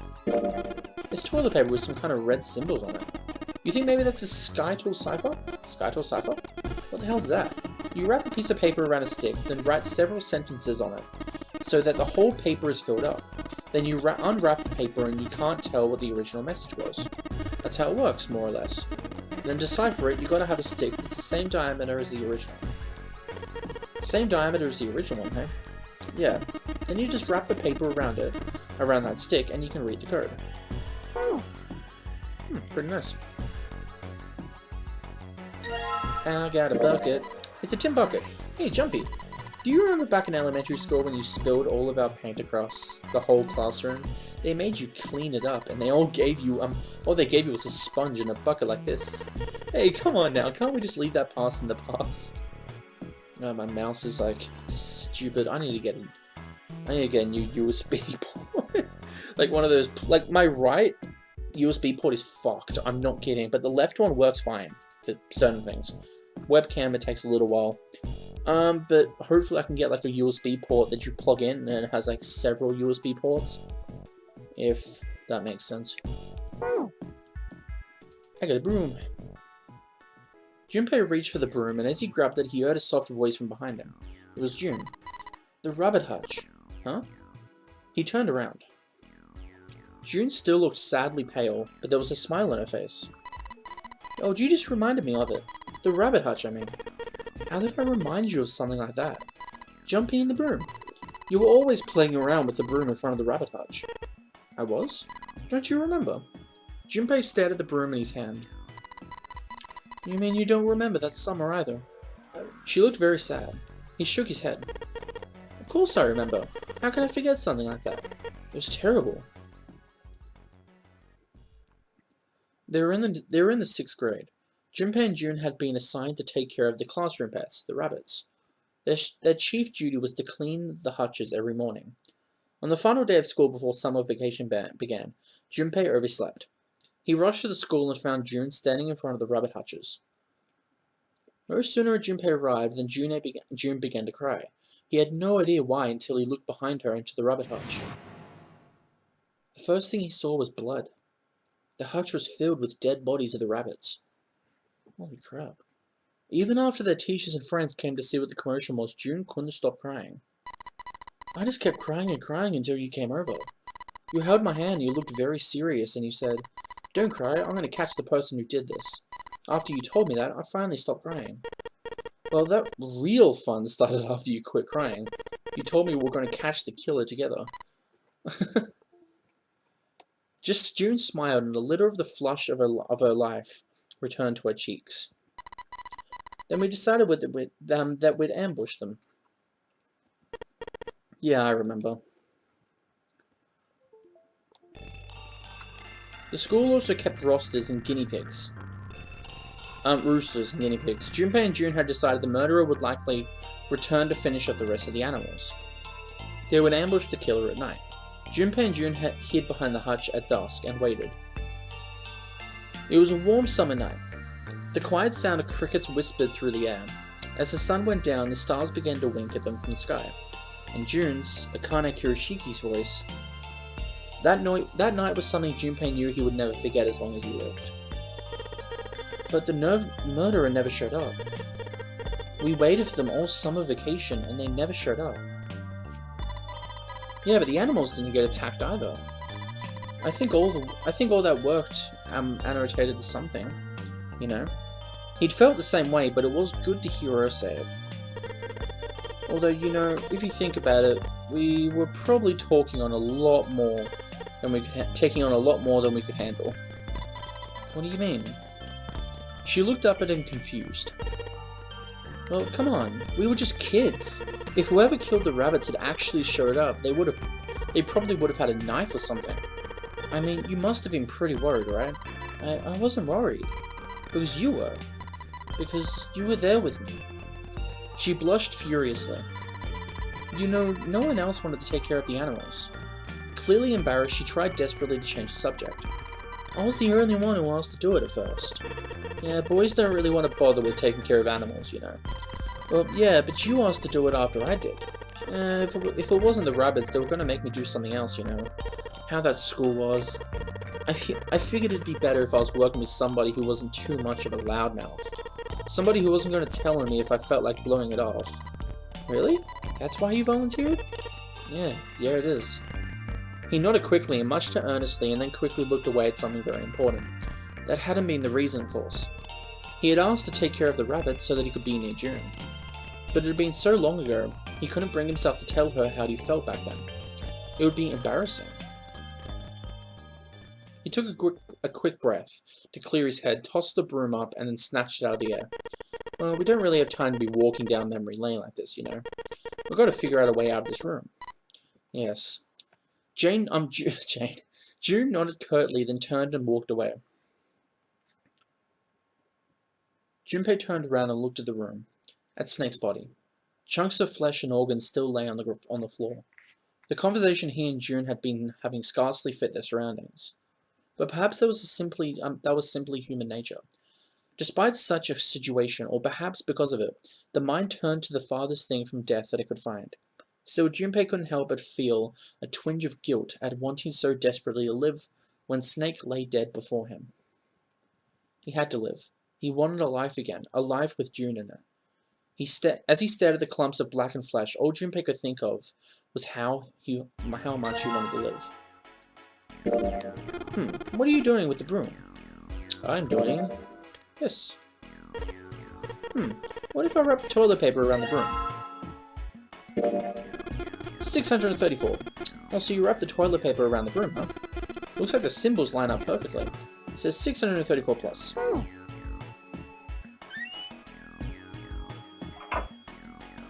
There's some kind of weird stain in the toilet bowl. What do you think this is? It looks like tar. It's kind of sticky. I don't think we can wipe it off. I doubt just pouring some water on it's going to help much. What about hot water? Hot water? If we had some really hot water, like boiling hot, then maybe that would wash it off. Good idea.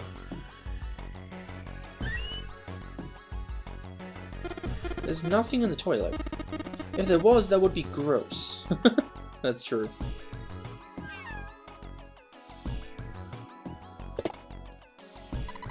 It looks like a card, like a key card. I wonder if we can get it out somehow. I don't think so. It's too deep, I can't reach it.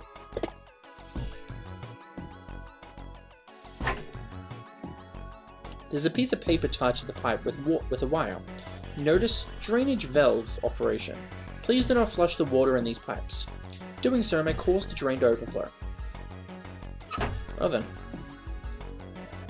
There's water coming out of the shower head. Let's see if... Shit, that's hot. Really hot. Man, that water must be just about boiling. Let's fill it up. Maybe I can use the shower here to fill the bucket with hot water. Hey, Seven, could you turn the shower on? I'm going to put the bucket under the head. Okay, sure thing.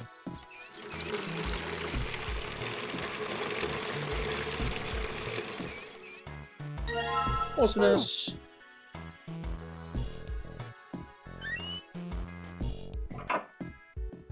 There's something that looks like tar inside the toilet bowl. If I flush the hot water from the bucket, that should clean it up. Oh, whoops.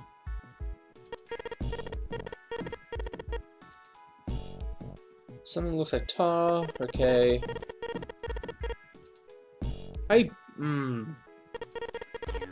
Why isn't it letting me...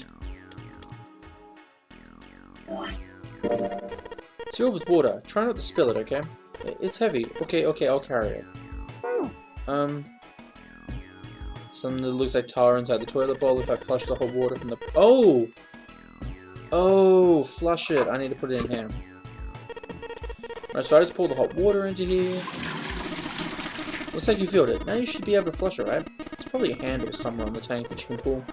Think so? Serious? Yeah, I'm pretty sure. Where would the handle be? Alright, let's flush the hot water. Okay, it doesn't tell me. There it goes, just like a toilet should. 185. That stuff's washed off. Looks like the writing was numbers, see it? 185 equals, what's this? You got me, it just looks like numbers. Okay, next thing we'll have to do is luminol. Wait, you don't really think we're supposed to use the luminol here, do you? Yeah, it does seem kind of weird to use it here, but maybe I should try it just in case. And now, I can turn the lights off. Just like you thought, Junpei, some more letters showing up after the LLR. It says LLR, LRL. Basically, if you don't understand, these are actually commands for the pipes in here. So basically it means this goes left, this goes left, this goes right, this goes left, this goes right, this goes left. Well, I did what it said on the wall. I wonder if it actually did anything. Ah, shut up, Submarine Spyro. Hey, this drain's acting up. What the hell did you do? I just messed up with the valves a little. Nothing big. Overflow. There's supposed to be water flowing through the pipe on the right. There's water pouring out of the drain. It's a blue card. This is the symbol for Mercury, isn't it? There was an elevator right outside of the big hospital room. I think that's the same symbol as on the card rated next to it. That's right. I guess that means we're not supposed to use this card in this room. Do you really think so? You don't think maybe we need it for this room and for the elevator? Well, you're correct. It's a thermometer. Can you get it off? No, it's screwed to the wall. We need to find a screwdriver. Where would we find a screwdriver? Okay, there's that. I already checked all 3 toilets, you know, nothing unusual about them. Well, will you let me check? A wooden box, nothing else interesting. Stack of toilet paper. The dividing walls that separates the toilets. Dividing walls separate the toilets, yeah. There might be something in the tank, you know. Let's open that shit up. Ooh, thank you. It's a red card, probably a key card. Do you remember we saw a red card, Rita? Oh. Whoops, wasn't meant to click that. And there's a screwdriver I was looking for. Screwdriver, we can unscrew things with this. Is there something we need to unscrew somewhere? Yes, the thermometer.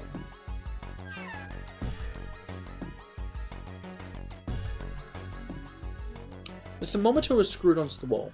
That meant that Junpei needed to take the screws out with the screwdriver.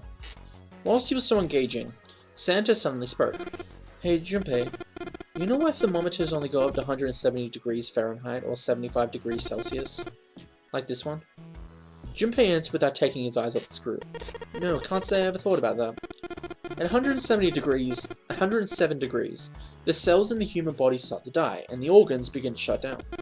The proteins in your cells start to harden. It's like when you hard-boil an egg. Even if you cool it down afterwards, it won't go back to being a raw egg. In other words, it's dead. That's why thermometers don't go past 107. There's no point. Why had Santa brought this up? Junpei wondered. Oh yeah? He continued to work at the screw. But it's pretty rare for a fever to get that high. Even viruses stuff don't usually drive the body temperature up to 107. Of course, there are other external things that could. Like what? Well, let's see, something like getting locked in a sauna, or getting thrown into an incinerator and burnt to death. Yeah, I guess that would get a little hotter than 107 degrees Fahrenheit. Junpei gave a short barking laugh. A moment later, the screw fell off. With a small tug, Junpei pulled the thermometer from the wall. Alright, I got it. He looked up and saw Santa glaring at a blank section of the wall. Huh? What's up? Nothing. Forget about it. Santa spun around and walked off away from Junpei. But as Junpei watched him go, he didn't look angry. He looked very, very sad. Oh, you took the thermometer off. It says open at the bottom of the gorge. I wonder what it means. Maybe when it gets that hot, something will happen.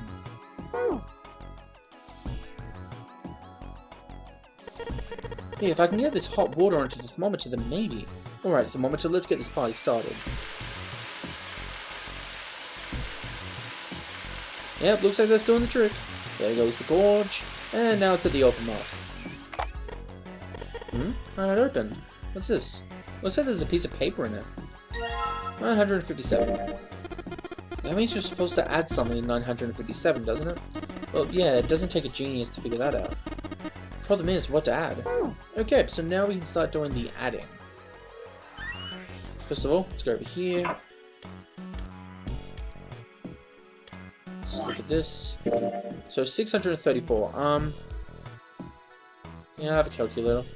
634. Where's my calculator?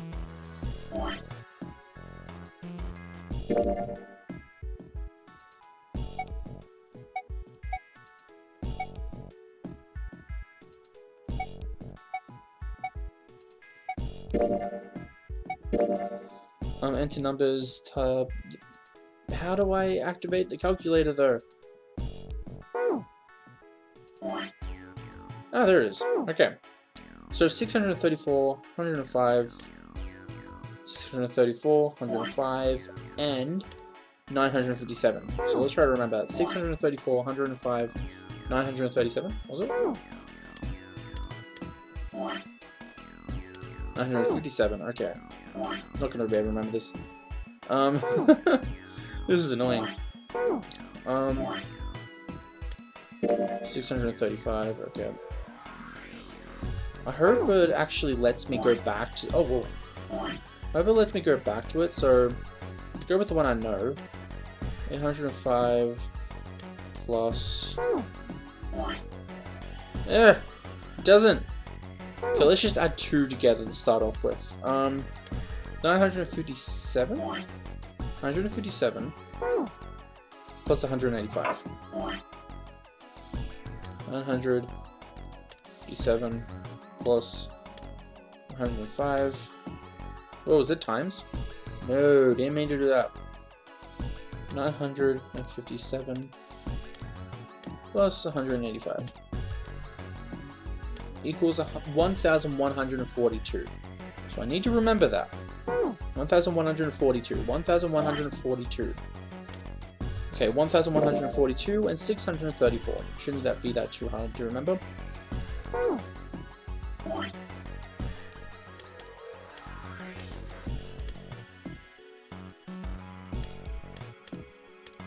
$1776. Which is 3. 1776. Okay, let's try to remember that. 1776. I was meant to do that. Ah! 1776. 1776. 1776.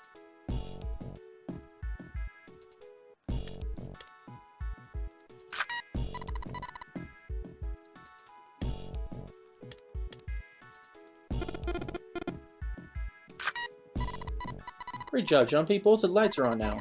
Now you just need to put in the password. Both lights are on. We should be able to enter the password now. What's with these E and C keys? E means enter and C means clear. So after you put in the password, hit E. If you screw it up, hit C. Yay!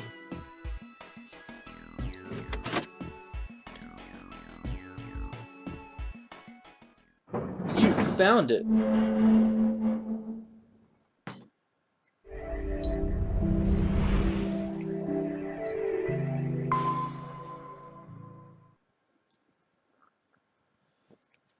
Outside of the shower room was a hallway that extended off to the left and the right. At the right end was a large iron door. They'd moved a few steps towards the door when Junpei heard the sound of metal and metal. They turned around. Seven was doing something to the door with the shower room. What are you doing, Seven? Well, I figured maybe we might want to come back here sometime, so I stuck the broom in there to keep the door from shutting. Alright, let's go. With that, he stood up and began walking down the hallway. He brushed past Junpei and kept going. After a moment, the rest of them followed him. Before long, they found themselves at the large iron door. They had only been there for a moment when June spoke up. Junpei, look! He turned. There on the right side of the hallway was a piece of paper attached to the wall. Junpei ran over and peeled it off. It's a map of the ship's interior. It says C deck in the upper left corner. From what he could tell, it was a map of the floor they were on. There would be time to look at it later. Junpei folded the map and stuffed it into his pocket. Back of the door, the four of them lined up in front of it. Santa stepped forward. He grabbed hold of the door and then turned to look back at the rest of them. Ready? I'm going to open it. They nodded. Santa nodded back and then threw the drawer open. All four of them leapt through. It took only a moment for them to realize where they were. They'd been there only a short time ago. It was a large hospital room filled with countless beds.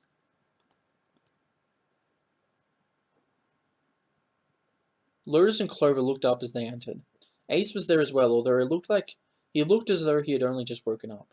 The moment they spotted Junpei, Lotus and Clover headed straight for him. As she neared him, Lotus drew her hand back and slapped him open-palmed across the face. How could you do this to us? Her face was furious. She grabbed Junpei by the collar and shook him violently.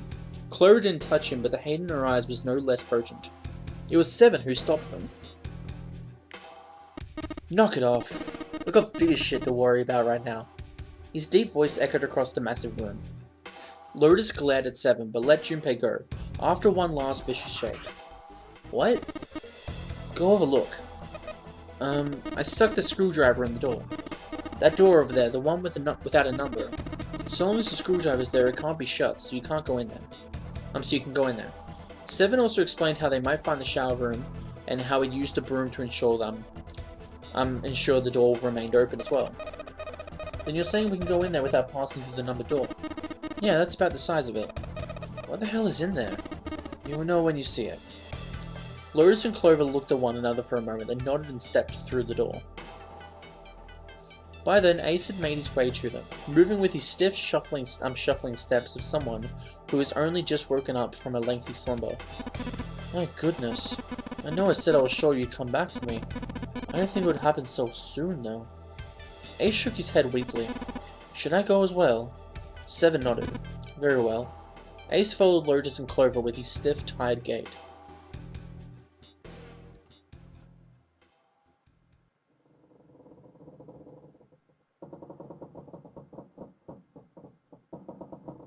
The squeal of tortured metal made Junpei's teeth curl. It sounded like the noise of a ghost would make. No matter how many times he heard it, he never got used to it.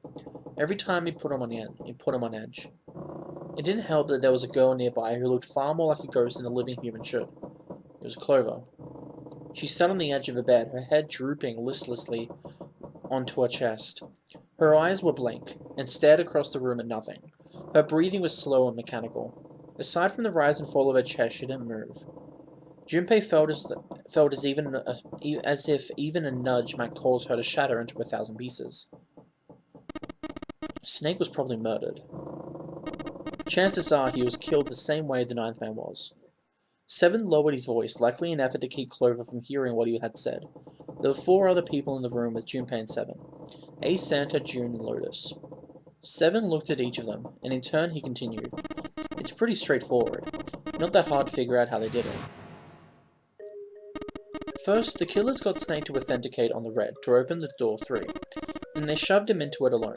and waiting 9 seconds for the door to shut. Once that door shut, it was over for Snake, but he didn't give up.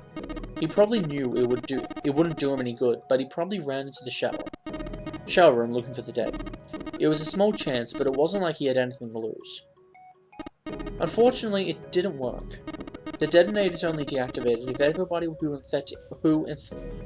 authenticated when they went in uses the dead. And then 81 seconds left, he was shoved in. That happened.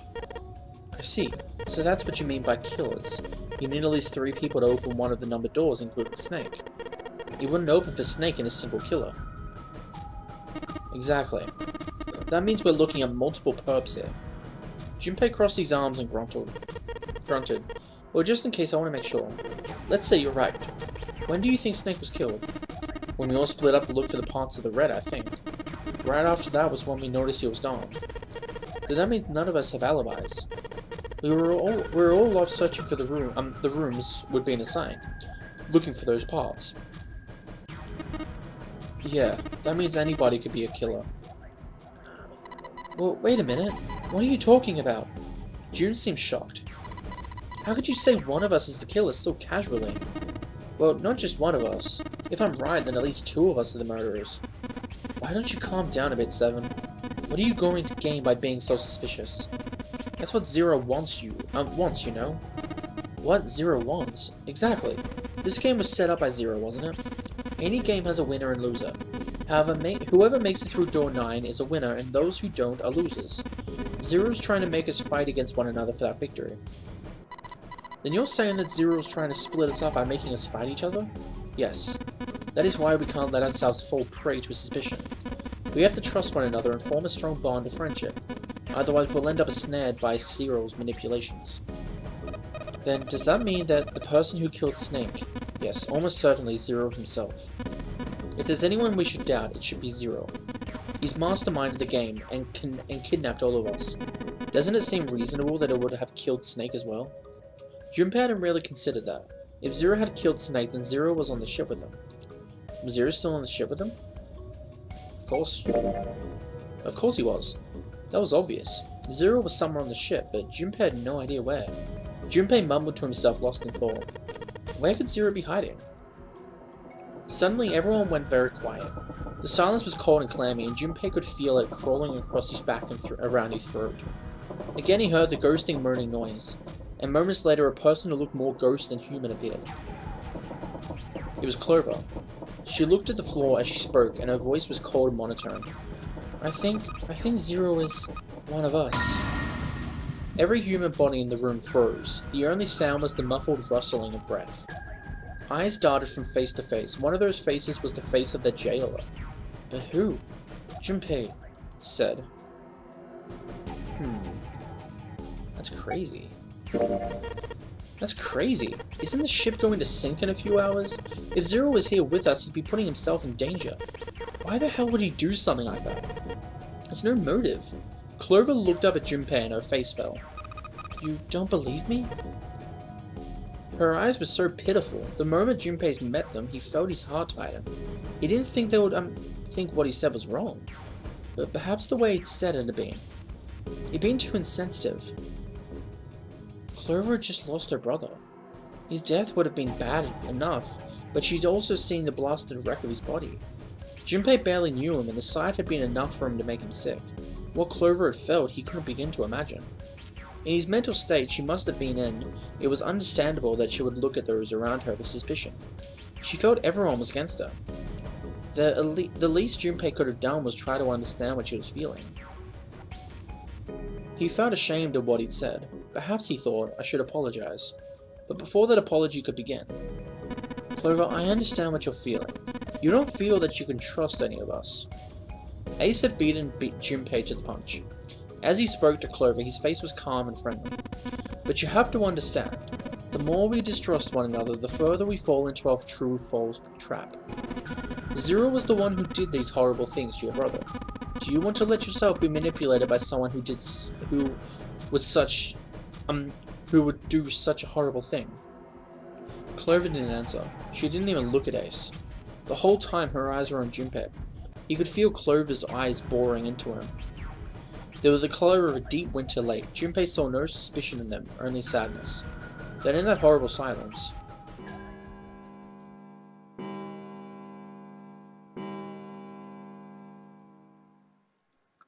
they heard a bell begin to ring. It was the clock at the central staircase. 3 in the morning. That means we have 3 hours left. Then we need to move now. 7, Clover. I know how you feel, but you do understand that right now it's important we trust one another. Don't you? 7 and Clover remained silent. Their eyes were looking at something somewhere else, very far away. We must go. We have very little time left. Ace's words put their feet to moving. They all knew where they were going. The next destination was Mercury. They stood in front of the elevators next to the stairs that led to the casino and the kitchen. Between the 2 elevators was a card reader with the Mercury symbol engraved on it. Junpei stood in front of it with the Mercury keycard. He'd found the keycard while investigating the shower room. He took a deep breath and slid the card through the reader. It made a small beep and the lights in the reader blinked to life. Now they were ready. 7 people including Junpei climbed onto the elevator.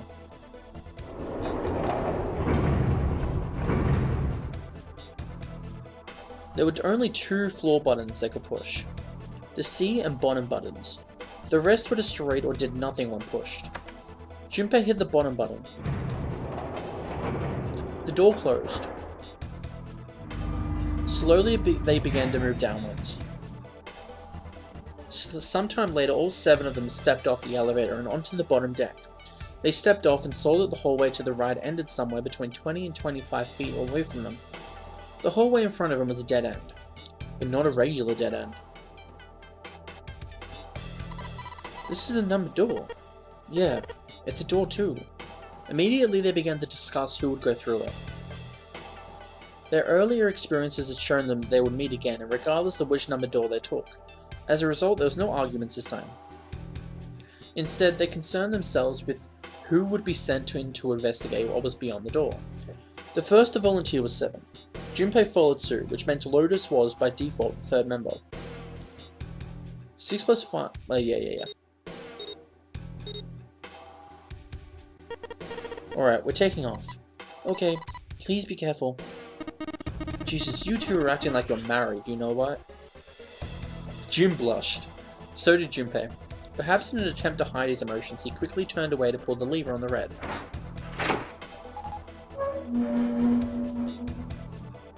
The door opened. As they come to expect, there appeared to be a short hallway on the other side. Alright, let's go. Lotus was the first through the door. 7 was next, and Junpei brought up to the rear.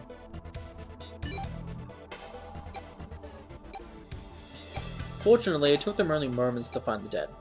It had been placed just inside the rooms, right next to the numbered door. They gathered around it and quickly scanned each of their bracelets.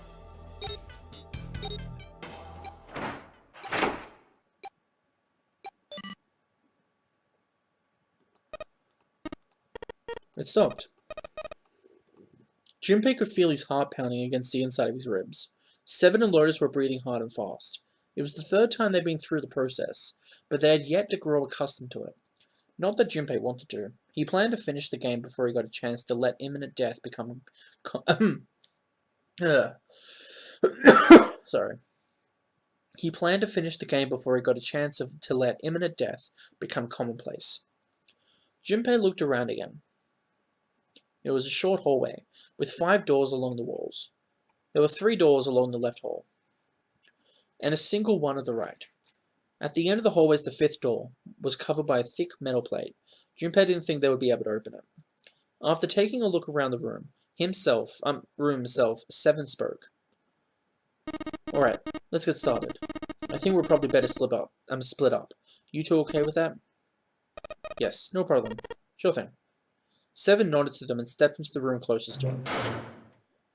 Lotus looked at the doors for a moment, then headed for the one in the center. At last, Junpei was left alone. Well, I guess I better get started too. He looked intently at the remaining 3 doors.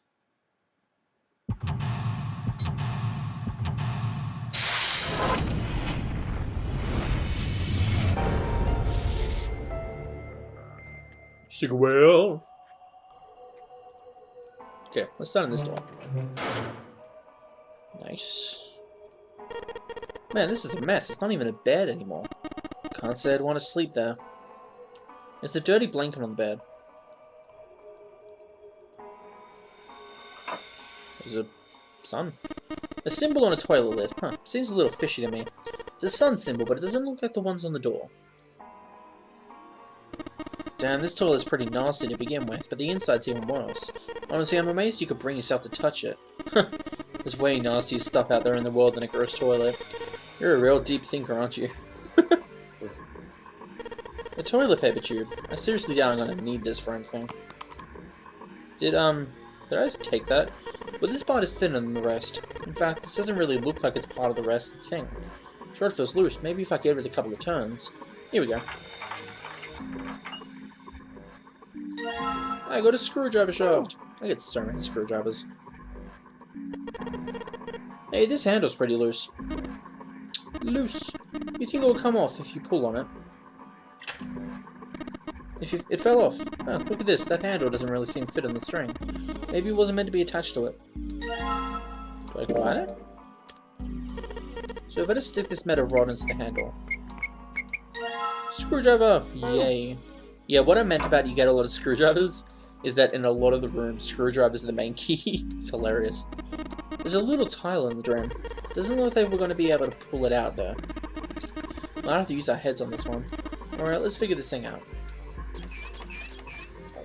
Huh? It was that the water doesn't work. Doesn't matter how much 7 turns this thing, no water's coming out. Has the water been shut off from somewhere?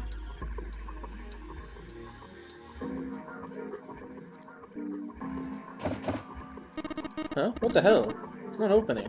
There's something up in this drawer. I don't trust it.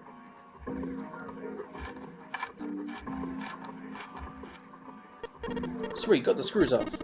Now we can open the drawer. There's nothing in here. Well, maybe the drawer's what we need. The drawer, huh? Alright, let's yank the thing out. Well, you got a drawer. I already took the drawer out of its desk. Oh, yeah, I know, don't worry. The chair's pretty old. If 7's sat on it, it'll probably break. Huh? You see something? Nothing at all. Okay, let's go. Into Lotus's room. The moon? What a filthy, disgusting moon. Yeah, it's pretty filthy, but it's a precious hint. Let's remember it, alright?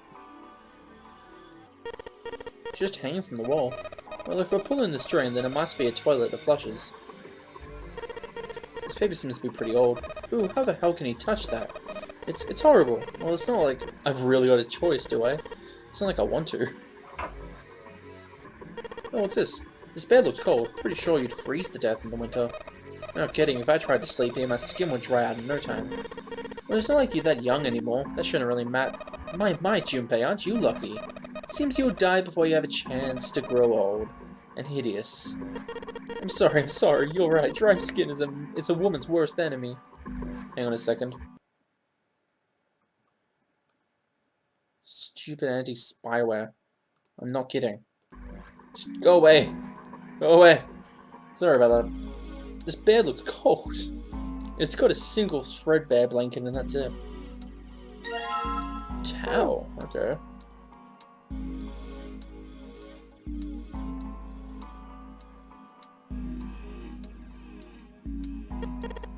Looks just like the part of the design on the towel. Do you think that means anything? Oh, on the towel, it looks like water is flowing from the river to the spring. Do you think that means we need to make the water flow from there? We can't. Oh, what's this? There's nothing in the drawer. Yeah, something's not right, though. The handle on the drawer doesn't really fit, you know? It just looks messy.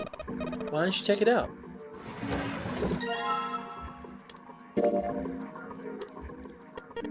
I'll use the screwdriver on the screw in the center of the handle. Maybe I can... Yay! And now... It sounded like something falling. What was that? I heard it too. Let's open the drawer. Oh, it's a tile.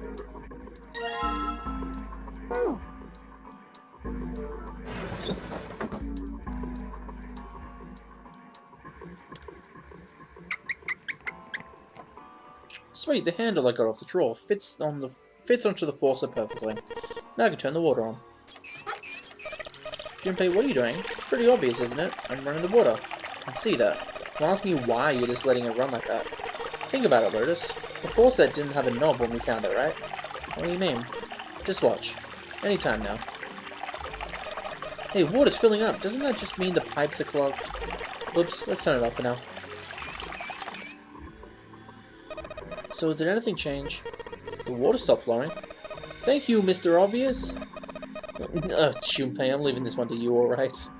Oh boy. See if I can fit this in here. It's drain clogged. It looks like a lot of the water isn't draining out of the sink.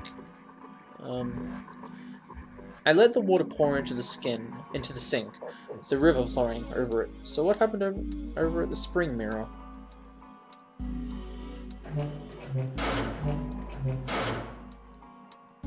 Some kind of blue design on the mirror of the sink. There's water in this room too. What do you mean this room too? Well, I turned on the faucet in the other room and it looks like it made the water come up through here. So the drain in the other room just runs here and the water from there. Pushed out this tile. Yeah, I got another tile. Junpei put the wet tile into his pocket. He was about to turn away when there was a noise from behind him. He spun around to see Seven kneeling on the floor. His face was rigid and pale. Droplets of sweat covered in his forehead. Hey, what's going on? You okay, man? He was concerned. He'd never seen Seven like this before. Slowly, the other man lifted himself to his feet on shaky legs. Yeah, I'm fine. I just got a little dizzy, that's all. His face was pale and his breathing was heavy. Sweat was pouring off his face and staining his shirt. He was many things, but fine was not one of them. Are you sure you don't look so good? Seven didn't answer. Half of his face was twisted as if distorted by extreme pain, and his eyes were glazed. Finally he spoke. What am I doing here? His words made no sense. What are you talking about? We opened the number 2 door and walked in here. Don't tell me you forgot. No, that's not what I mean. He shook his head several times as if trying to clear something from it. It ain't much, but I think I got some of my memories back. I think I've been here before. Huh? I said I've been in this room before. You were here? When? Why? Aoi, Light, Nona. Suddenly, Seven was mumbling to himself. They were words Junpei didn't understand. Seven's hoarse voice trailed off, and Junpei couldn't make out what he said. What the hell was that?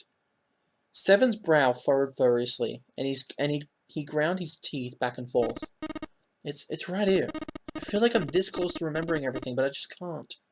Seven stopped frustrated. He pulled his hat off and ran a hand through his hair. Then suddenly he looked up, his eyes wide. That's right. An experiment. There was some kind of experiment going on in the ship. An experiment? What sort of experiment? They were trying to control people. Or something like that. Junpei didn't know what to make of Seven's story. Instead, he simply stared as Seven continued. Aoi, Light, Nona. Those were the names, well, some of them. The kids that were there in the experiment, I mean. I think there were 4 or 5 more, but I don't remember all their names. Yeah, that's right. That's why I'm here.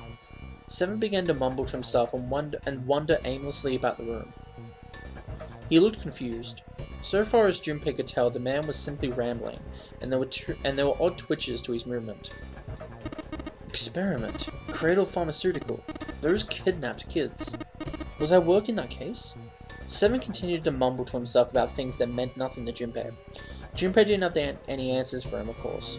He couldn't understand what was happening to Seven. All he could do was wait. After a few minutes, Seven finally stopped. He crouched down and looked under the bed. His face registered mild surprise and he began to mumble to himself again. The hole's gone. No, maybe it was a different room. There's gotta be a ton of rooms on this boat that look just like this one. At last, Junpei could contain himself no longer. Hey, what exactly do you remember? Well, maybe you could stop talking like a crazy person and tell me what's going on. Seven stood up slowly. Well, it's not like I really remember everything. I've only got bits and pieces, and they're scattered and don't make much sense. I don't care. Tell me the bits and pieces then. Junpei could feel it. Whatever Seven had remembered, it was important. Very important. Seven drew a large, muscled hand down across his face. As he wiped the sweat from his brow, he spoke. From what I can remember, I think I was a cop. A cop? Yeah. I was looking for that group of kids that got kidnapped like 9 years ago. You remember that, right? It was like all over the news. Yeah. I was still in school. I don't remember all the details, but I do remember some of it. I think it was a bunch of kids right around my age. They all just disappeared. Nobody knew why. It was all over TV and the newspapers every day. So you're saying you were investigating it? Yeah, that's what it looks like. And I guess I found something. There was this medical company called Cradle Pharmaceutical that had something to do with these kids. After I figured that out, I managed to get some information out of somebody who worked for them. They told me a ship would be leaving that night with all the kids on it. They were going to be taken to some kind of big passenger ship somewhere out in the ocean. And so Seven had headed to the wharf. He kept to the shadows and before long found the suspicious ship. There were a number of human shapes moving near the ship. There were men in black suits. Many of them were carrying large bags onto the ship. The bags? There was something about the way they moved as they were carried. There could be no mistake, there were human beings in those bags. He had moved before he even realized he was going to. Out of the shadows he came with his gun already in his hand. He heard the words, "Don't move," but they weren't his. He felt metal touch the back of his head. "Drop your gun," came the cold voice from behind him. With the words, he felt the cold metal thing behind him press against his skull. Slowly, Seven crouched down. He laid his gun on the ground. Then suddenly, he felt a sharp pain in his neck. A needle. Was it some sort of drug? As he was thinking about that, Seven felt his face hit the cold concrete beneath him.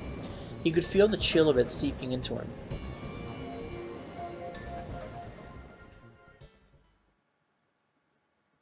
Ah, damn it. Shit, my head hurts. Seven woke to find himself lying on a hard floor. He twisted his neck to peer out around the room. Where am I? There was a small shabby bed and a dirty sink. A toilet with no stall or privacy of any sort. As a cop, it was a place Seven had seen all too often. I'm in a cell, huh? Opposite the toilet was a door set into a wall. Seven struggled to his feet and hobbled towards it. He gave the door a good shove, then another, then tried pulling it.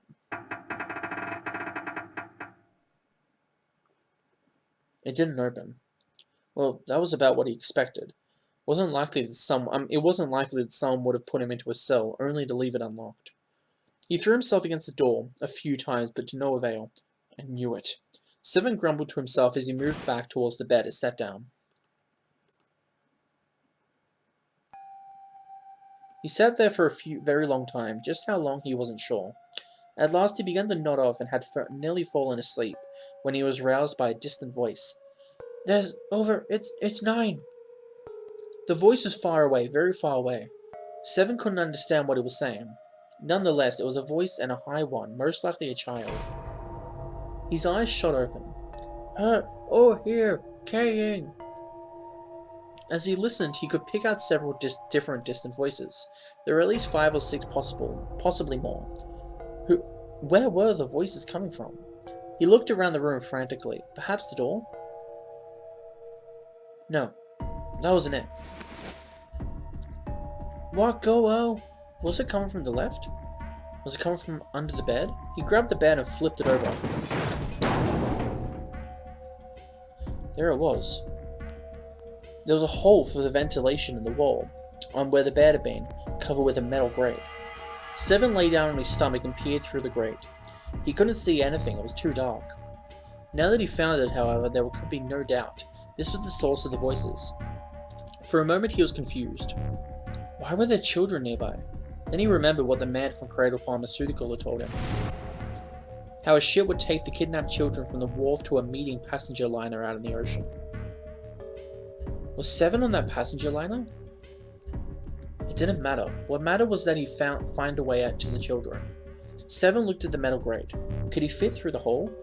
He stuck his fingers through the grate and grabbed hold of it. Urgh. Urgh. Urgh. Pant, pant, pant. Yeah, how'd you like that, you son of a bitch? The dark square sat open before him. Seven wiped the sweat from his forehead and crawled inside.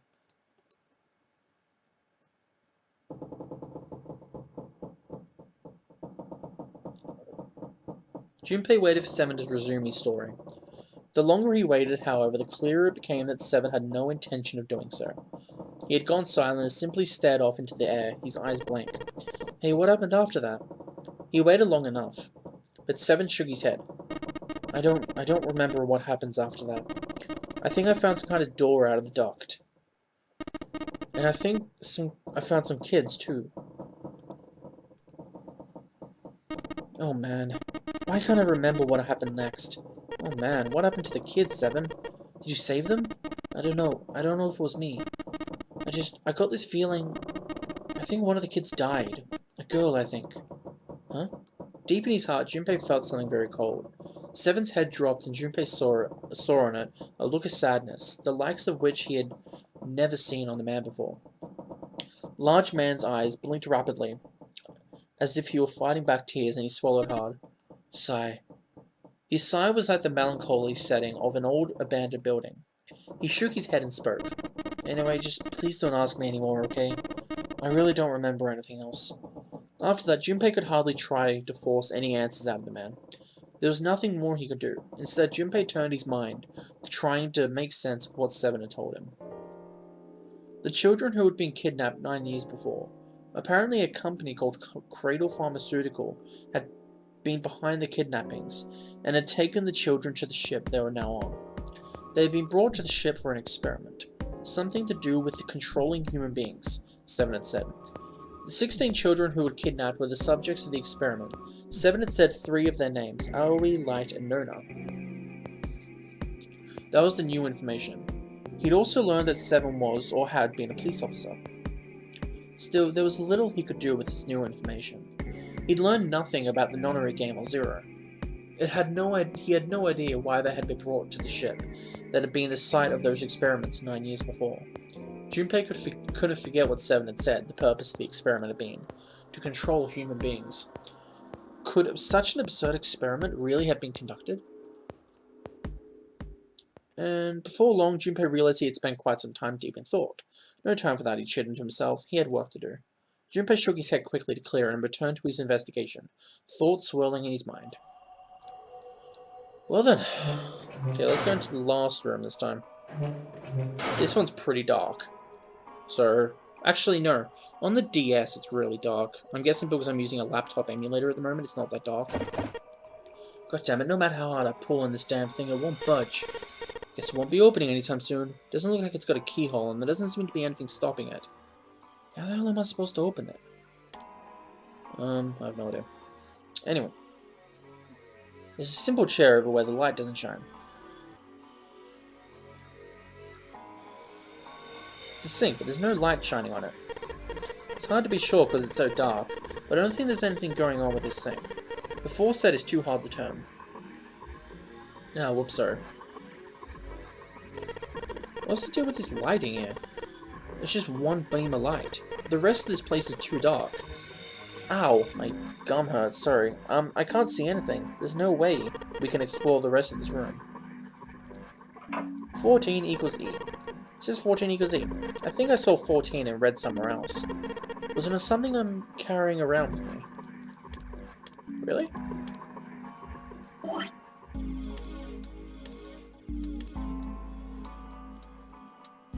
It's a mirror. Did I forget something? Did I, like, not pick something up?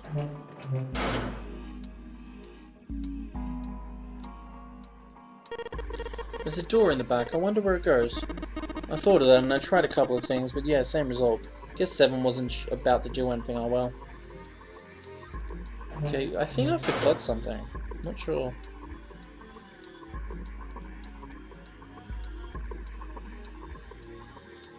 Chair's totally old. Yeah.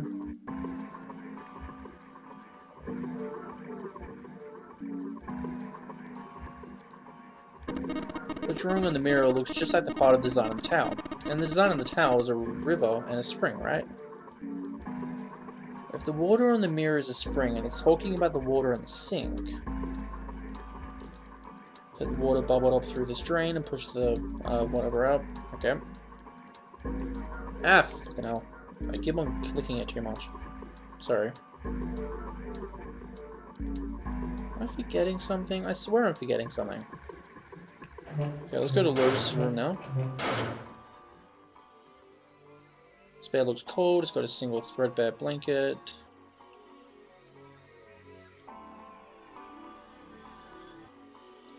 This thing is totally filled with water, of course. It's taking an idiot to figure that out. Ah, stupid.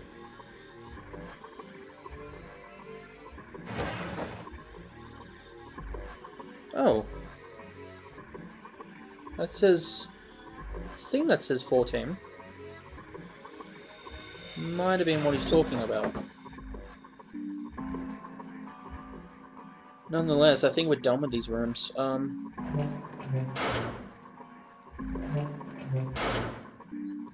can just barely see a mirror from the light coming from the ceiling. Sure, it'd be nice if that mirror was a little lower down. It looks like it's the same height as the mirror on the right. I wonder if that means anything.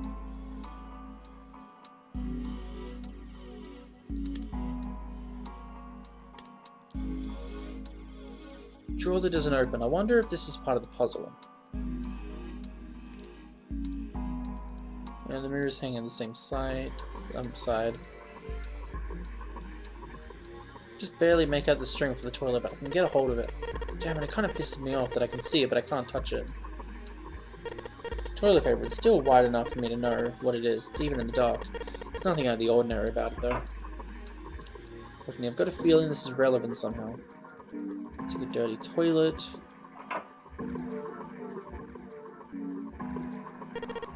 In the other room, the river and the spring went together to solve the puzzle.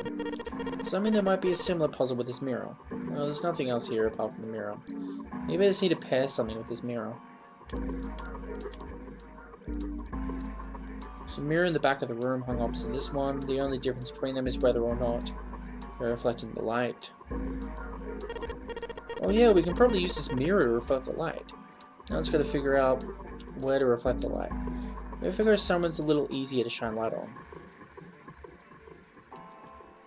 I can see a partition over there. It seems pretty pointless to bother examining it. Shine light on the mirror in the back. Is that a number?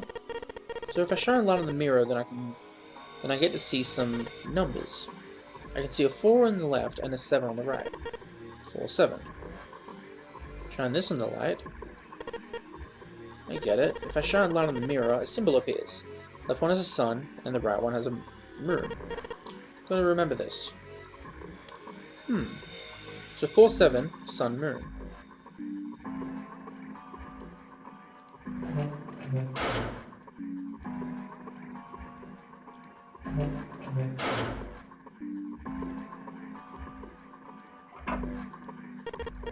Shoot the sun symbol we saw in the dark room. Yeah, that's right, there was some kind of number hidden there too. Think maybe the number was how many times we took a piss? No, it's gotta be how many times we flushed.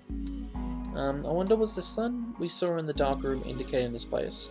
Was the number how many times I need to flush? The only thing you can manipulate in this room is that string.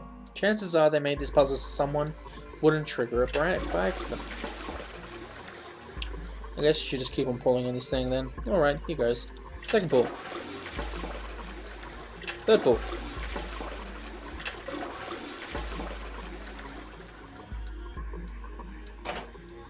Oh? You just hear something? I did, but it doesn't look like anything's happened here. Wonder what that sound was.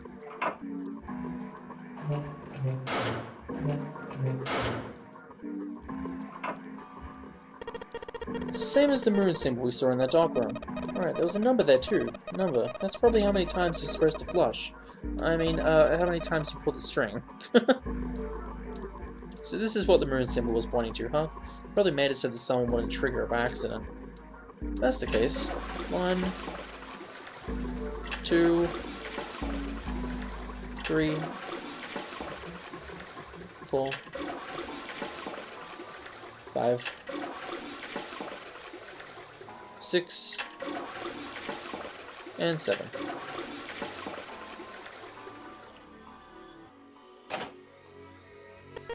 There's that sound again. It happens whenever I pull that string a couple of times. Junpei, did you hear something from the other room? The other room? You mean the dark room?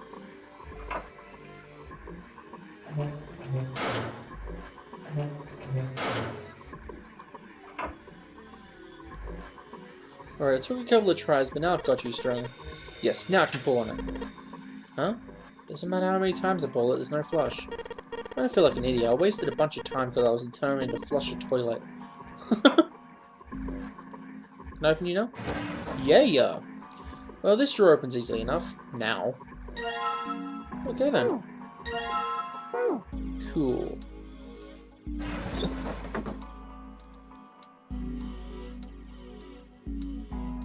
Not a sink, but there's no light shining on it. Oh, whoops. Sorry. It's a blanket. Not really a great one, but still. This is 14. I've got a feeling this is relevant. This is relevant.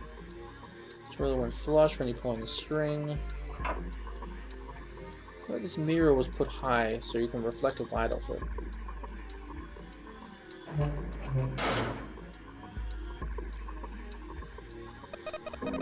Okay, well, it looks like we've investigated the rooms.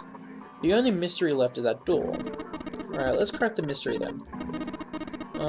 Are there any bunch of tiles that are the same size up on the wall here? Oh! I don't know what the 14 means, but it said equal E, so I'm guessing since there's 4 E's and 4 tiles. Well, there's only one way to find out.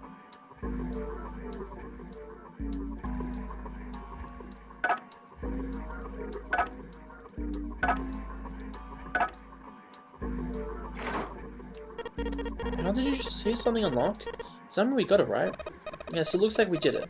The 14 hidden on the tile. If you convert that to hexadecimal, it's an E. Oh, okay. Basically, the E's in emergence are the 14s from the tiles. So if you replace it, that gives us the answer. Do you really care why it worked? Let's just get out of here. Yes, let's go. Finally did it. Oh, my head's hurting. Still got a bit to go though. The next room is annoying. I hate this room. I solved it by luck once. The pass through the open door and headed to the next room. Junpei jogged down to the short staircase and looked around.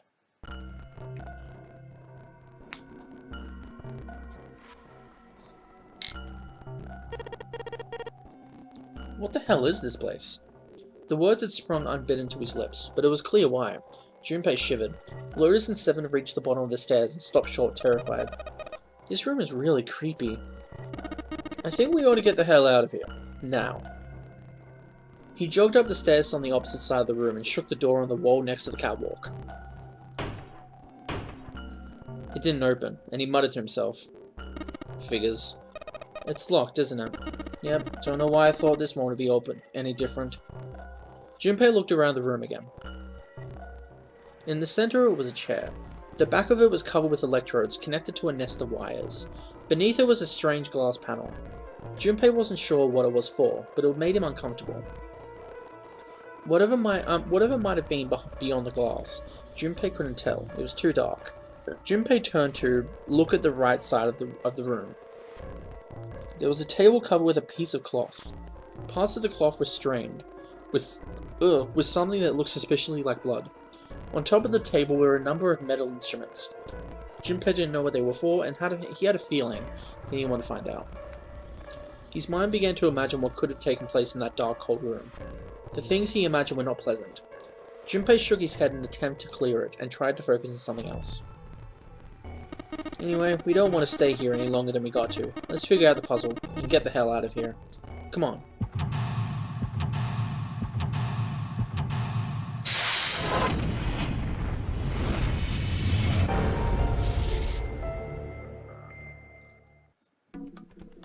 Okay then, it's a torture room, which is pretty sad. First we need to go over here. There's a number of ominous looking tools and instruments here. Let's see, we've got nades, a hammer, a pair of forceps, and these other things. They're too old and broken. I have no idea what they're for. Yeah, does this wrench look like way too new to be here with all this other stuff? Yes, it does. I didn't notice it before you mentioned it. But it's not rusty at all.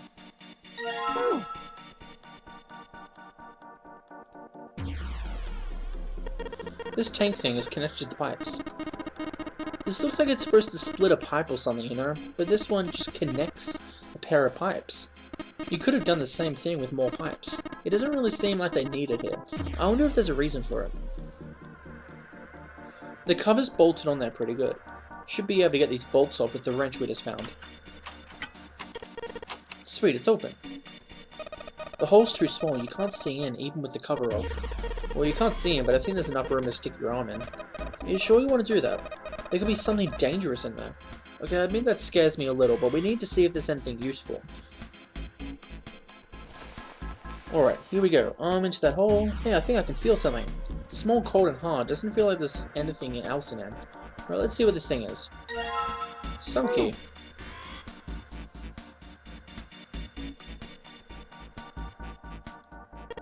These levers have got to turn on something. Of course they would. All they can do is turn something on or off. What's important is what they turn on or off. Don't say the floor is going to suddenly open up. Red, yellow. You think the colors mean something? No idea. I mean, red looks more dangerous, but other than that, bottom of this one looks like it's covered in rust. I don't think it'll move at all. I can see some oil or something down there at the base of the lever. Yeah, it looks like it's some kind of movement to it. Should be able to pull this one. Alright, let's pull the lever. Is that water? What the hell? What's going on? Will you calm down? It's just water going somewhere. It sounds like it's underneath us. That means the floor. Oh! Junpei, look! What's she? Oh damn, I can see through the glass now. Well then, the shark. There are a couple of letters in the color of blood written on the shark's belly. EDBF. It's dead. Looks like the letters are EDBF. Whatever there are for has to be in this room somehow. There's something on the screen. This device will conduct the experiment. Once the experiment has been completed, the door will unlock. First, adjust the switches to match the blocks in the samples above. Huh? I don't know what this thing is, but we gotta figure out this puzzle. It's right next to a torture chair. Whatever it is, I don't think it's good. Anyway, we just adjust the switches to move the to match the blocks up on top, right? You adjust the switches shown at the four corners of the screen. Then press the check button. Junpei, we don't know what this thing does. You can always come back to it later. There are lots of other things you could do. Okay then, so... gotta make it match that.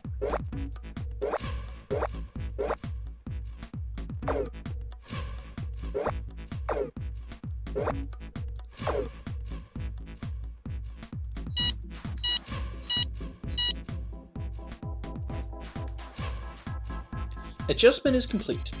Now proceeding to execution phase. To complete the experiment, data must be collected from subject. Once preparation is finished, place subject in chair. Whoa, I thought we solved the puzzle already. What does it mean by preparation? I don't know. I've got a bad feeling about this. I think this means one of us has got to sit in the chair. Well, seven's never going to fit in that thing. It's either you or me, Junpei. Collecting data, I wonder if it's going to run electricity through the subject. There's a human head on the screen. Maybe it's going to zap the brain with a little electricity. This really doesn't sound safe. Anyway, we've still got to prepare. We can talk about this stuff after we've figured out what it means by preparation. Alright? Well, it means us to prepare, so maybe we ought to ask it what we need to do. Error. Cannot communicate with external hardware. Check connection and power source. External hardware? That must mean the chair after all. There are these cables running between them. I don't see a power source for the chair though. You think maybe it's controlled from somewhere else? It looks like the only controls are in this room. Well, I guess I might as well try. Let's give it a shot. Nope, no dice. This thing's really not going anywhere. Oh, give me that. You just ain't a man enough. Sure, pal, you give it a shot. Let's just see how much more of a man you are. Urgh. Hey, you're gonna break it. Man, this thing ain't going anywhere. It was EDBF, if I remember right. Bunch of buttons here with letters A through F on them. Just push some of them. So press that again. Back you come. These buttons switch something on or off when you push them. What? There's a strange noise coming from the chair.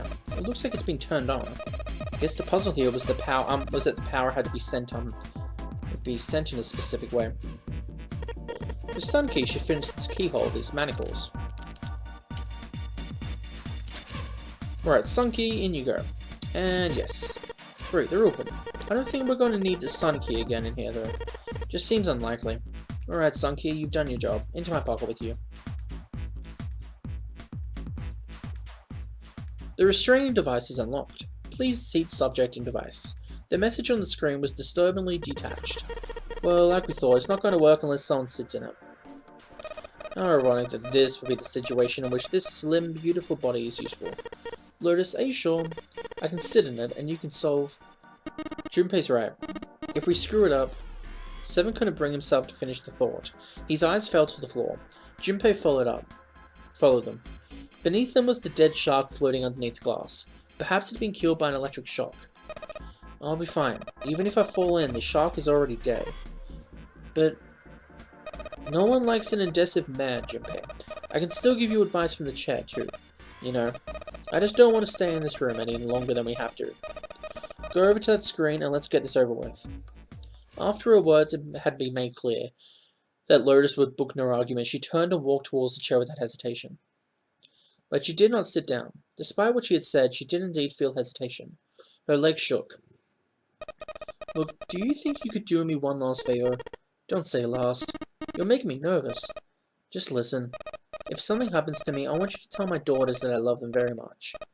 No, tell them that I will always love them. Daughters? You've got kids? Yes, I do. I suppose they're about your age, Junpei. They're twins. I had them when I was young, after some things happened. Their names are Nona and... Wait. Nona?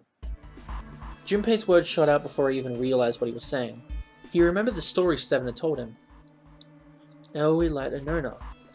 Those were the names, well, some of them. The kids that were there in the experiment, I mean. Well, what the hell? What's wrong with you? Lotus took a step back from Junpei. Seven looked just as shocked as Junpei.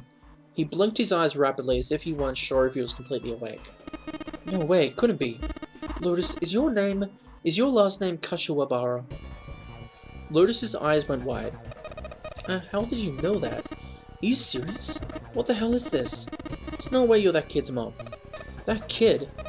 What do you mean, that kid? Why are you acting like you've met her? Seven's brow furrowed. I have. What? Yeah, I met one of you kids. When? 9 years ago. Where? On this ship. Why were you... It's not a short story. I don't care how long it is. Tell me, please. What happened here? Seven glanced at Junpei, then turned back to Lotus and began to speak. It was the same story Junpei had heard only minutes before. Every detail.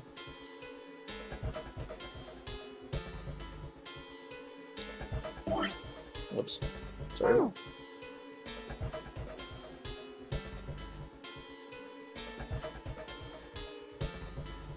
At last, Seven finished. Lotus shook her head. Oh my god, everything I've been looking for the last 9 years. The person who had all the answers was right here. Looking for? Yeah, that's right. 9 years ago, my daughters all disappeared. Then 9 days later, they came back. They never told me what had happened to them over these 9 days. I took them to the doctor, but I was told they hadn't been hurt in any way. Still, I was sure that they had been through something terrible, so I couldn't bring myself to force them. If I did, then I'd force them to relive whatever horrors they'd been through. I didn't have any choice. I had to try to ignore it and move on. A few months had passed. Gradually, they started to act like they always had, before they disappeared. They smiled and made jokes and did all the silly things kids do. It got harder and harder for me to ask them about what had happened. How could I ask them to remember that?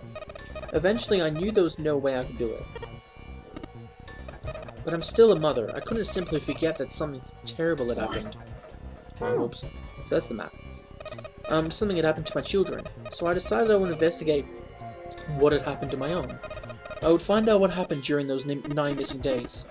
What did you find out? Nothing. The police pretended to be concerned, but they didn't do anything. Once the 16 children who gone missing came back, things were just swept under the rug. Even the media didn't talk about what had happened. I figured something was probably paying or threatening them to keep their mouths shut. Cradle Pharmaceutical. No, probably something bigger than that. Cradle Pharmaceutical. Have you heard of them before? No, that's the first time I've heard of them. Seven, how did you find that Creative Pharmaceutical was connected to the kidnappings in the first place? I figured finding out whatever the victims had in common would lead to the culprit. That's what any good cop would do. What did they have in common? Every single one of those kids who disappeared had gone to this one hospital at some point. The hospital was one of a bunch that were under the control of Creative Pharmaceutical. After that, it was just about connecting the dots. The hospital. For a while I was trying to get some kind of story out of the kids at the hospital. One of them told a weird story. What was it? Have you ever heard about the Jensfield experiment? I guess all these kids had to go through it while they were at the hospital. I think it was passed off as some sort of counseling. Seven cleared his throat and proceeded to explain the Gansfield experiment. First, subjects Q and A are put into separate rooms, far away from each other. Then a series of video images are shown to the subject Q, who is told to send the images to subject A by thinking about them. Subject A, on the other hand, is put in a large reclining chair and given a blindfold. With their senses cut off, A is asked to guess what image Q is looking at. Oh yes, I've heard of that. It's a famous telepathy experiment, isn't it? Telepathy. Junpei rolled the word over his mind. That's how the experiment on the ship was supposed to work. The experiment is to control people, right? Yeah. I don't know if any other telepathy stuff really exists, but maybe someone from Cradle Pharmaceutical bought for it. Lotus grunted. Seven had been thinking hard for the last several minutes and finally spoke. Even if that is the case, I still don't get how that has anything to do with any of this. The non-honorary game, Zero. Why were we kidnapped? What does any of this have to do with the telepathy? I know I brought all this up, but I have no idea. Maybe none of this stuff is connected after all. Then in that moment of silence, a cold voice echoed down from the ceiling. No subject has been detected. Unless a subject is detected within 60 seconds, all power will be shut down.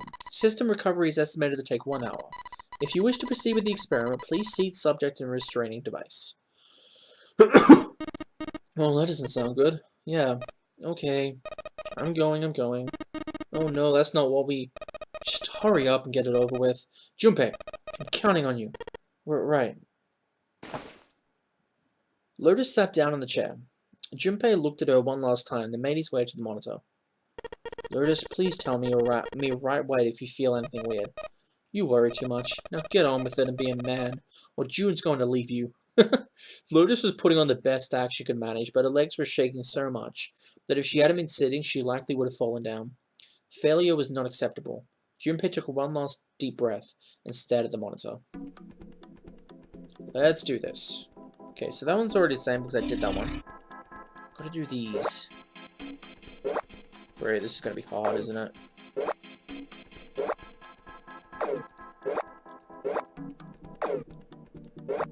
What does this change? Doesn't change anything.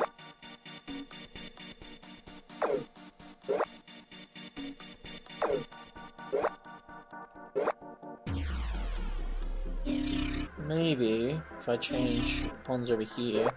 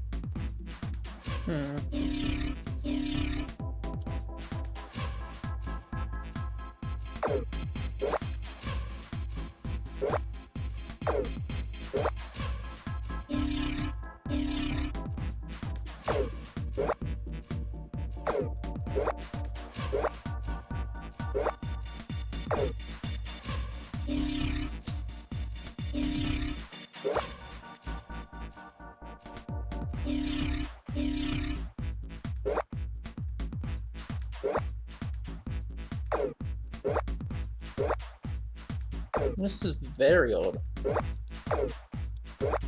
I'm trying putting them all on one.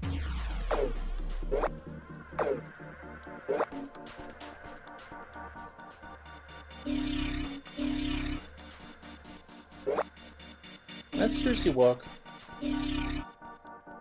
No, this one's on, this one's too low, like too high, I mean.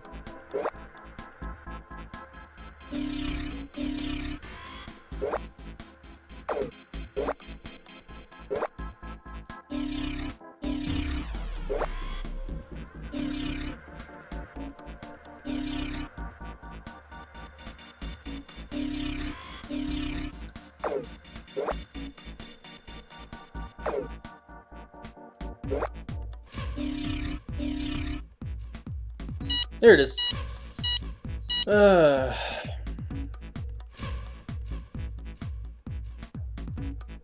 experiment had concluded. The experiment has concluded. The door will now unlock.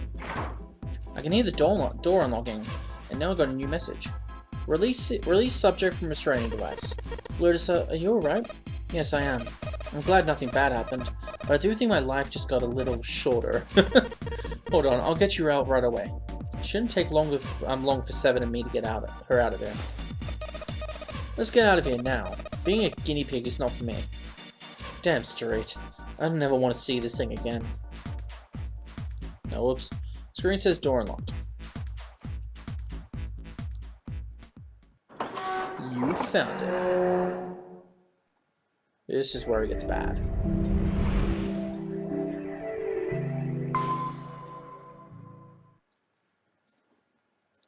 Outside of the room, a hallway led off to the left. With nowhere else to go, they started down it. They turned left twice before they saw the elevator. In silence, they jogged up to it. Junpei pushed the C button. The elevator motor ground away, and before long they found themselves again on the C deck. The door opened, and they stepped off. They'd expected to find 4 other people waiting for them. There were none. Where did they go? I have no idea. Lotus shrugged. Something in the pit of Junpei's stomach stirred. He tried to forget their feeling, and took off down the long hallway before him. Seven and Lotus followed it around. They ran and ran and ran. The hallway seemed endless. Their destination had already been decided. The door behind the central staircase. There was a sun symbol engraved on the keyhole of that door, and Junpei had the sun key in his pocket. The key would open the door. It had to. That was why they ran for the central staircase. They had run for quite some time when they arrived at the door that ended the hallway. Junpei stopped. He laid his hand on the doorknob. He's breathing heavy. Seven laid a hand on his arm. Hold on a sec there, huh? You don't have the key for this one yet, right? This is the Jupiter symbol engraved over the keyhole. Seven was right, they had no Jupiter key. Then we can't open this door? Unfortunately, no, we can't. Jeez, the sun door's got to be just on the other side of this, you know? Frustrated, he twisted the doorknob. The door opened. Hey, it opened. What? The others must have found the Jupiter key. Well, what are we waiting for? As he spoke, he shoved the door the rest of the way open. They rushed through and stopped cold. The terrible scene before them made their blood run cold. 3 people lay dead on the floor, covered in blood. Junpei felt a cold sweat trickle down his spine. He couldn't breathe. His legs shook. His body felt cold, deathly cold. But his blood was boiling hot.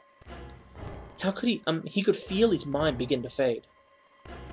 He couldn't think. He couldn't concentrate. His mind was blank. What the hell? What the hell happened? Seven's voice was weak and broken. He edged towards the bodies, his movements stiff. He bent down over Clover and pressed his fingers to her wrist. Nothing. She's dead. And suddenly Lotus moved. Before he understood what was happening, her hands were in Junpei's vest pocket. Hey, what are you doing? He leapt back. Lotus looked up at him, terrified. The key! Give me the sun key! Why? What do you think, why? We have to get out of here before the murderer comes back. The murderer. The murderer. Once again, Junpei looked at the dead bodies. Santa, Clover, and Ace. That means that the person who had killed them...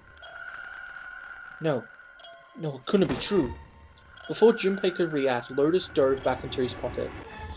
Lotus dove back into his pocket and came out with the key. Let's go! Without waiting for Seven or Junpei, she ran straight for the central staircase. They followed. Junpei shut his eyes and swallowed his emotions. Morning would have to wait. Soon they stood in front of the door. Lotus shoved the sun key into the keyhole and twisted it hard. But... why? What happened? Nothing. Nothing happened. I didn't feel it unlock. Oh no, is it the wrong key? I don't know, maybe. Lotus sighed in defeated and leaned against the doorknob. She felt a twist. A small gap appeared between the door and the frame. What the hell is this? You mean the door was already unlocked? Why? How would I know that? Whatever, let's just go. Lotus took a deep breath and slowly opened the door the rest of the way. You found it. I'm kidding. They stepped inside. In front of them was another hallway. It stretched out towards the bow of the ship. They began to run. Faster and faster they ran, trying desperately to reach the end of the hallway. A few seconds later they were there. In front of them stood a massive metal door. They were all breathing heavily as Junpei spoke. What the hell is this door? I can't see anything that looks like a doorknob or a switch or a lever or a card reader or anything. How the fuck are we supposed to open this? We don't have a choice. We're gonna have to go back. No, I'm not going back there. There's a murderer back there. There was more stark terror in Lotus's voice than authority. She was almost begging. But I don't see any other doors. As he spoke, Seven stepped towards the door in front of them, as if to illustrate that it was the only door.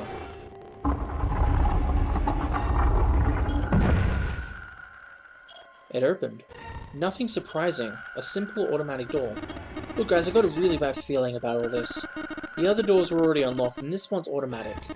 We haven't seen anything like this before. How could their situation possibly get worse? 3 people were already dead. They'd hit the bottom, Junpei told himself. There was nowhere to go but up. He stepped through the door. And whatever hope Junpei had managed to summon dispersed.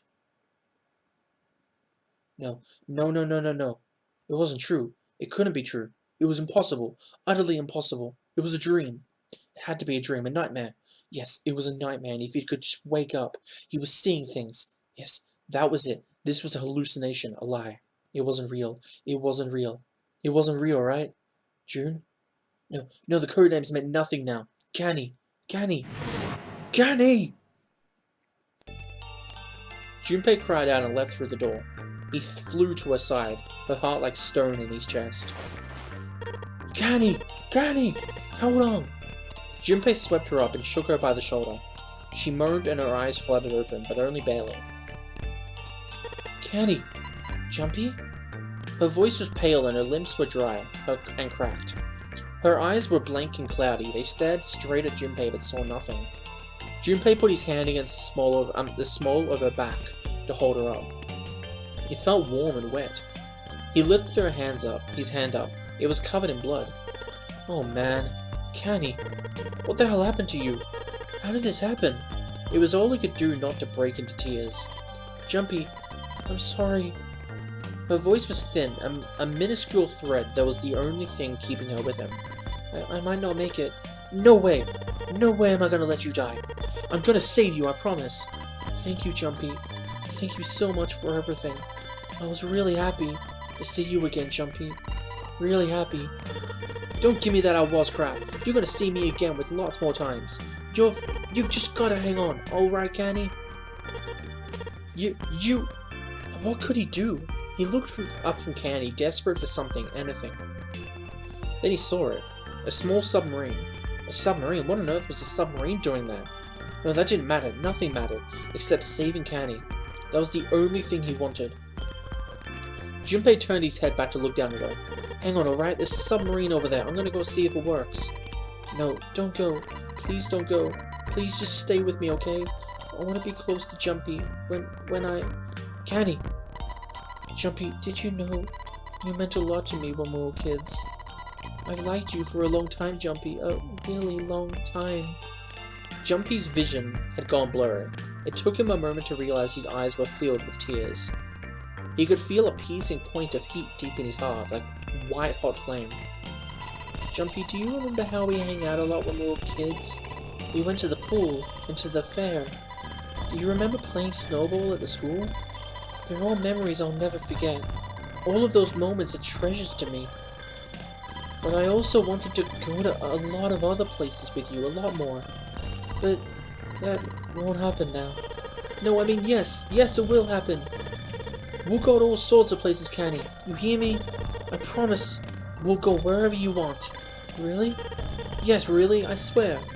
That makes me happy. Really happy.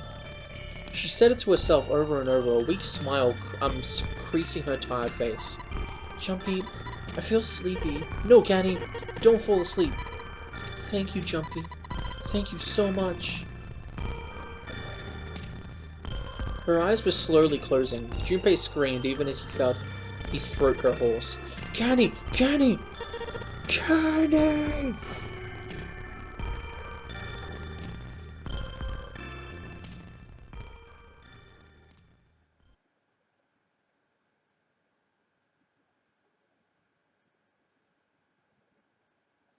Time passed.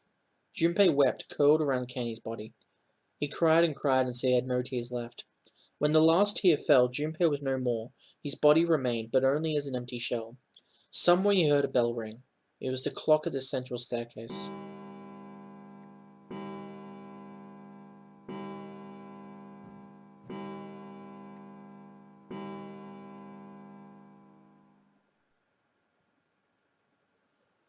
It rang 5 times and faded. 5 o'clock. Quietly, gently, softly, he set Candy down on the floor. Slowly, Junpei stood. Only then did he realize that Seven and Lotus had not followed him. Where had they gone? Slowly he looked around the room.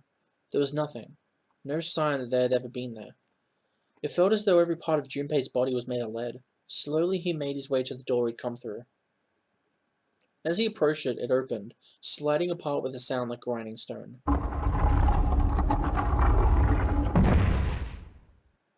Junpei passed through the gate and into the hallway.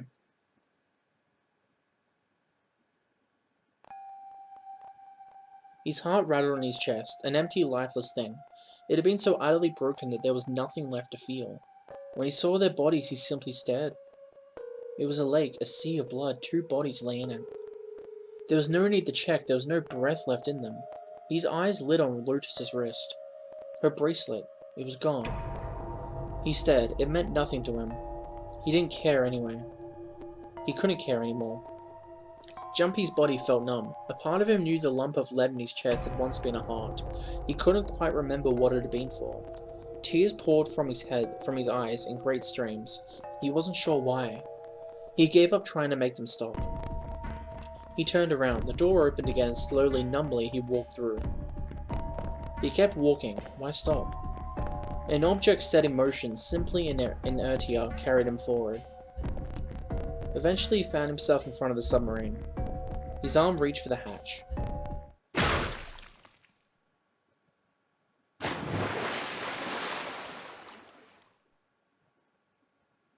And then he was floating in the water. His eyes stared down into it. He couldn't see the bottom. His back was hot. Dimly, he felt the blade of a knife in it. Who? One dead body lay dead behind door number 5. The body of the 9th man. Another lay in the shower room. The body of Snake. At the central staircase were 3 more. Ace, Santa, and Clover. Just outside the door were 2 corpses. Those of Seven and Lotus. And in this very room lay the body that had once been Candy. And now Junpei would join them. Who, then, had killed them all? Who?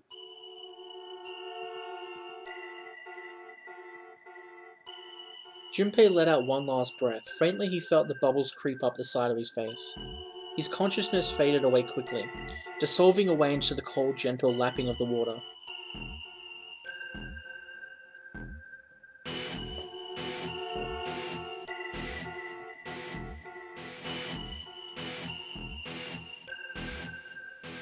Well then, hope you guys enjoyed that. That was the Submarine ending of 999, as it's called. It's called the Submarine ending because, well, the submarine.